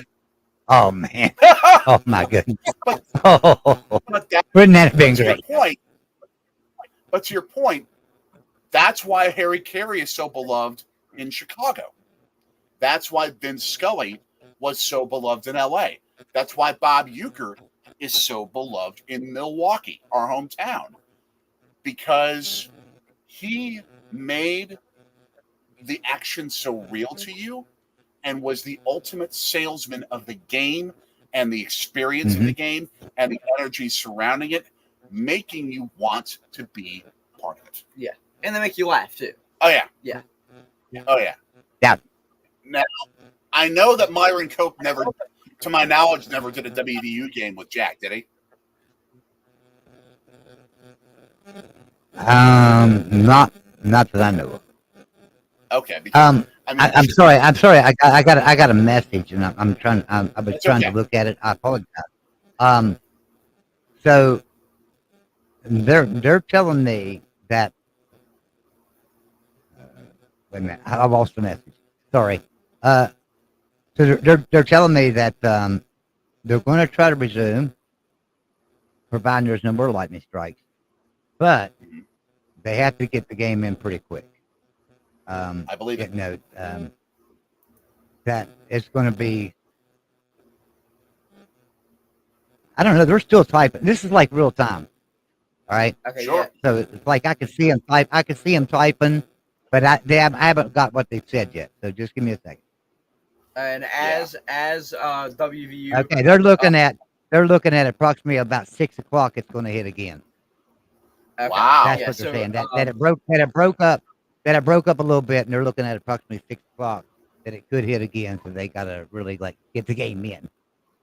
So because as you can see on the screen, folks, WVU football on X said weather update, tentatively gates will reopen at 4:08 p.m. That was 2 minutes ago, with a resumption of play at 4:23 p.m. And I don't think we've gotten anything more recent than that from. I can check the WVU football page, but I don't think we've gotten anything more recent than that. We have not. So 4:23 is the tentative start time. I'm not sure on what channel it will be on. I know we got that question in the comments. I would assume either Fox or FS1. Yeah, it appears that they're going to bring the game back on, from what I can tell. Okay. They're going to bring the game back to Fox at least for the local area, I would think. And we would be in that because we're in Penn State territory. So that I need to go change it because I need to go change my channel because I'm on the Miami and Florida game, and so I need to go change it and make sure I'm over on Fox. Yeah, do your thing. If you need to go, that's okay. Well, I want to watch the game, but I don't mind sitting here with you guys. But I've run everybody off, so it's probably best I get out of here. Look, I can go back in stories. I can go back in stories and just talk about stories of Mountaineer football and what it meant to me and just what everything that happened. But I said today. Let me read something to you. Sure. Gotta find it first. What the crap did I do with it? Okay. That's okay. But like we talked about, and you mentioned earlier, there are now 3 states that have Division I major football programs that don't have a major pro team. No, they just have one major division football program. Yeah. So there are 3 states that have one Power 4 program and no pro teams in their state. And those states are West Virginia, Oklahoma, and Nebraska. Or not Oklahoma, sorry. So West Virginia, Arkansas, Nebraska. In my pregame today, I opened it up by saying this because this is what West Virginia really means to me, and this is what West Virginia, I hope, means to the football players. In West Virginia, there's a way of life. This isn't the big city. There are no Atlantas. There are no LAs or Houstons or New York City. There's not a single pro team in this state. All there is Mountaineer football, Mountaineer pride, Mountaineer guts, and Mountaineer glory. Today, the only thing that matters in this state is the fact that one of the most storied programs in college football are traveling our country roads to invade our state. They think this is just another game. They think they're going to walk out of here with an easy victory. Today, before 60,000 rabid Mountaineer fans, the number 8 team in the country invades Morgantown. But in West Virginia, fans will tell you that this is probably the strongest team in nearly a decade. Fans will fans are no longer saying that we're trusting the climb. We've trusted the climb. The climb is here. The climb is now. We're not coming. We are back. Grab your favorite beverage. Own your Mountaineer traditions. The time has come. We've struggled. We've waited. And the time is here. Buckle your seatbelt. College football is back. And the Mountaineers and Nittany Lions will kick off week 1 of the 2024 season. Let's go Mountaineers. And we're about to kick off the second half here in a few minutes. And I'm hoping that Mountaineer guts and glory and that I talked about and what you're playing for and the pride of what it means to everybody in the state of West Virginia makes you dig a little bit deeper when you're up there on that line. Makes you run a little bit faster out there as a wide receiver. Makes you get a little bit more physical when you're the running back, and makes you get a little bit more knowledgeable and think harder about what it means to the state of West Virginia when you're the quarterback. And we can pull out a victory in the second half. That's what I hope for. Thank you guys for having me. Of course. Thank you so much for jumping on. And for those that don't know what the emotion of that can do to a football team, just go back to January 2008 in that Fiesta Bowl. Yeah. And look at Owen Schmidt. That dude was never going to be an All-American, like in terms of being one of the best running backs in the country. But he played such a ridiculously inspired game. So many of his teammates played such a ridiculously inspired game because on that night they had a message to send. And they sent it in spades. There is something to be said about the level of emotion and level of meaning that inspires play that gets you to play beyond what you think you can do. That's where what I will tell you is if you haven't watched it yet, because I'm gonna get out of here, but if you haven't watched it yet, watch Pat McAfee's show from Morgantown on Friday. Pat White, exactly. Owen Schmidt, Neil Brown, all them guys, Ren Baker. It was a fantastic show. I mean, it was an amazing show. I to be honest, I don't even watch Pat McAfee's show. I mean, I would, believe me, I would, but I just don't get time to watch it. I wish I could. It's okay. I do watch it sometimes on delay or whatever, if I can catch it. But the other day I had to catch that show, and that was such a great show. Nick Saban on there. Did you see Nick Saban breaking down game film on there, Jay? Did you see that?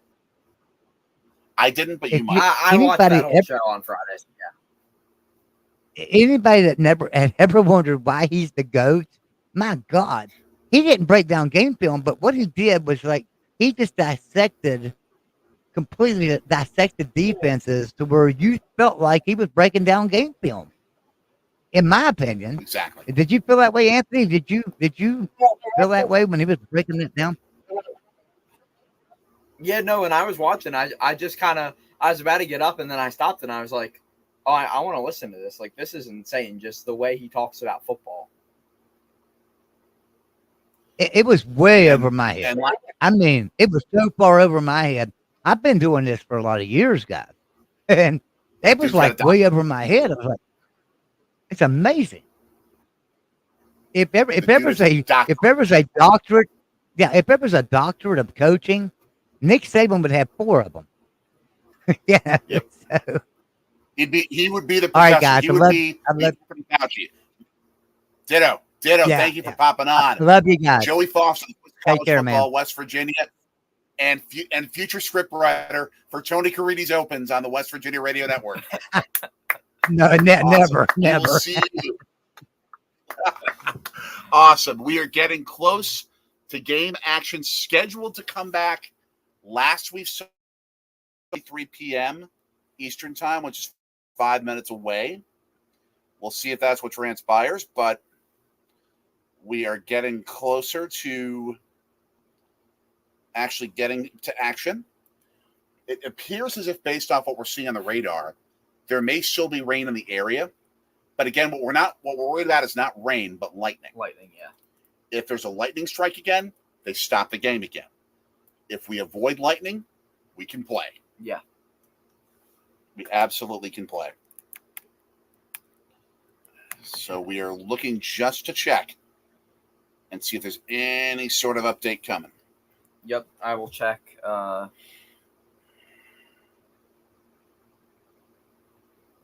So we are checking our sources. Yeah. Our inside sources.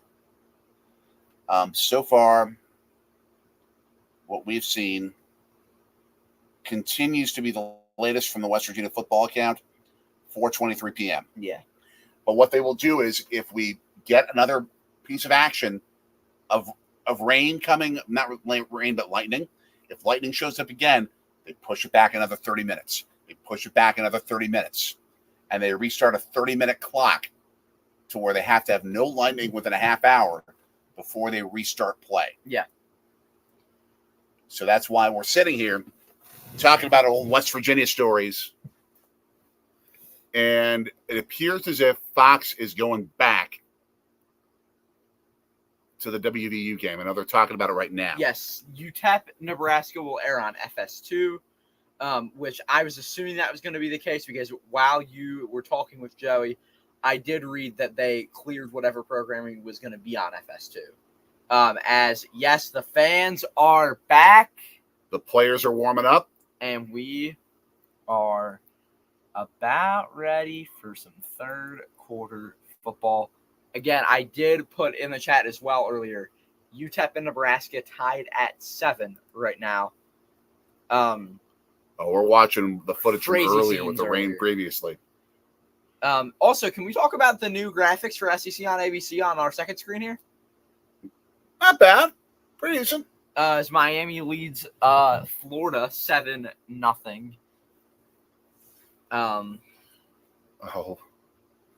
There's the shot from Big Dude Saturday 7-3, excuse me. Rob Stone's notes all flying away, flying right into the camera. As we will bring everything back just here momentarily. The only thing I would have wanted to have heard if we were watching the Fox broadcast was Gus Johnson trying to be a meteorologist.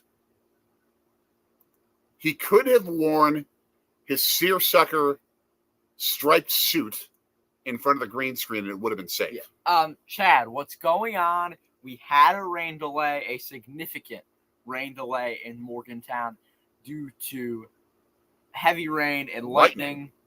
Kickoff is supposed to be at 4:23, which is under a minute from now. Neil Brown and Garrett Greed are going over their stuff. Penn State is getting ready to kick off the second half, and the vibes are good on the Mountaineer sideline. They are having a great time, ready to maybe come back and win this football game. And they're both out of miss machines. Why? When there's rain. That's a good point. Now, I know I've had the theory of trying to do an onside kick to start the second half. Let's see. Will Neil Brown roll the dice? I think it would be a fantastic move to take a chance here. If they did the onside kick, it would be toward the WVU sidelines, where they could have the referees constantly hearing, gold ball, gold ball. And it gives the Mountaineers a chance to cut this lead from 2 possessions to 1 at a time where against a potent Penn State offense, one that's been explosive all day long, I think they need that kind of a momentum shift. The only problem is that if they try the onside kick, it's a short window because they're on the short side. And now, they standard will kickoff. Kick it away. And we are underway here in Morgantown as Penn State returns out to Stop at the 22-yard line. Okay. Stop is critical here. Okay, I will be right back. My mom said to wake her up from her nap when they're back.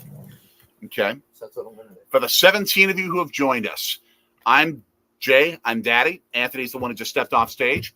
We are Sorgy Stories. We are a sports, travel, food, adventure, and family experience channel. We do a lot of live streams of the sports teams we love, including the West Virginia Mountaineers, because my wife is a Mountaineer.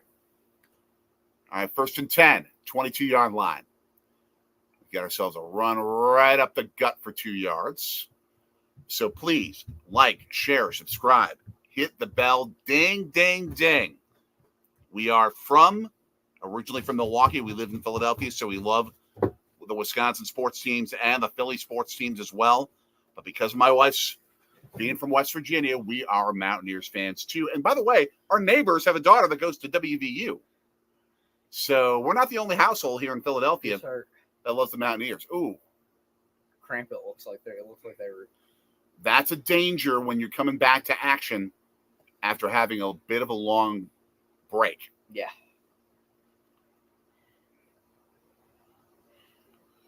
That is a danger. Oh, that last drive with that non-call on the OPI by Penn State. And then a ridiculous catch in the end zone. That's what has put West Virginia in this big hole. Yeah. As well as the 3 fumbles. And that's the other problem West Virginia's had. They've had the football 23 plays in Penn State turf. They only got 6 points out of it. Yeah, not great, but number 12, they got to make a Wilson stop. will come off the sideline. As I said, looked like a cramp with what they were kind of like pulling his leg a little bit, trying to get it loosened up. Obviously, not everyone stuck around in Morgantown. Yep. But this is kind of a reset game now. After that long delay, Drew Allard with the ball at the 23.5-yard line. They're just going to run it for second stop. All right. A gain of a yard. So Penn State's in a passing situation, and an obvious passing There's situation. Josiah Trotter. Philadelphia's own, St. Joe's Prep. The son of course, Jeremiah Trotter, the brother of Jeremiah Trotter Jr. on the Eagles. Josiah Trotter, a graduate of St. Joseph's Preparatory High School, where I will be attending starting this year. Yep, very short time. 3rd and 7. Penn State's in their strong suit, the passing game. Oh, get there. You got to get to the quarterback. And Allard's just going to run easy for a first down. The pocket collapsed, and here's able to run. That's why I think you've got to get more of a pass rush there. You got to bring more. You send 4 guys after him with Penn State's offensive line, they're going to block him, and he's going to have all day to throw, or he's going to be able to get open running lanes like that. Yeah, if you're just joining us, Penn State wearing the white helmets, white jerseys, white pants, West Virginia. Tradition. And the navy blue helmets, yellow or gold jerseys, and the navy blue pants on this Saturday afternoon. Oh, run up the gut for 6 yards. First down. Nick Singleton, he's a threat. Allard and Singleton are really offensively the 2 guys who have carried this Penn State team. The receivers haven't been that phenomenal. We haven't seen really. I think we've only seen one pretty impressive catch. But First down. It's a first and a lot more actually. Down just short of West Virginia's 45 minute flag. Do we have a little bit of extracurriculars? We will see what the call is. A Singleton comes off the field. Man. The refs will discuss it. I'm trying to lip read. I'm not very good at lip reading, nor am I good at pronouncing lip reading. Personal foul. Targeting on the defense. It's unfortunate. Now they're going to have a discussion probably over whether this is any sort of 3 out of the game level. Oh, helmet to helmet, yes. Who's that on right there? Latham? I think so. Yeah, that's not in the modern Latham. Yeah, that's grounds for that's obvious targeting. Yeah, that's potential grounds for dismissal. I would assume he would be ejected. They take no chances when it comes to that now. Which makes sense. Yeah, I agree. By the way, Miami, number 19, Miami on the road at Florida. They're winning 7-3. Vanderbilt beat Virginia Tech earlier, 34-27 in overtime. Georgia with a blowout win, 34-3 over Clemson. in Atlanta earlier.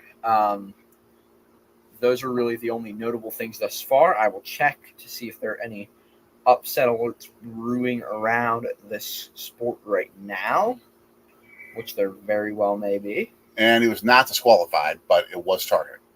So, okay. Lathan remains, but it is a lot better field position inside West Virginia territory for Penn State. They are in danger of making this a 3-score game. Yeah, Northwestern tied with Miami of Ohio, and UTEP tied with Nebraska, but those would be the only kind of upset alerts right now around college football.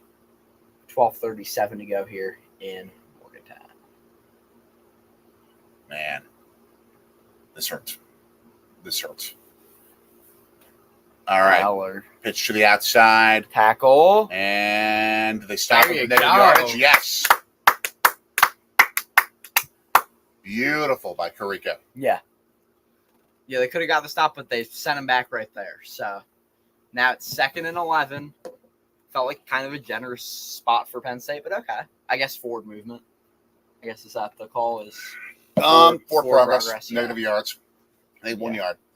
Yeah, I mean, they're going to call targeting there every single time you get helmet to Which helmet. they should. He just shouldn't have gone in like that. Yeah.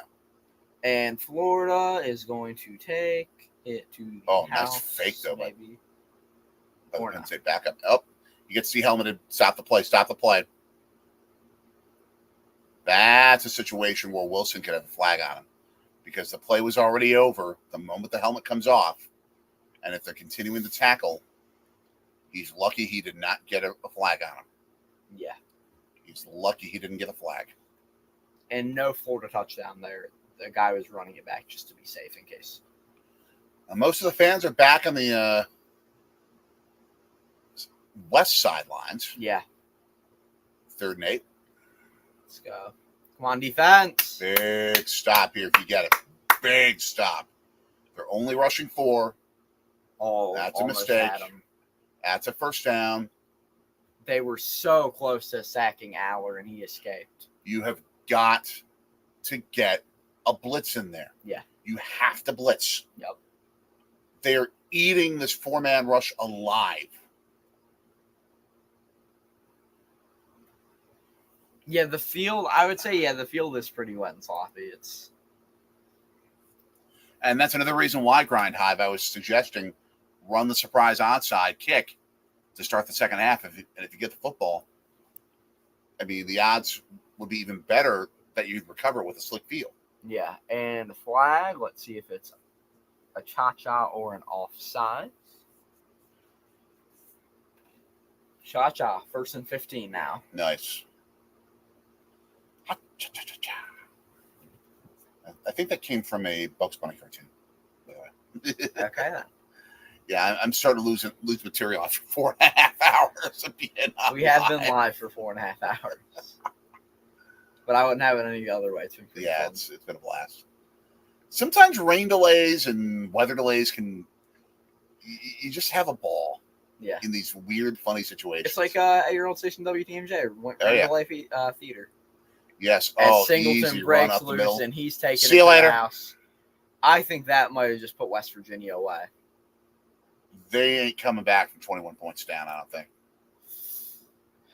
Wow. It's not impossible, but I give the Mountaineers maybe a 1.5% chance of winning this game now, if that. Yeah, I'll give you the current ESPN probability. If I can grab that quickly. I mean, the Penn State line is too good. West Virginia isn't taking the chances they have to take to try and go after and win this game schematically. 27-6. And ESPN giving Penn State a 98% chance to win the game. Yep. So it's not impossible, but it is ridiculously improbable. Yeah. So we may have to tell old stories for the rest of the game. Grind Hive, I am sorry. I'm sorry for you, dude. I'm sorry. I mean, I was thinking West Virginia was going to put up a much bigger fight and keep this thing within a score like 24-20. But so this is a non-football thing, but the Cardinals have won a game at Yankee Stadium for the first time since Game 5 of the 1964 World Series. Nice. How about that for a fun stat? I'm not a big St. Louis Cardinals fan, but that is a cool stat. Yeah. That is a very cool stat. And what are we seeing on our screen? A Cardinals fan. St. Louis Cardinals fan on ESPN or ABC, whatever it is. But who was on the call that Game 5, by the way? Harry Carey. Yeah, good for him. Yep. And we're seeing Cardinals on our television screen on Fox because the commercial has a whole bunch of animals. Yes, it does.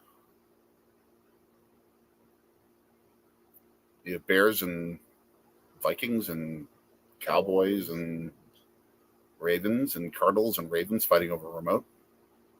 It's a Raven. Thought it was a Raven. Yeah, no, that's what it has to be. It's just kind of small to be a Raven.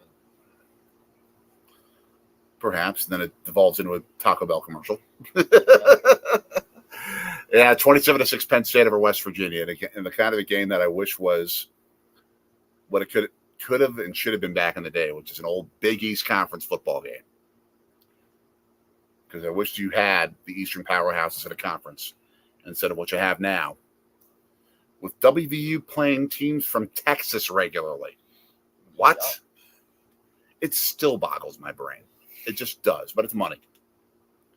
It's when money is more important than logic. Because, to be clear, Morgantown, West Virginia, like, I consider Charleston, West Virginia to be a southern city. Yeah. Morgantown, West Virginia is much more a Midwestern city.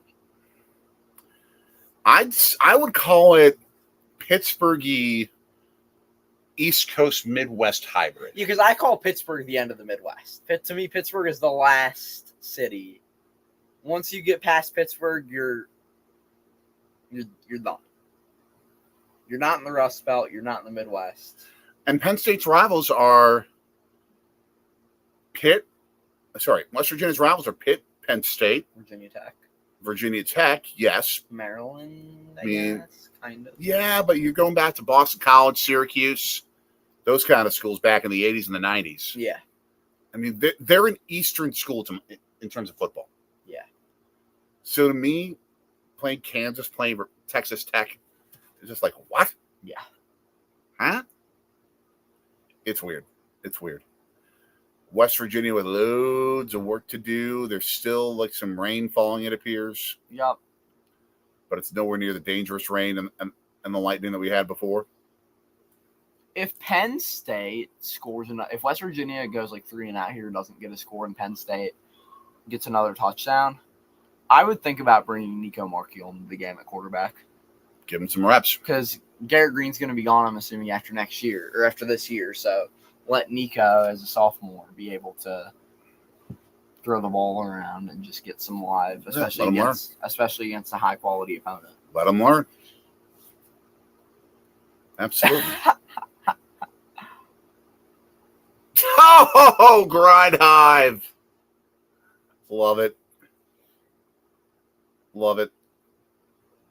There you go. A little decent play design, but slippery turf kind of hurts that one. Yeah. Ray with maybe a 3 or 4 yard gain. Also, football fields should never be made of turf. Can I say that? In best of situations, I agree. I think in certain circumstances, it's kind of unavoidable. Like what? Like if you play multiple sports in the field, they don't really do that at Mountaineer Field. Yeah. So I think there's good reason to have it all grass. But if you've got like football, soccer, lacrosse, baseball, all on the same field, that makes sense. Or similar, sack time, big loss. I think we're getting close to turning out the lights. The party's over time here. Yeah. That's sad. That's sad, but I don't know what else you do.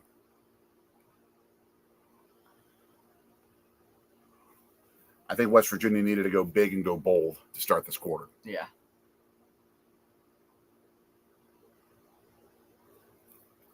Fake it.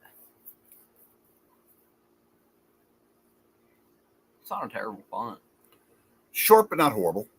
I'm also not a fan of the like run and directional kind of a punt. Yeah. Yeah, Penn State's putting a whooping on. Yep. As far as I'm concerned, they're also showing that they are a legit contender to win the Big Ten and maybe do more. Yeah. Highly impressed. Joey was right that I think West Virginia could have been underrated coming into this game. And if they played to the best of their ability, they would have shown that they're worthy of playing a game like this and playing Penn State tough. But West Virginia is seriously no joke. And that passing game, wow. Yeah. They've impressed me. They have impressed me. Let's see. Doing a little research on some things. There's my phone. As we sit here at a commercial break in the third quarter. What I'm going to find out here. Best sports bar, Morgantown, West Virginia. And the first one that I look up, folks, if you're a Mountaineers fan, tell me if you've ever been there. Tell us if you've ever been there. Tell us what you think of it. The first one is called Mountain Mama's Tavern and Sports Bar. Mountain Mama's Tavern and Sports Bar. And the first review on Google tells us the mac and cheese burger along with the pretzel bites are absolutely epic. Sounds like two things that would be popular at a place like that. Kerry, we are back in what looks to be a near hopeless affair for the Mountaineers. They're down 21 points now. My wife coming down the stairs. Yep. The reason why I'm a Mountaineers fan, I married into this. And we are looking at the beautiful West Virginia hills, the hills of Morgantown. What river is that? The Monongahela. The Monongahela? Maybe. Or maybe it's it would be the Monongahela. If we were in Morgantown, love, would you go to a place called Mountain Mama's? It's a sports bar. Sure.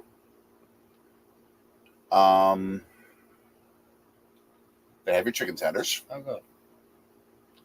They do not have fried cheese curds. They have pepperoni bites. It's not the pepperoni rolls. Let's see. Yeah, I agree. It's a blowout. Congratulations, Penn State. And You have earned it. Steven, yeah, we know. You have earned it.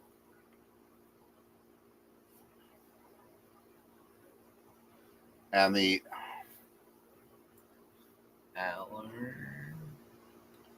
mac and cheese burger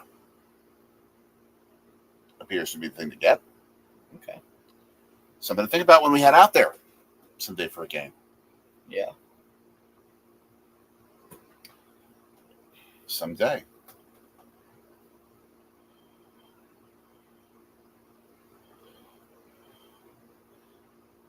James Franklin to me doesn't look like the guy who I would think would be a typical football coach. Hey, I guess. Spectacled. Looks more like your high school English professor or high school English teacher, perhaps. Maybe not. Maybe more your math teacher. That I can imagine. Oh, Penn State got a stop. West Virginia got a stop. 4th down.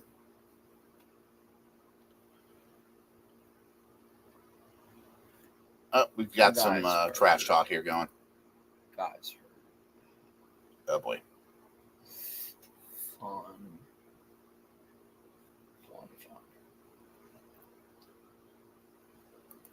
While we are at the break, just to, I guess, give any college football score updates around the sport.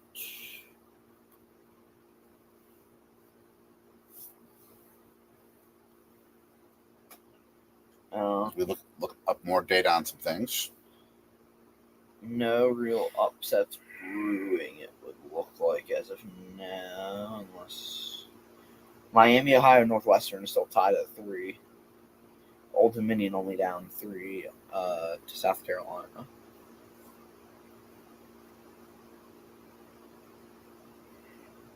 West Virginia plus 24 or plus 21.5 isn't terrible.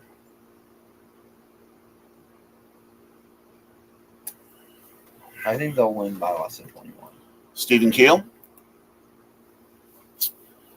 We Are Penn State began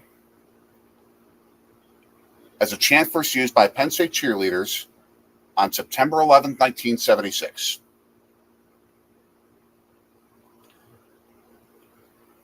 We Are Marquette began at the first basketball game of the 1971-1972 season.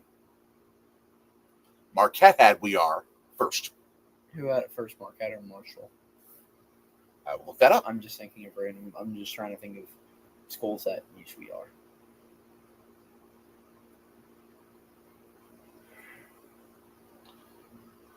We Are Marshall began in the 1980s.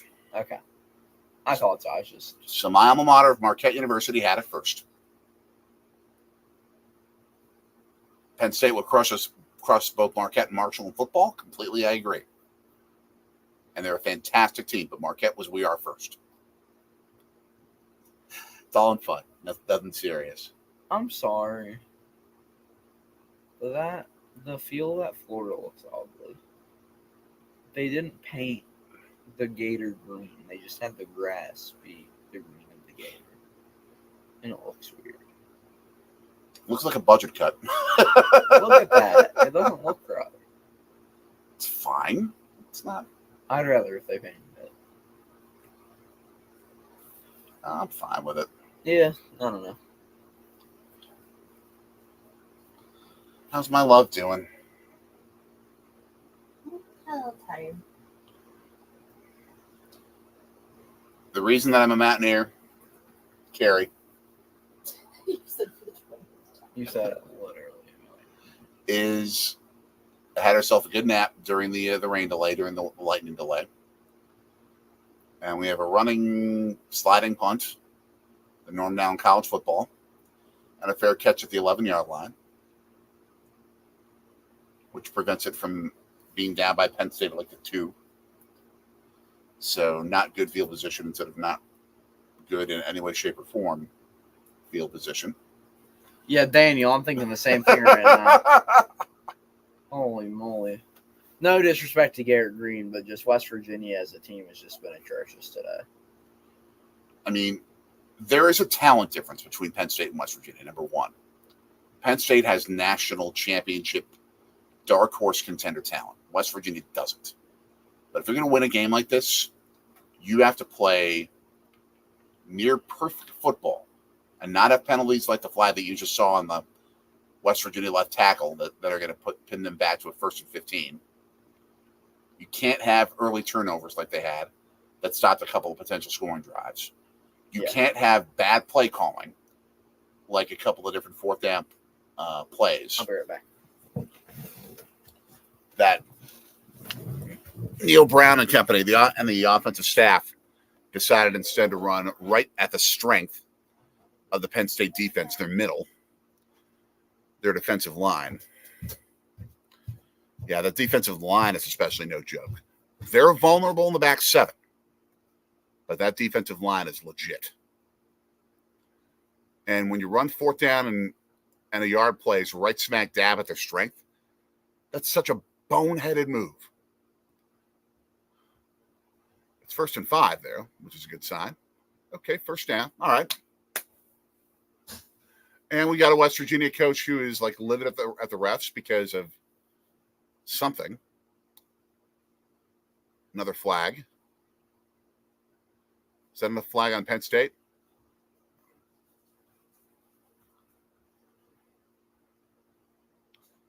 Okay. Yep, hit out of bounds, late hit, extra 15 yards. Give me that first down. You nailed Grind High. You gotta throw the football on fourth down like that. Oh, Jordy Nelson. We got a Packers fan in the house, maybe. Love it.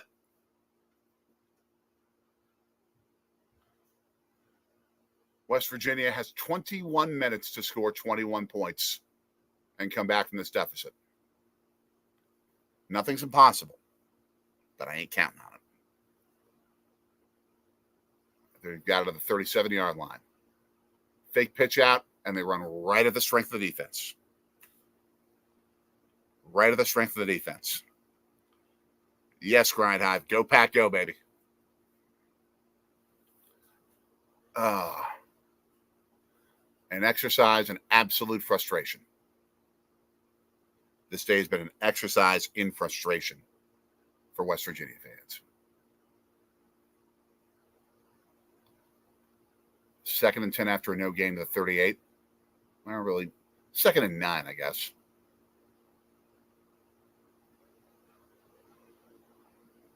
Oh! Perfect throw into the absolute worst place that you could throw that football to Gray. Right in the hands because he dropped it. He was wide open. It was thrown in stride right to him. He catches that and keeps his feet. That's an extra 10, 15 yards. Instead, a drop and a 3rd and 10. That was beautiful, CJ. Absolutely beautiful.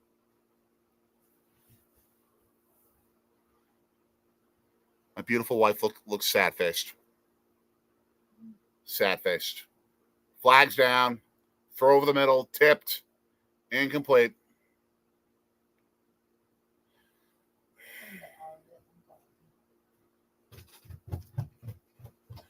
I think the entire state of West Virginia is out of it and groggy. I feel the same way. I'm like, ugh.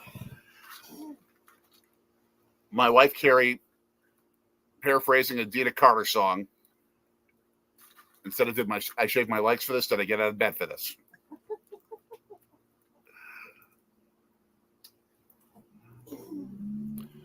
If you're an idiot, CJ, most of us who are smart college football fans are idiots this afternoon.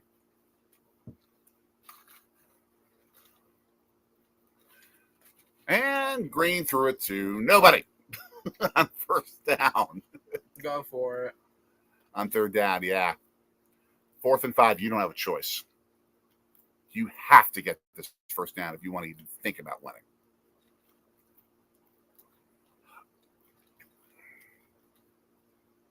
Anthony, who was the quarterback? You got that jersey of? Will Greer. That's right. And they're punting. How dumb do you have to be? It's like, here, Penn State, the game's yours. Here you go. Just take it. Yeah. I would have gone for it. I mean, if you're down 2 touchdowns and you're kicking the ball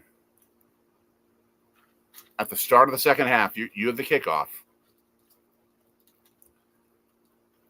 That's why I think you have to at least consider, and I believe do it, the surprise onside. Because you could have cut that lead down to a touchdown. Now it's a blowout. Because you let Penn State get the football and just march right down the field. And you can't respond back. Yeah, they're toast. They're toast. The real tech and the fake tech. I love it. What do you got? Pretzels. Mini chocolate chips and pretzels. Chocolate chips and pretzels. Oh, yeah. Okay. All right. I will actually be back too. Can you hit me on the 4th? Mm-hmm. Sweet. Welcome to our live stream of West Virginia and Penn State, aka the Depression Cast. Hey, Rocky, appreciate you.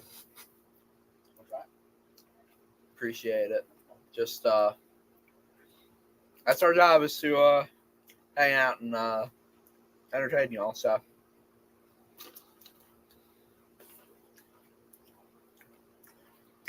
let's run through some scores.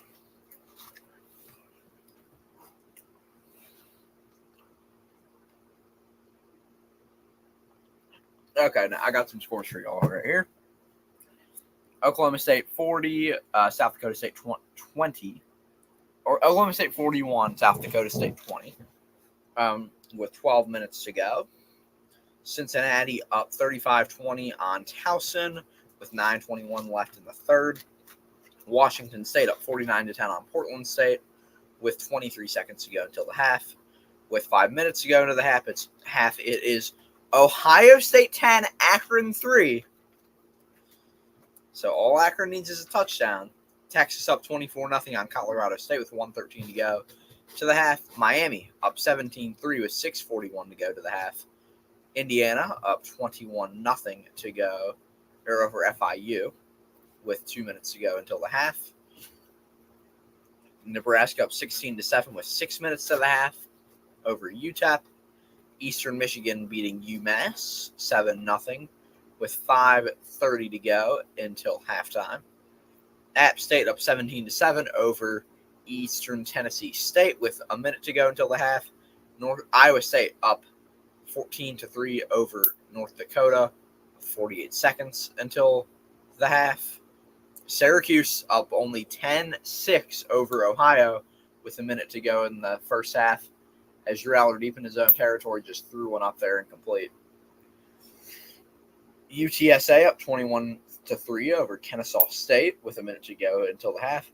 With 30 seconds or so to go until halftime, Air Force up 7-0 on Merrimack. 2 minutes to go in the first half. It is Northwestern tied 3-3 with Miami of Ohio. Northern Illinois beating Western Illinois 27-3.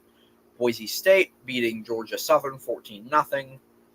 And South Carolina beating Old Dominion 10-7 with 2:43 to go in the first. 41-20 is the Oklahoma State lead.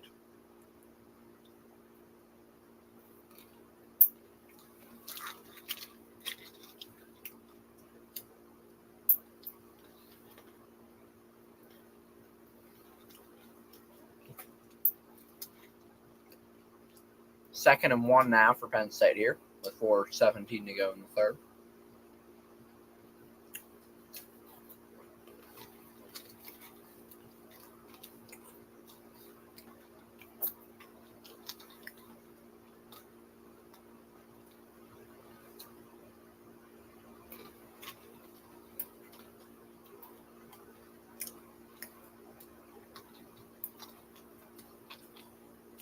Nick Singleton runs for the first.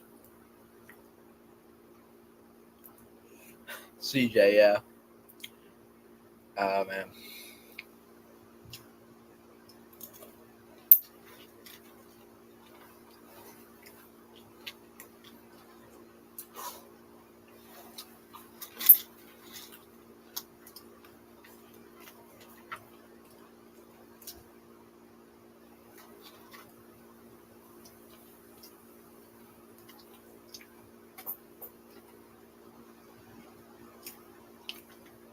Aller looks, throws deep,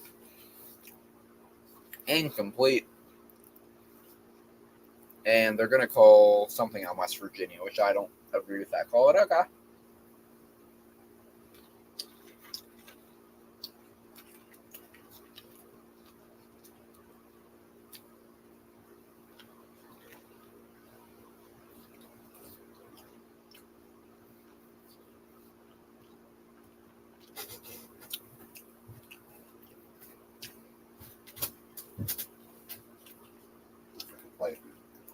I guess they're saying no call. I guess that's what they're saying. I can't really tell. Oh, CJ. Yeah. You misfit your head when you thought South Dakota State, the alma mater of your godmother, was going to win? Against Oklahoma State. They were losing by like 21. Ooh, Mountaineers down. I wonder if we're hitting a point of a lot more athletes that weren't prepared well enough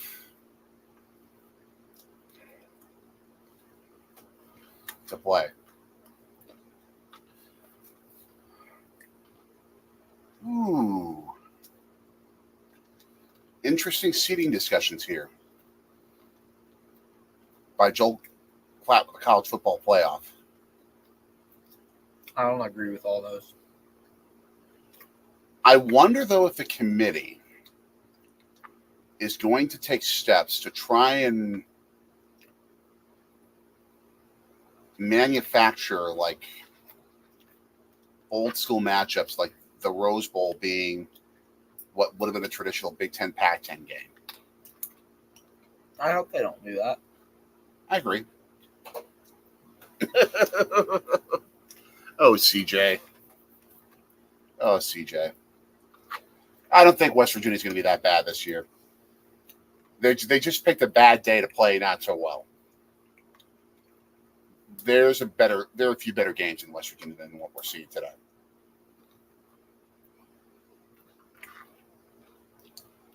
The test is, will Neil Brown prepare his team well enough to play at the level that they're capable? Because they've got a better game in them than this.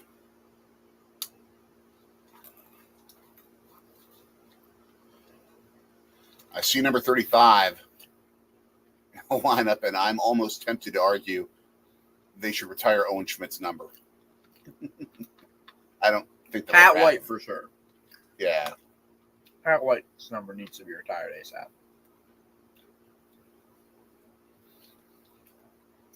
I think they've got Sam Huff's number retired. It's number 75, I think it was. He was 70 in the pros, but he was 75 at WVU. My next WVU football jersey, I think, should be a Sam Huff. I'd love to get that old school jersey. Just like for college basketball, I want to get a throwback Butch Lee jersey in the championship blue from Marquette. Maybe a throwback Dwayne Wade basketball jersey. I consider getting a Jerry West. And a bad signal here. Okay, we're back. That would happen to us today. It's such a bad day for the Mountaineers. Penn State calls timeout with 2:29 left.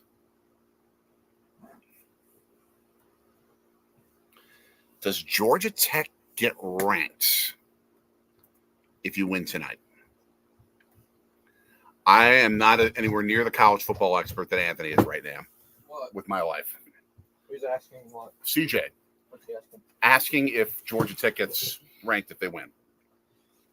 You guys are playing Georgia State, which is kind of impressive, but not really, considering the expectation after the win against Florida State. Maybe. It's too early to tell anything. I said this morning. I said it's just, or at the start of the stream, I was like, I don't. It's too early to know anything at this point in college football. By the way, credit where credit is due to Anthony. He found the NBC Sports font. I thought the NBC Sports font. Sure looks like it. Maybe it is. It's just the best font that I thought looked good on graphics. It looks awesome. And there's the Mountaineer. 22-year-old kid with a bushy beard. Third and 8. Come on, get a stop. Get a stop. Get a sack. Oh, get a sack. Get a sack for the escaping first time. two guys. Yeah, they can't get a pass rush on this guy. And that's part of why they're getting killed today. Okay, we force a punt. Okay. Force a punt. Trotter making the play. Go Pratt. AMDG. St. Joe's Prep here in Philadelphia, where you're going to start school on Tuesday. By the way, Florida has cut Miami's lead to 7.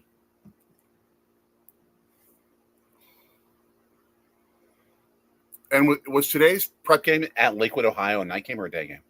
It, I think, happened. I think it might be happening now. Let me find out. Fair catch by West Virginia at the 29-yard line.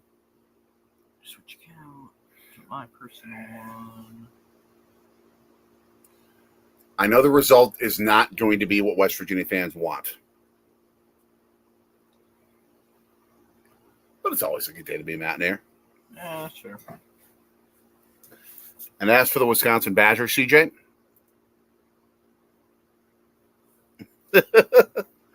they are going to get killed by Bama. They let Western Michigan stay too close too long, but they got the job done. What he said. I think that's going to be a 14-point Bama win. More than that. Wisconsin will play respectful, but they're going to get beat. Bama's going to murder them. That was a nice little game. I will take it. Nice big play, finally. Hey, I mean, if we did this a lot more early. If they can cut this game, like they could get it to like a respectable score. I'd be okay with that. Maybe they can cut it to a 1-point loss. They're not one score loss. 1 score loss, not 1-point loss. Don't run them.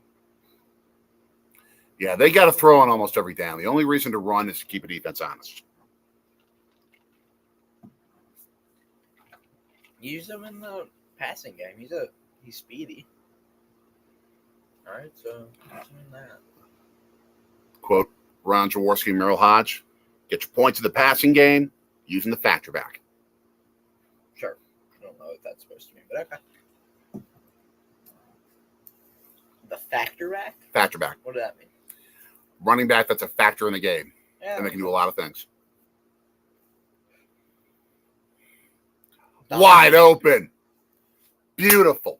Beautiful. All right. Let's go, Mountaineers. You yelled so loud, Green had his ears covered like this. No.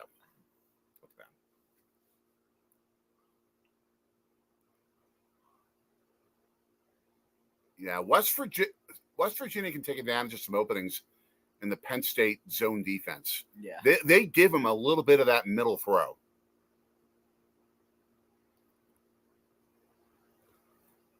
And timeout called. Let's go, GG. Penn State's getting nervous. They're only up 21. I don't think they're that nervous. 15 minutes left to go. We got to flip a little scoreboard here. Oh, you do? Yep. Okay.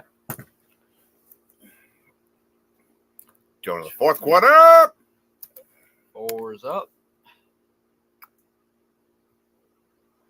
Come on. I know you can do it.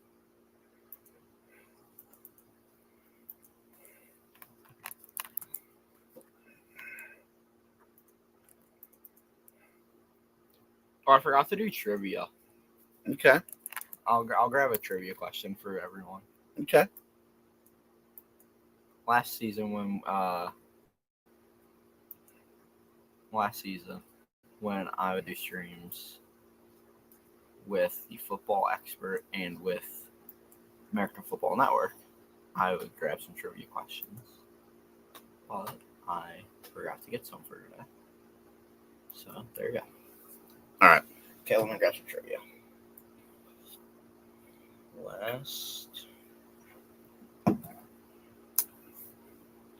First person to get the chance to answer this should be Mommy. See if she can get it. No, you just ask the question. First, you'll let the chat give answers, and then you guys can give answers. All right. I can see that. I can see that.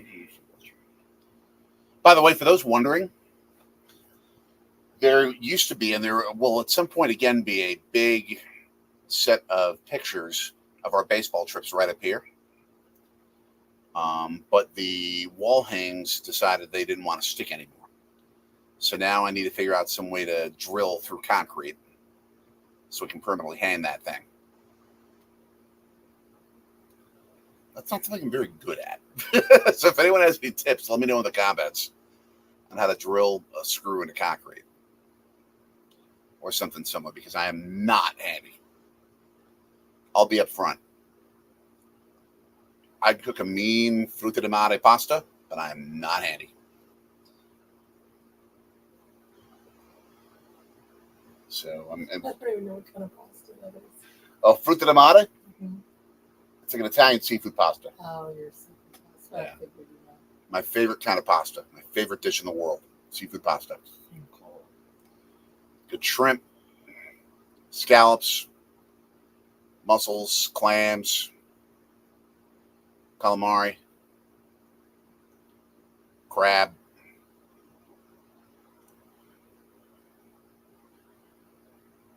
Got a dude right next to Gus Johnson, giving him love in the booth.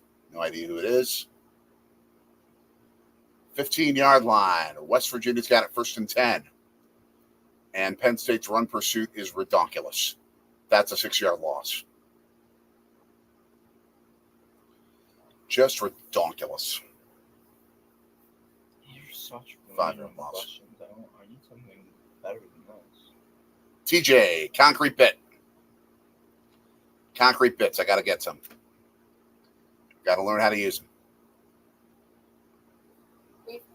We have masonry bits. Is that the same? I think That it's sounds different. like very different. Okay. I think it's different. And Grind Hive. That is, and he gets crunched. But I think we got ourselves a possible penalty on Penn State for targeting. Nope. Not offsides. Masonry bits are concrete bits. Thank you. Thank you for dropping the knowledge. Okay, here's our trivia question. And this is from funtrivia.com. Mm-hmm. West Virginia beat the highest ranked opponent in school history during the 2003 season. True Mountaineer fans know that the victim in this game were the Hokies of Virginia Tech. What was the final score? Oh my gosh. No Googling. No Googling, folks. And again, Tip pass on 2nd and 10 incomplete. I will put that in the comments for everyone.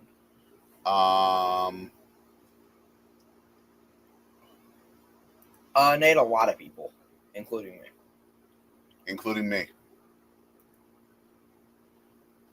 And 4th best team. They're playing like they want to be a lot better than the 4th best team. I'm not saying that they aren't the 4th best team, but they're playing like they're better than that today.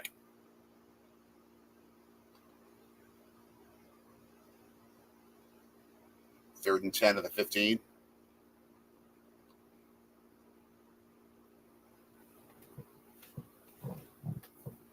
Oh my gosh. Oh. Overthrown. Go for it here, right? You have to.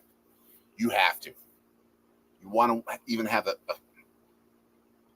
droplet of a chance of winning this game, you have to go for it here on 4th. Worst case. Oh, yep.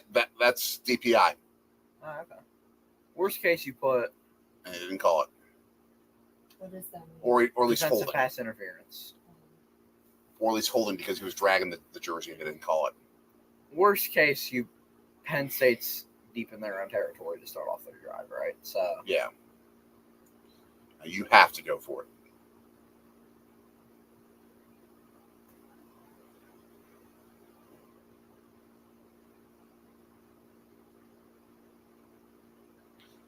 First down, 2-yard line. let's go, Mountaineers! Let's go, Mountaineers! All right. 4 downs from the 2. Do not run it right up the middle. Spread them. They have a better defensive line than you have an offensive line. Garrett Green's going to come off the field. So Nico Marchiel's going to come in at QB. Probably a specialist on particular goal line plays, I would think. I guess, yeah. So the sophomore from Quakertown, Pennsylvania is in. I think that's where he's from. Run up the middle. Gain a yard. I think get closer. Let me make sure that's right. Nico Marsh. Back in the game comes Green. Oh, no, I'm wrong about Nico. He's from Chandler, Arizona. Okay. My bad. Not a bad strategy, grind high. Got to take some chances, get a little creative here. I thought he was from PA for whatever reason. I don't know. Who? Nico Marshall, the backup quarterback, who was just in the game. So my bad. He's Chandler, Arizona. Grind high, maybe something close to suggesting a Philly. Play action. Love it. Get there, Easy, get there. Wide open. Oh, Drops it. There's also kind of a low pass. Yeah.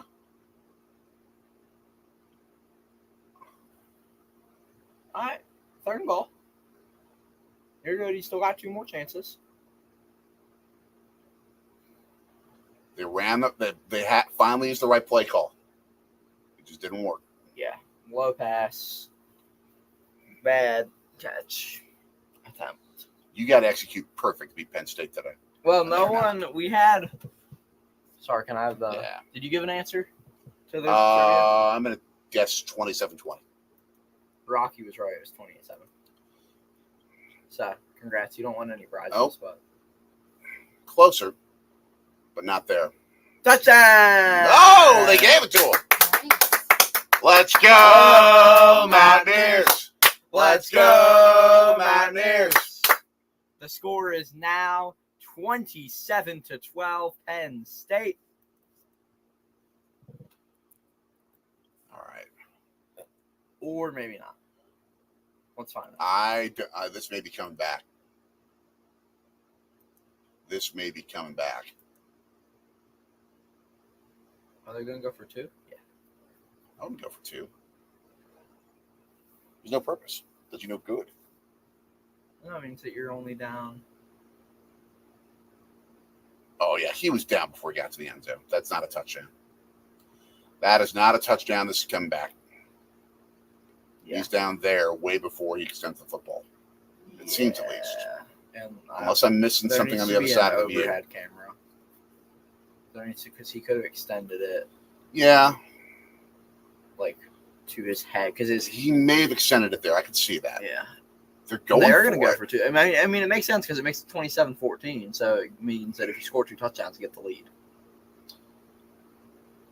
Yeah, but if you don't, you got to give them the 2-point play. And they don't. And that's what's going to happen. That's why you kick the extra point. Too many coaching mishaps and play calling mishaps and decisions by Neil Brown.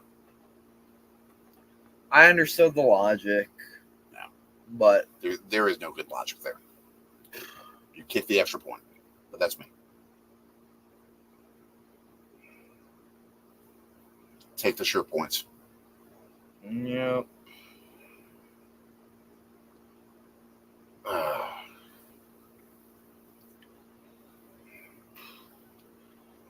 Onside kick here. Yeah.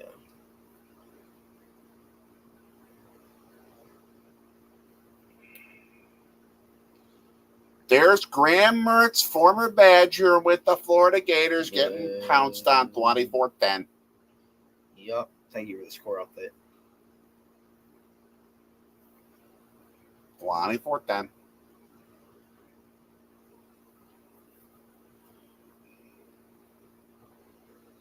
So let's take a look around college football, Oh, folks. As we Yes. grab our scores that are not top 25 scores. former Milwaukee Bucks reporter Kenny George. It is Oklahoma State 41, South Dakota State 20, with 3:21 to go before that one's over in Stillwater. Cincinnati beating Towson 38-20. That is at the end of the 3rd quarter. At halftime in Pullman, Washington, it is 49-17. The Cougars of Washington State over Portland State.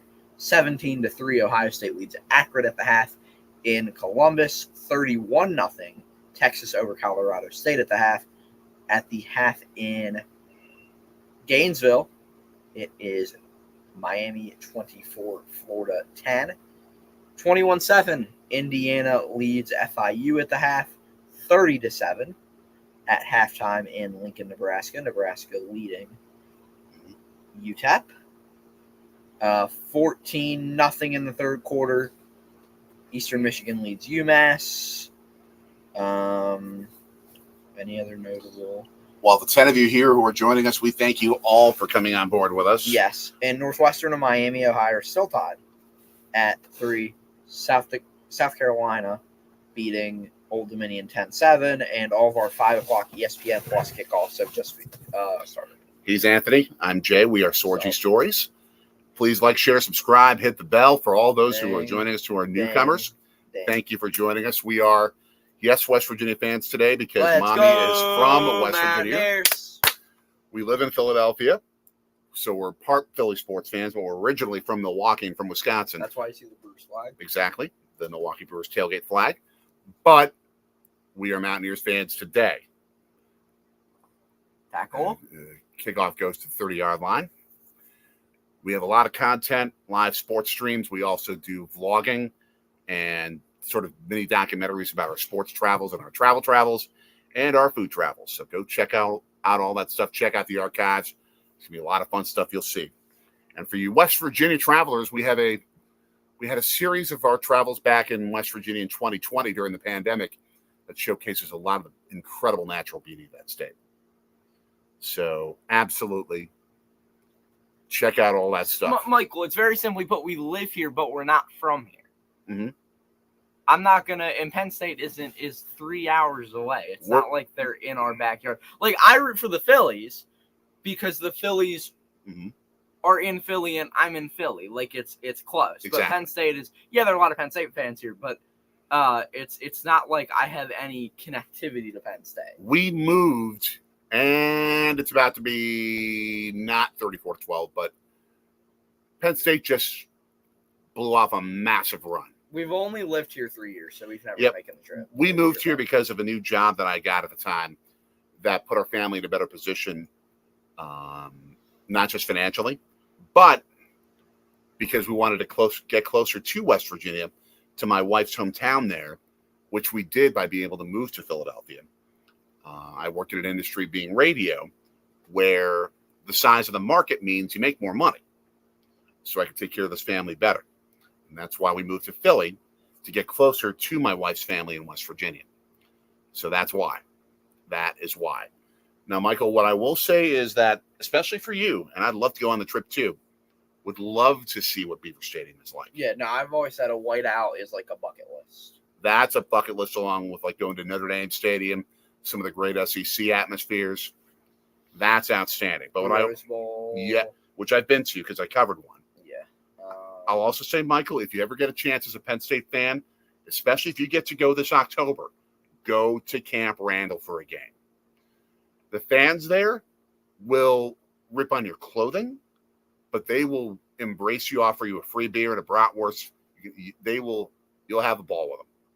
You'll have a ball with them. They're really, really good people out there back home in Wisconsin. They take care of people. So absolutely. Go out and check out that atmosphere. It is as loud as it gets and as crazy as it gets. I'll put it this way. I covered an LSU Wisconsin Badgers game at Lambeau Field about 8 years ago. LSU is known as being the best tailgating party school, or among the best in America. And they're like, you Wisconsin Badgers fans, y'all can hang with us. Yeah. Michael, what happened? You had some not great experiences at Camp Randall. I am sorry about that. You deserve better. If you would have been with us, we would have taken care of you. You would have been great. We would have disagreed on football laundry, but we would have had a ball. You would have had a ball with us. Absolutely. Nice stiff arming.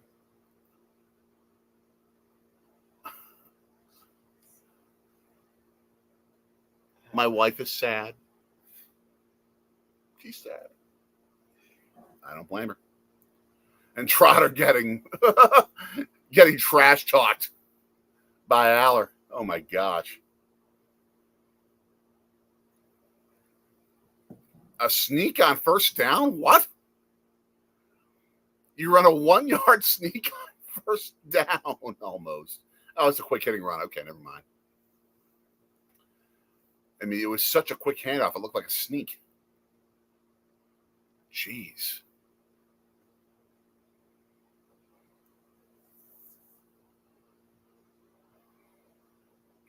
.9:20 left in this contest, 27-12 Penn State.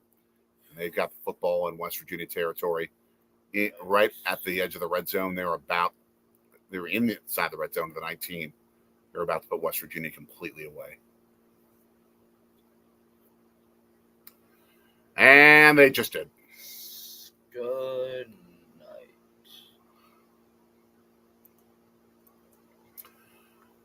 $33-12. Penn State over the Mountaineers. I'll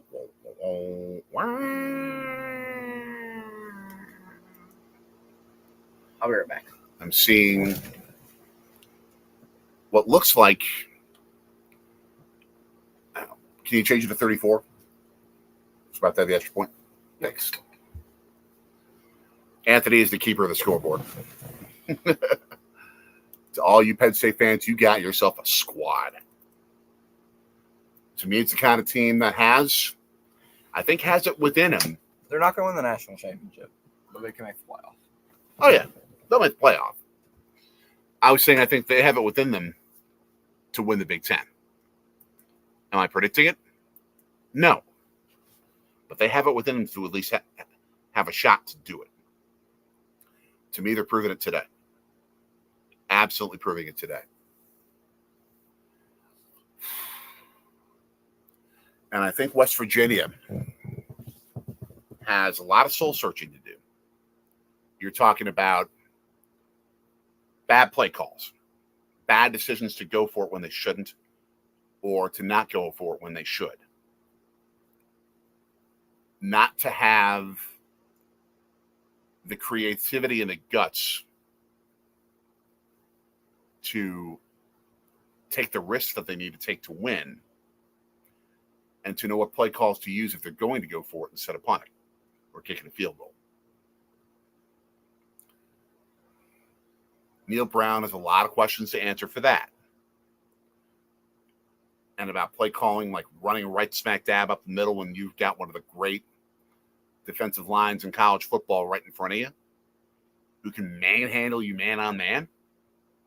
That's not how it works. You've got to use better play calling, better play design, and more intelligent use of space against a great defense like that when their strength is their line. I know I've been obsessing about it for 5 hours and 28 minutes since this game began with the delay, which was fun. It was fun to have that rain delay while we're sitting here in our palatial estate here in Philadelphia. But yes, we lived in Milwaukee and Wisconsin for most of these years. We only moved to Philadelphia 3 years ago. We were from Milwaukee previously. I actually was a pregame show host for the Badgers radio network for 2 years and a reporter for 3 years with that network. So I've covered a lot of the Big Ten. And I certainly know what it means.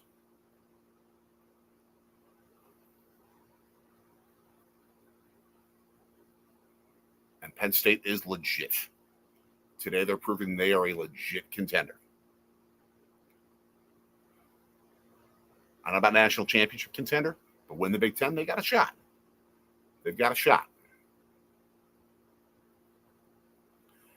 Kicking off to West Virginia with 9 minutes left in the game. Kick going south to north. West Virginia is going to move north to south after the kickoff, which lands midway into the end zone.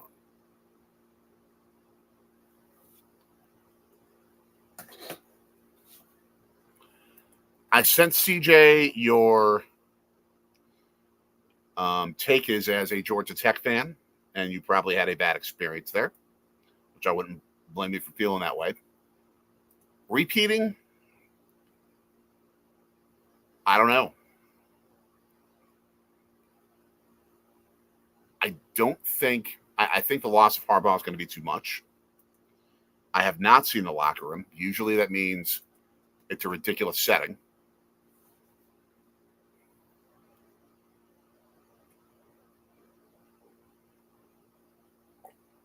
And there's Green with a slide for a first down. Oh, JJ, memories.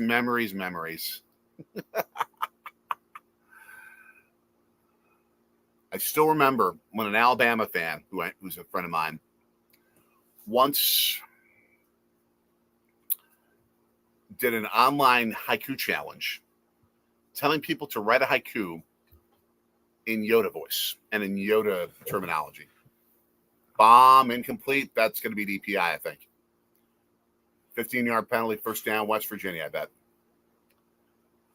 But has it really not got any better? Nope. And only like a minute of game time, so. Yep. So he challenged people, this Alabama fan challenged people to do a haiku in Yoda voice. I'll do a very bad Yoda impersonation, so please forgive me. Mistake Saban make. Long return Chris Davis does. No tide. Eagle war. The end. Or as I say, roll Eagle war tide. And you would rather be in an actual sewer, CJ, than in a place where Team USA women's soccer team won the 1996 Olympic gold medal in women's soccer, between the hedges at Sanford. Yep. Greatest game in the history of the hedges. Maybe. Oh, easily. Okay. I'm sorry. I mean, there have been some pretty legendary Georgia football moments. Oh, of course. But never an Olympic gold medal one. That's a good point. I mean, you would have to have, like, Georgia clinching a third straight national championship. Yeah. At Sanford to top it. Yeah. And a fumble. And when's Georgia ever going to three-peat? Penn State recovers, and this is history. When's Georgia ever going to three-peat? I don't know if anyone's ever going to three-peat again.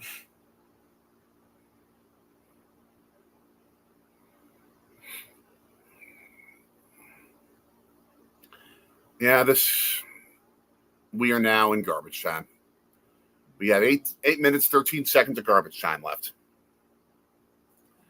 After sitting here for 5 hours and 32 minutes on this live stream. And it's going to end up even being longer than that by the end of this game. We're going to be here for 6 hours. You've got homework to do. I've got paperwork I got to get done. Yep. Oh, this is not a fun Saturday night. No, it's not. My love has been sitting here silent, not wanting to get on the live stream, and part of her night's been spoiled because of this game going long. But she got in a nap. Like I think part of West Virginia's coaching staff probably did.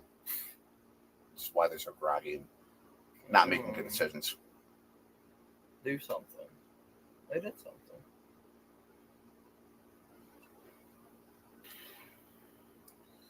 Yeah, the back of the Penn State helmets just say Nittany Lions. The back of the West Virginia helmets say Country Roads. Which means more. What? What, CJ? What is this? Why was I asking for it for West Virginia to lose to Pitt by 50? What did I say? What did I do? Penn State's got the backup quarterback cooking the defense. Oh. Someone tells me the defensive coordinator is currently sleeping in his coaching box. We thank 10 of you, 8 of you for not sleeping and for staying with us this whole time. I'm about to fall asleep watching this defense. Holy moly, they're atrocious. Goodness. goodness. Holy moly. That is not a great day to be a Mountaineer. It is not a great day to be a Mountaineer. No, it is not. Jet sweep. Well, diagnosed ya. 2-yard loss.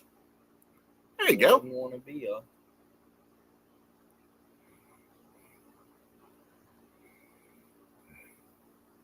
Yeah.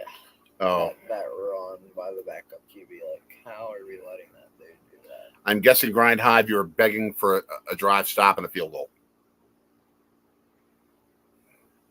I'm begging for a forced fumble or pick six.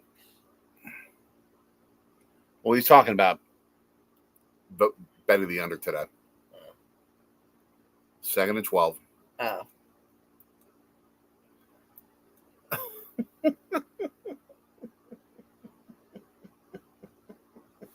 I did. It was at that, as you call it, a cesspool, and I see why you have the perspective. But it had absolutely nothing to do with your arch rival. It's like we went to a USA Soccer game at Soldier Field, the home of the Chicago Bears, the evil, like, menace to society that the Bears are. Okay, I don't really mean that. And we were there for a USA Soccer game and a championship game in the USA Gold Cup, and they won. And it was awesome. At the spaceship Parthenon on the lake. Yeah. So that's where we're sort of separating the venue from the team that you can't stand. That's all it is. Now, the moment that I think you would have loathed CJ, that I think was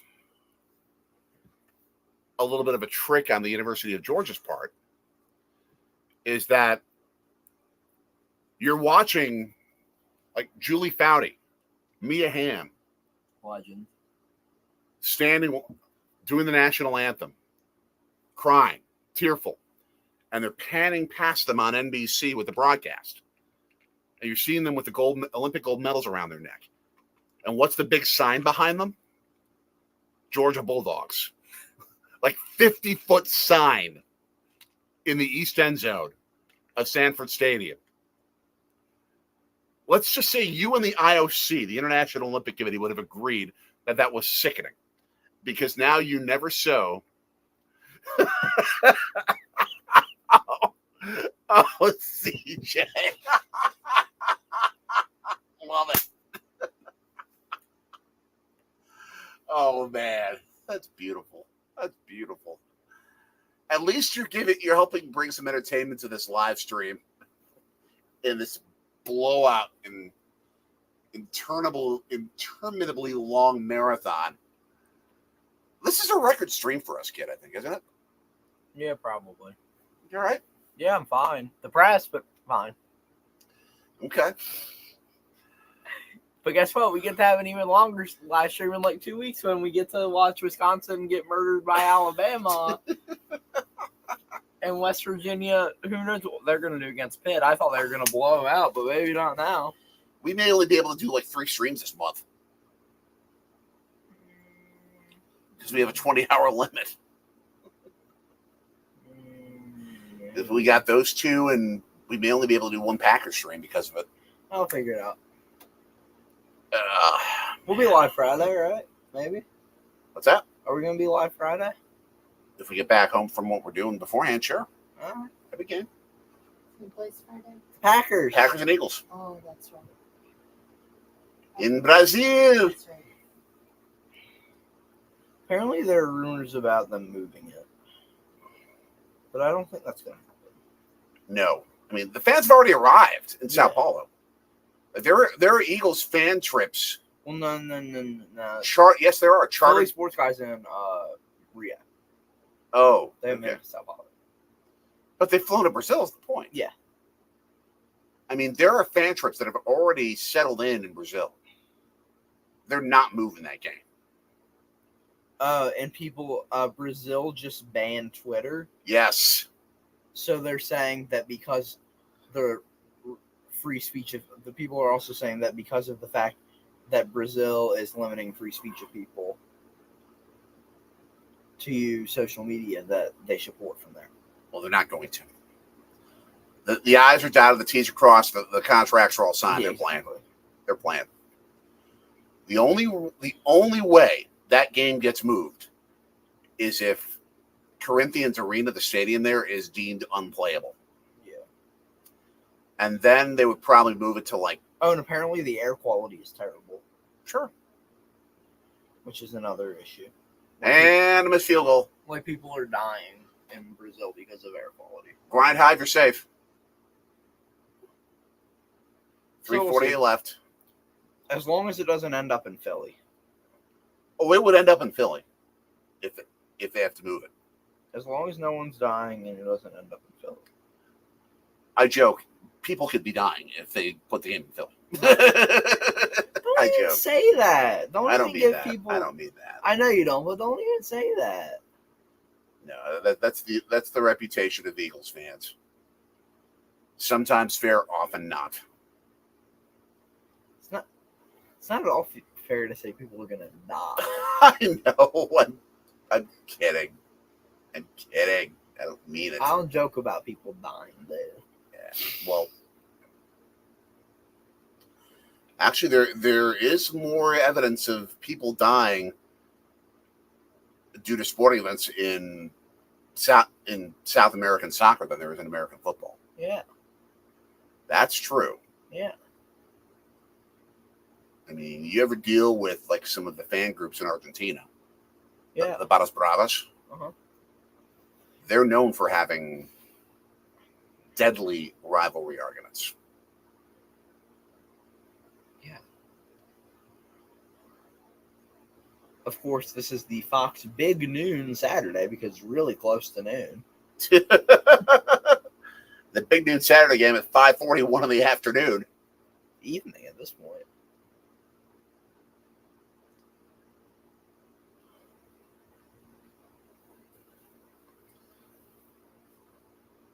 I love seeing. I'm not a Florida fan. I love seeing Miami put a pasting on I'm Florida. happy that Miami's beating them because Graham Mertz is Florida's quarterback. It's the only reason. I mean, I don't got anything against Florida. Pick Penn State pick of the 30.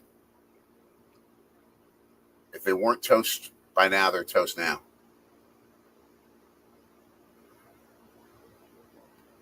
I don't want to work. Oh. I want to bang my head into a wall.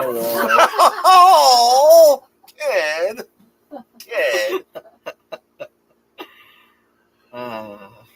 He just went up and stole it.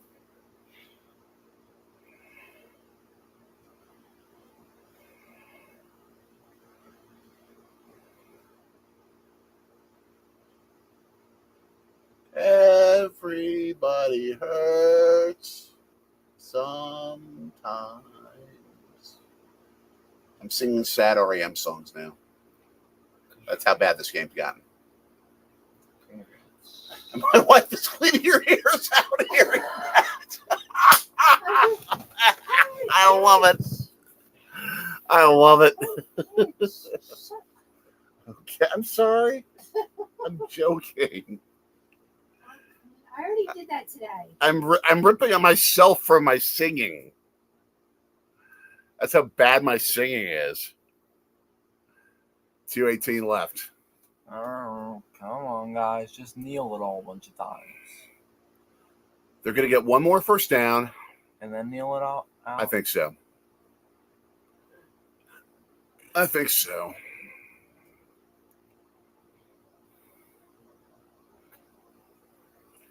Two-minute warning. Do they really have to leave the field for the two? Do we really have to do a whole nother commercial break? Really? Really?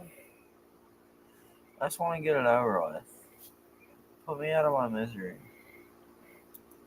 I think that's what they're doing, CJ. They're going to grind this out. And the fanfare, CJ, was created by the great TV song theme writer Ed Kalehoff, who wrote The Price is Right music. Whoa, whoa, whoa, whoa. There it is. The I must impersonate that at least like 3 times a week. Yeah, I do. too much. Thanks. I remember back in the 2014 Olympics, I was in charge of digital coverage for the NBC affiliate back in Milwaukee, TMJ4. And so I would always be letting the newsroom know if a Wisconsin athlete performed well during the Winter Olympics. And there were a lot of them because you have a lot of speed skaters, a lot of hockey players that play for Team USA in the Winter Olympics. And they had it in other sports too. So when there was an update on a Wisconsin athlete, I would always update, Wisconsin athlete. And then I would have the speakers up on my computer. And if you heard the ding, ding, ding, ding, ding, we got a medal. Or at least a win. If you had a failure, you heard the Price is Right thing. Etc. Do they like that? They enjoyed it. Your bosses didn't scream at you? They loved it. Oh. They had fun. So they had Patrick Mahomes and the dude from Ted Lasso on this insurance commercial. You mean Jason Sudeikis? No. Danny, the soccer player. Okay. Did you see that Patrick Mahomes has a lookalike on Nebraska? No. I saw him walking in on the thing, and I was like, "Oh, is that Patrick? Why is Patrick Mahomes at the game?" And then I realized it's not Patrick Mahomes; it's just someone who looks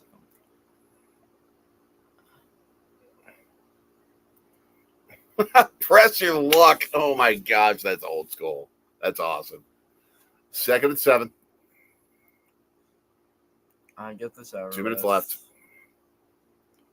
2 minutes left. Ball at the 33-yard line. Handoff. First down. 45-yard line at Penn State. If they want to, I think, they stopped the clock for the first down. So maybe Penn State, yes, they did. They stopped it to move the chains. Oh, well, yeah, long enough to move the chains,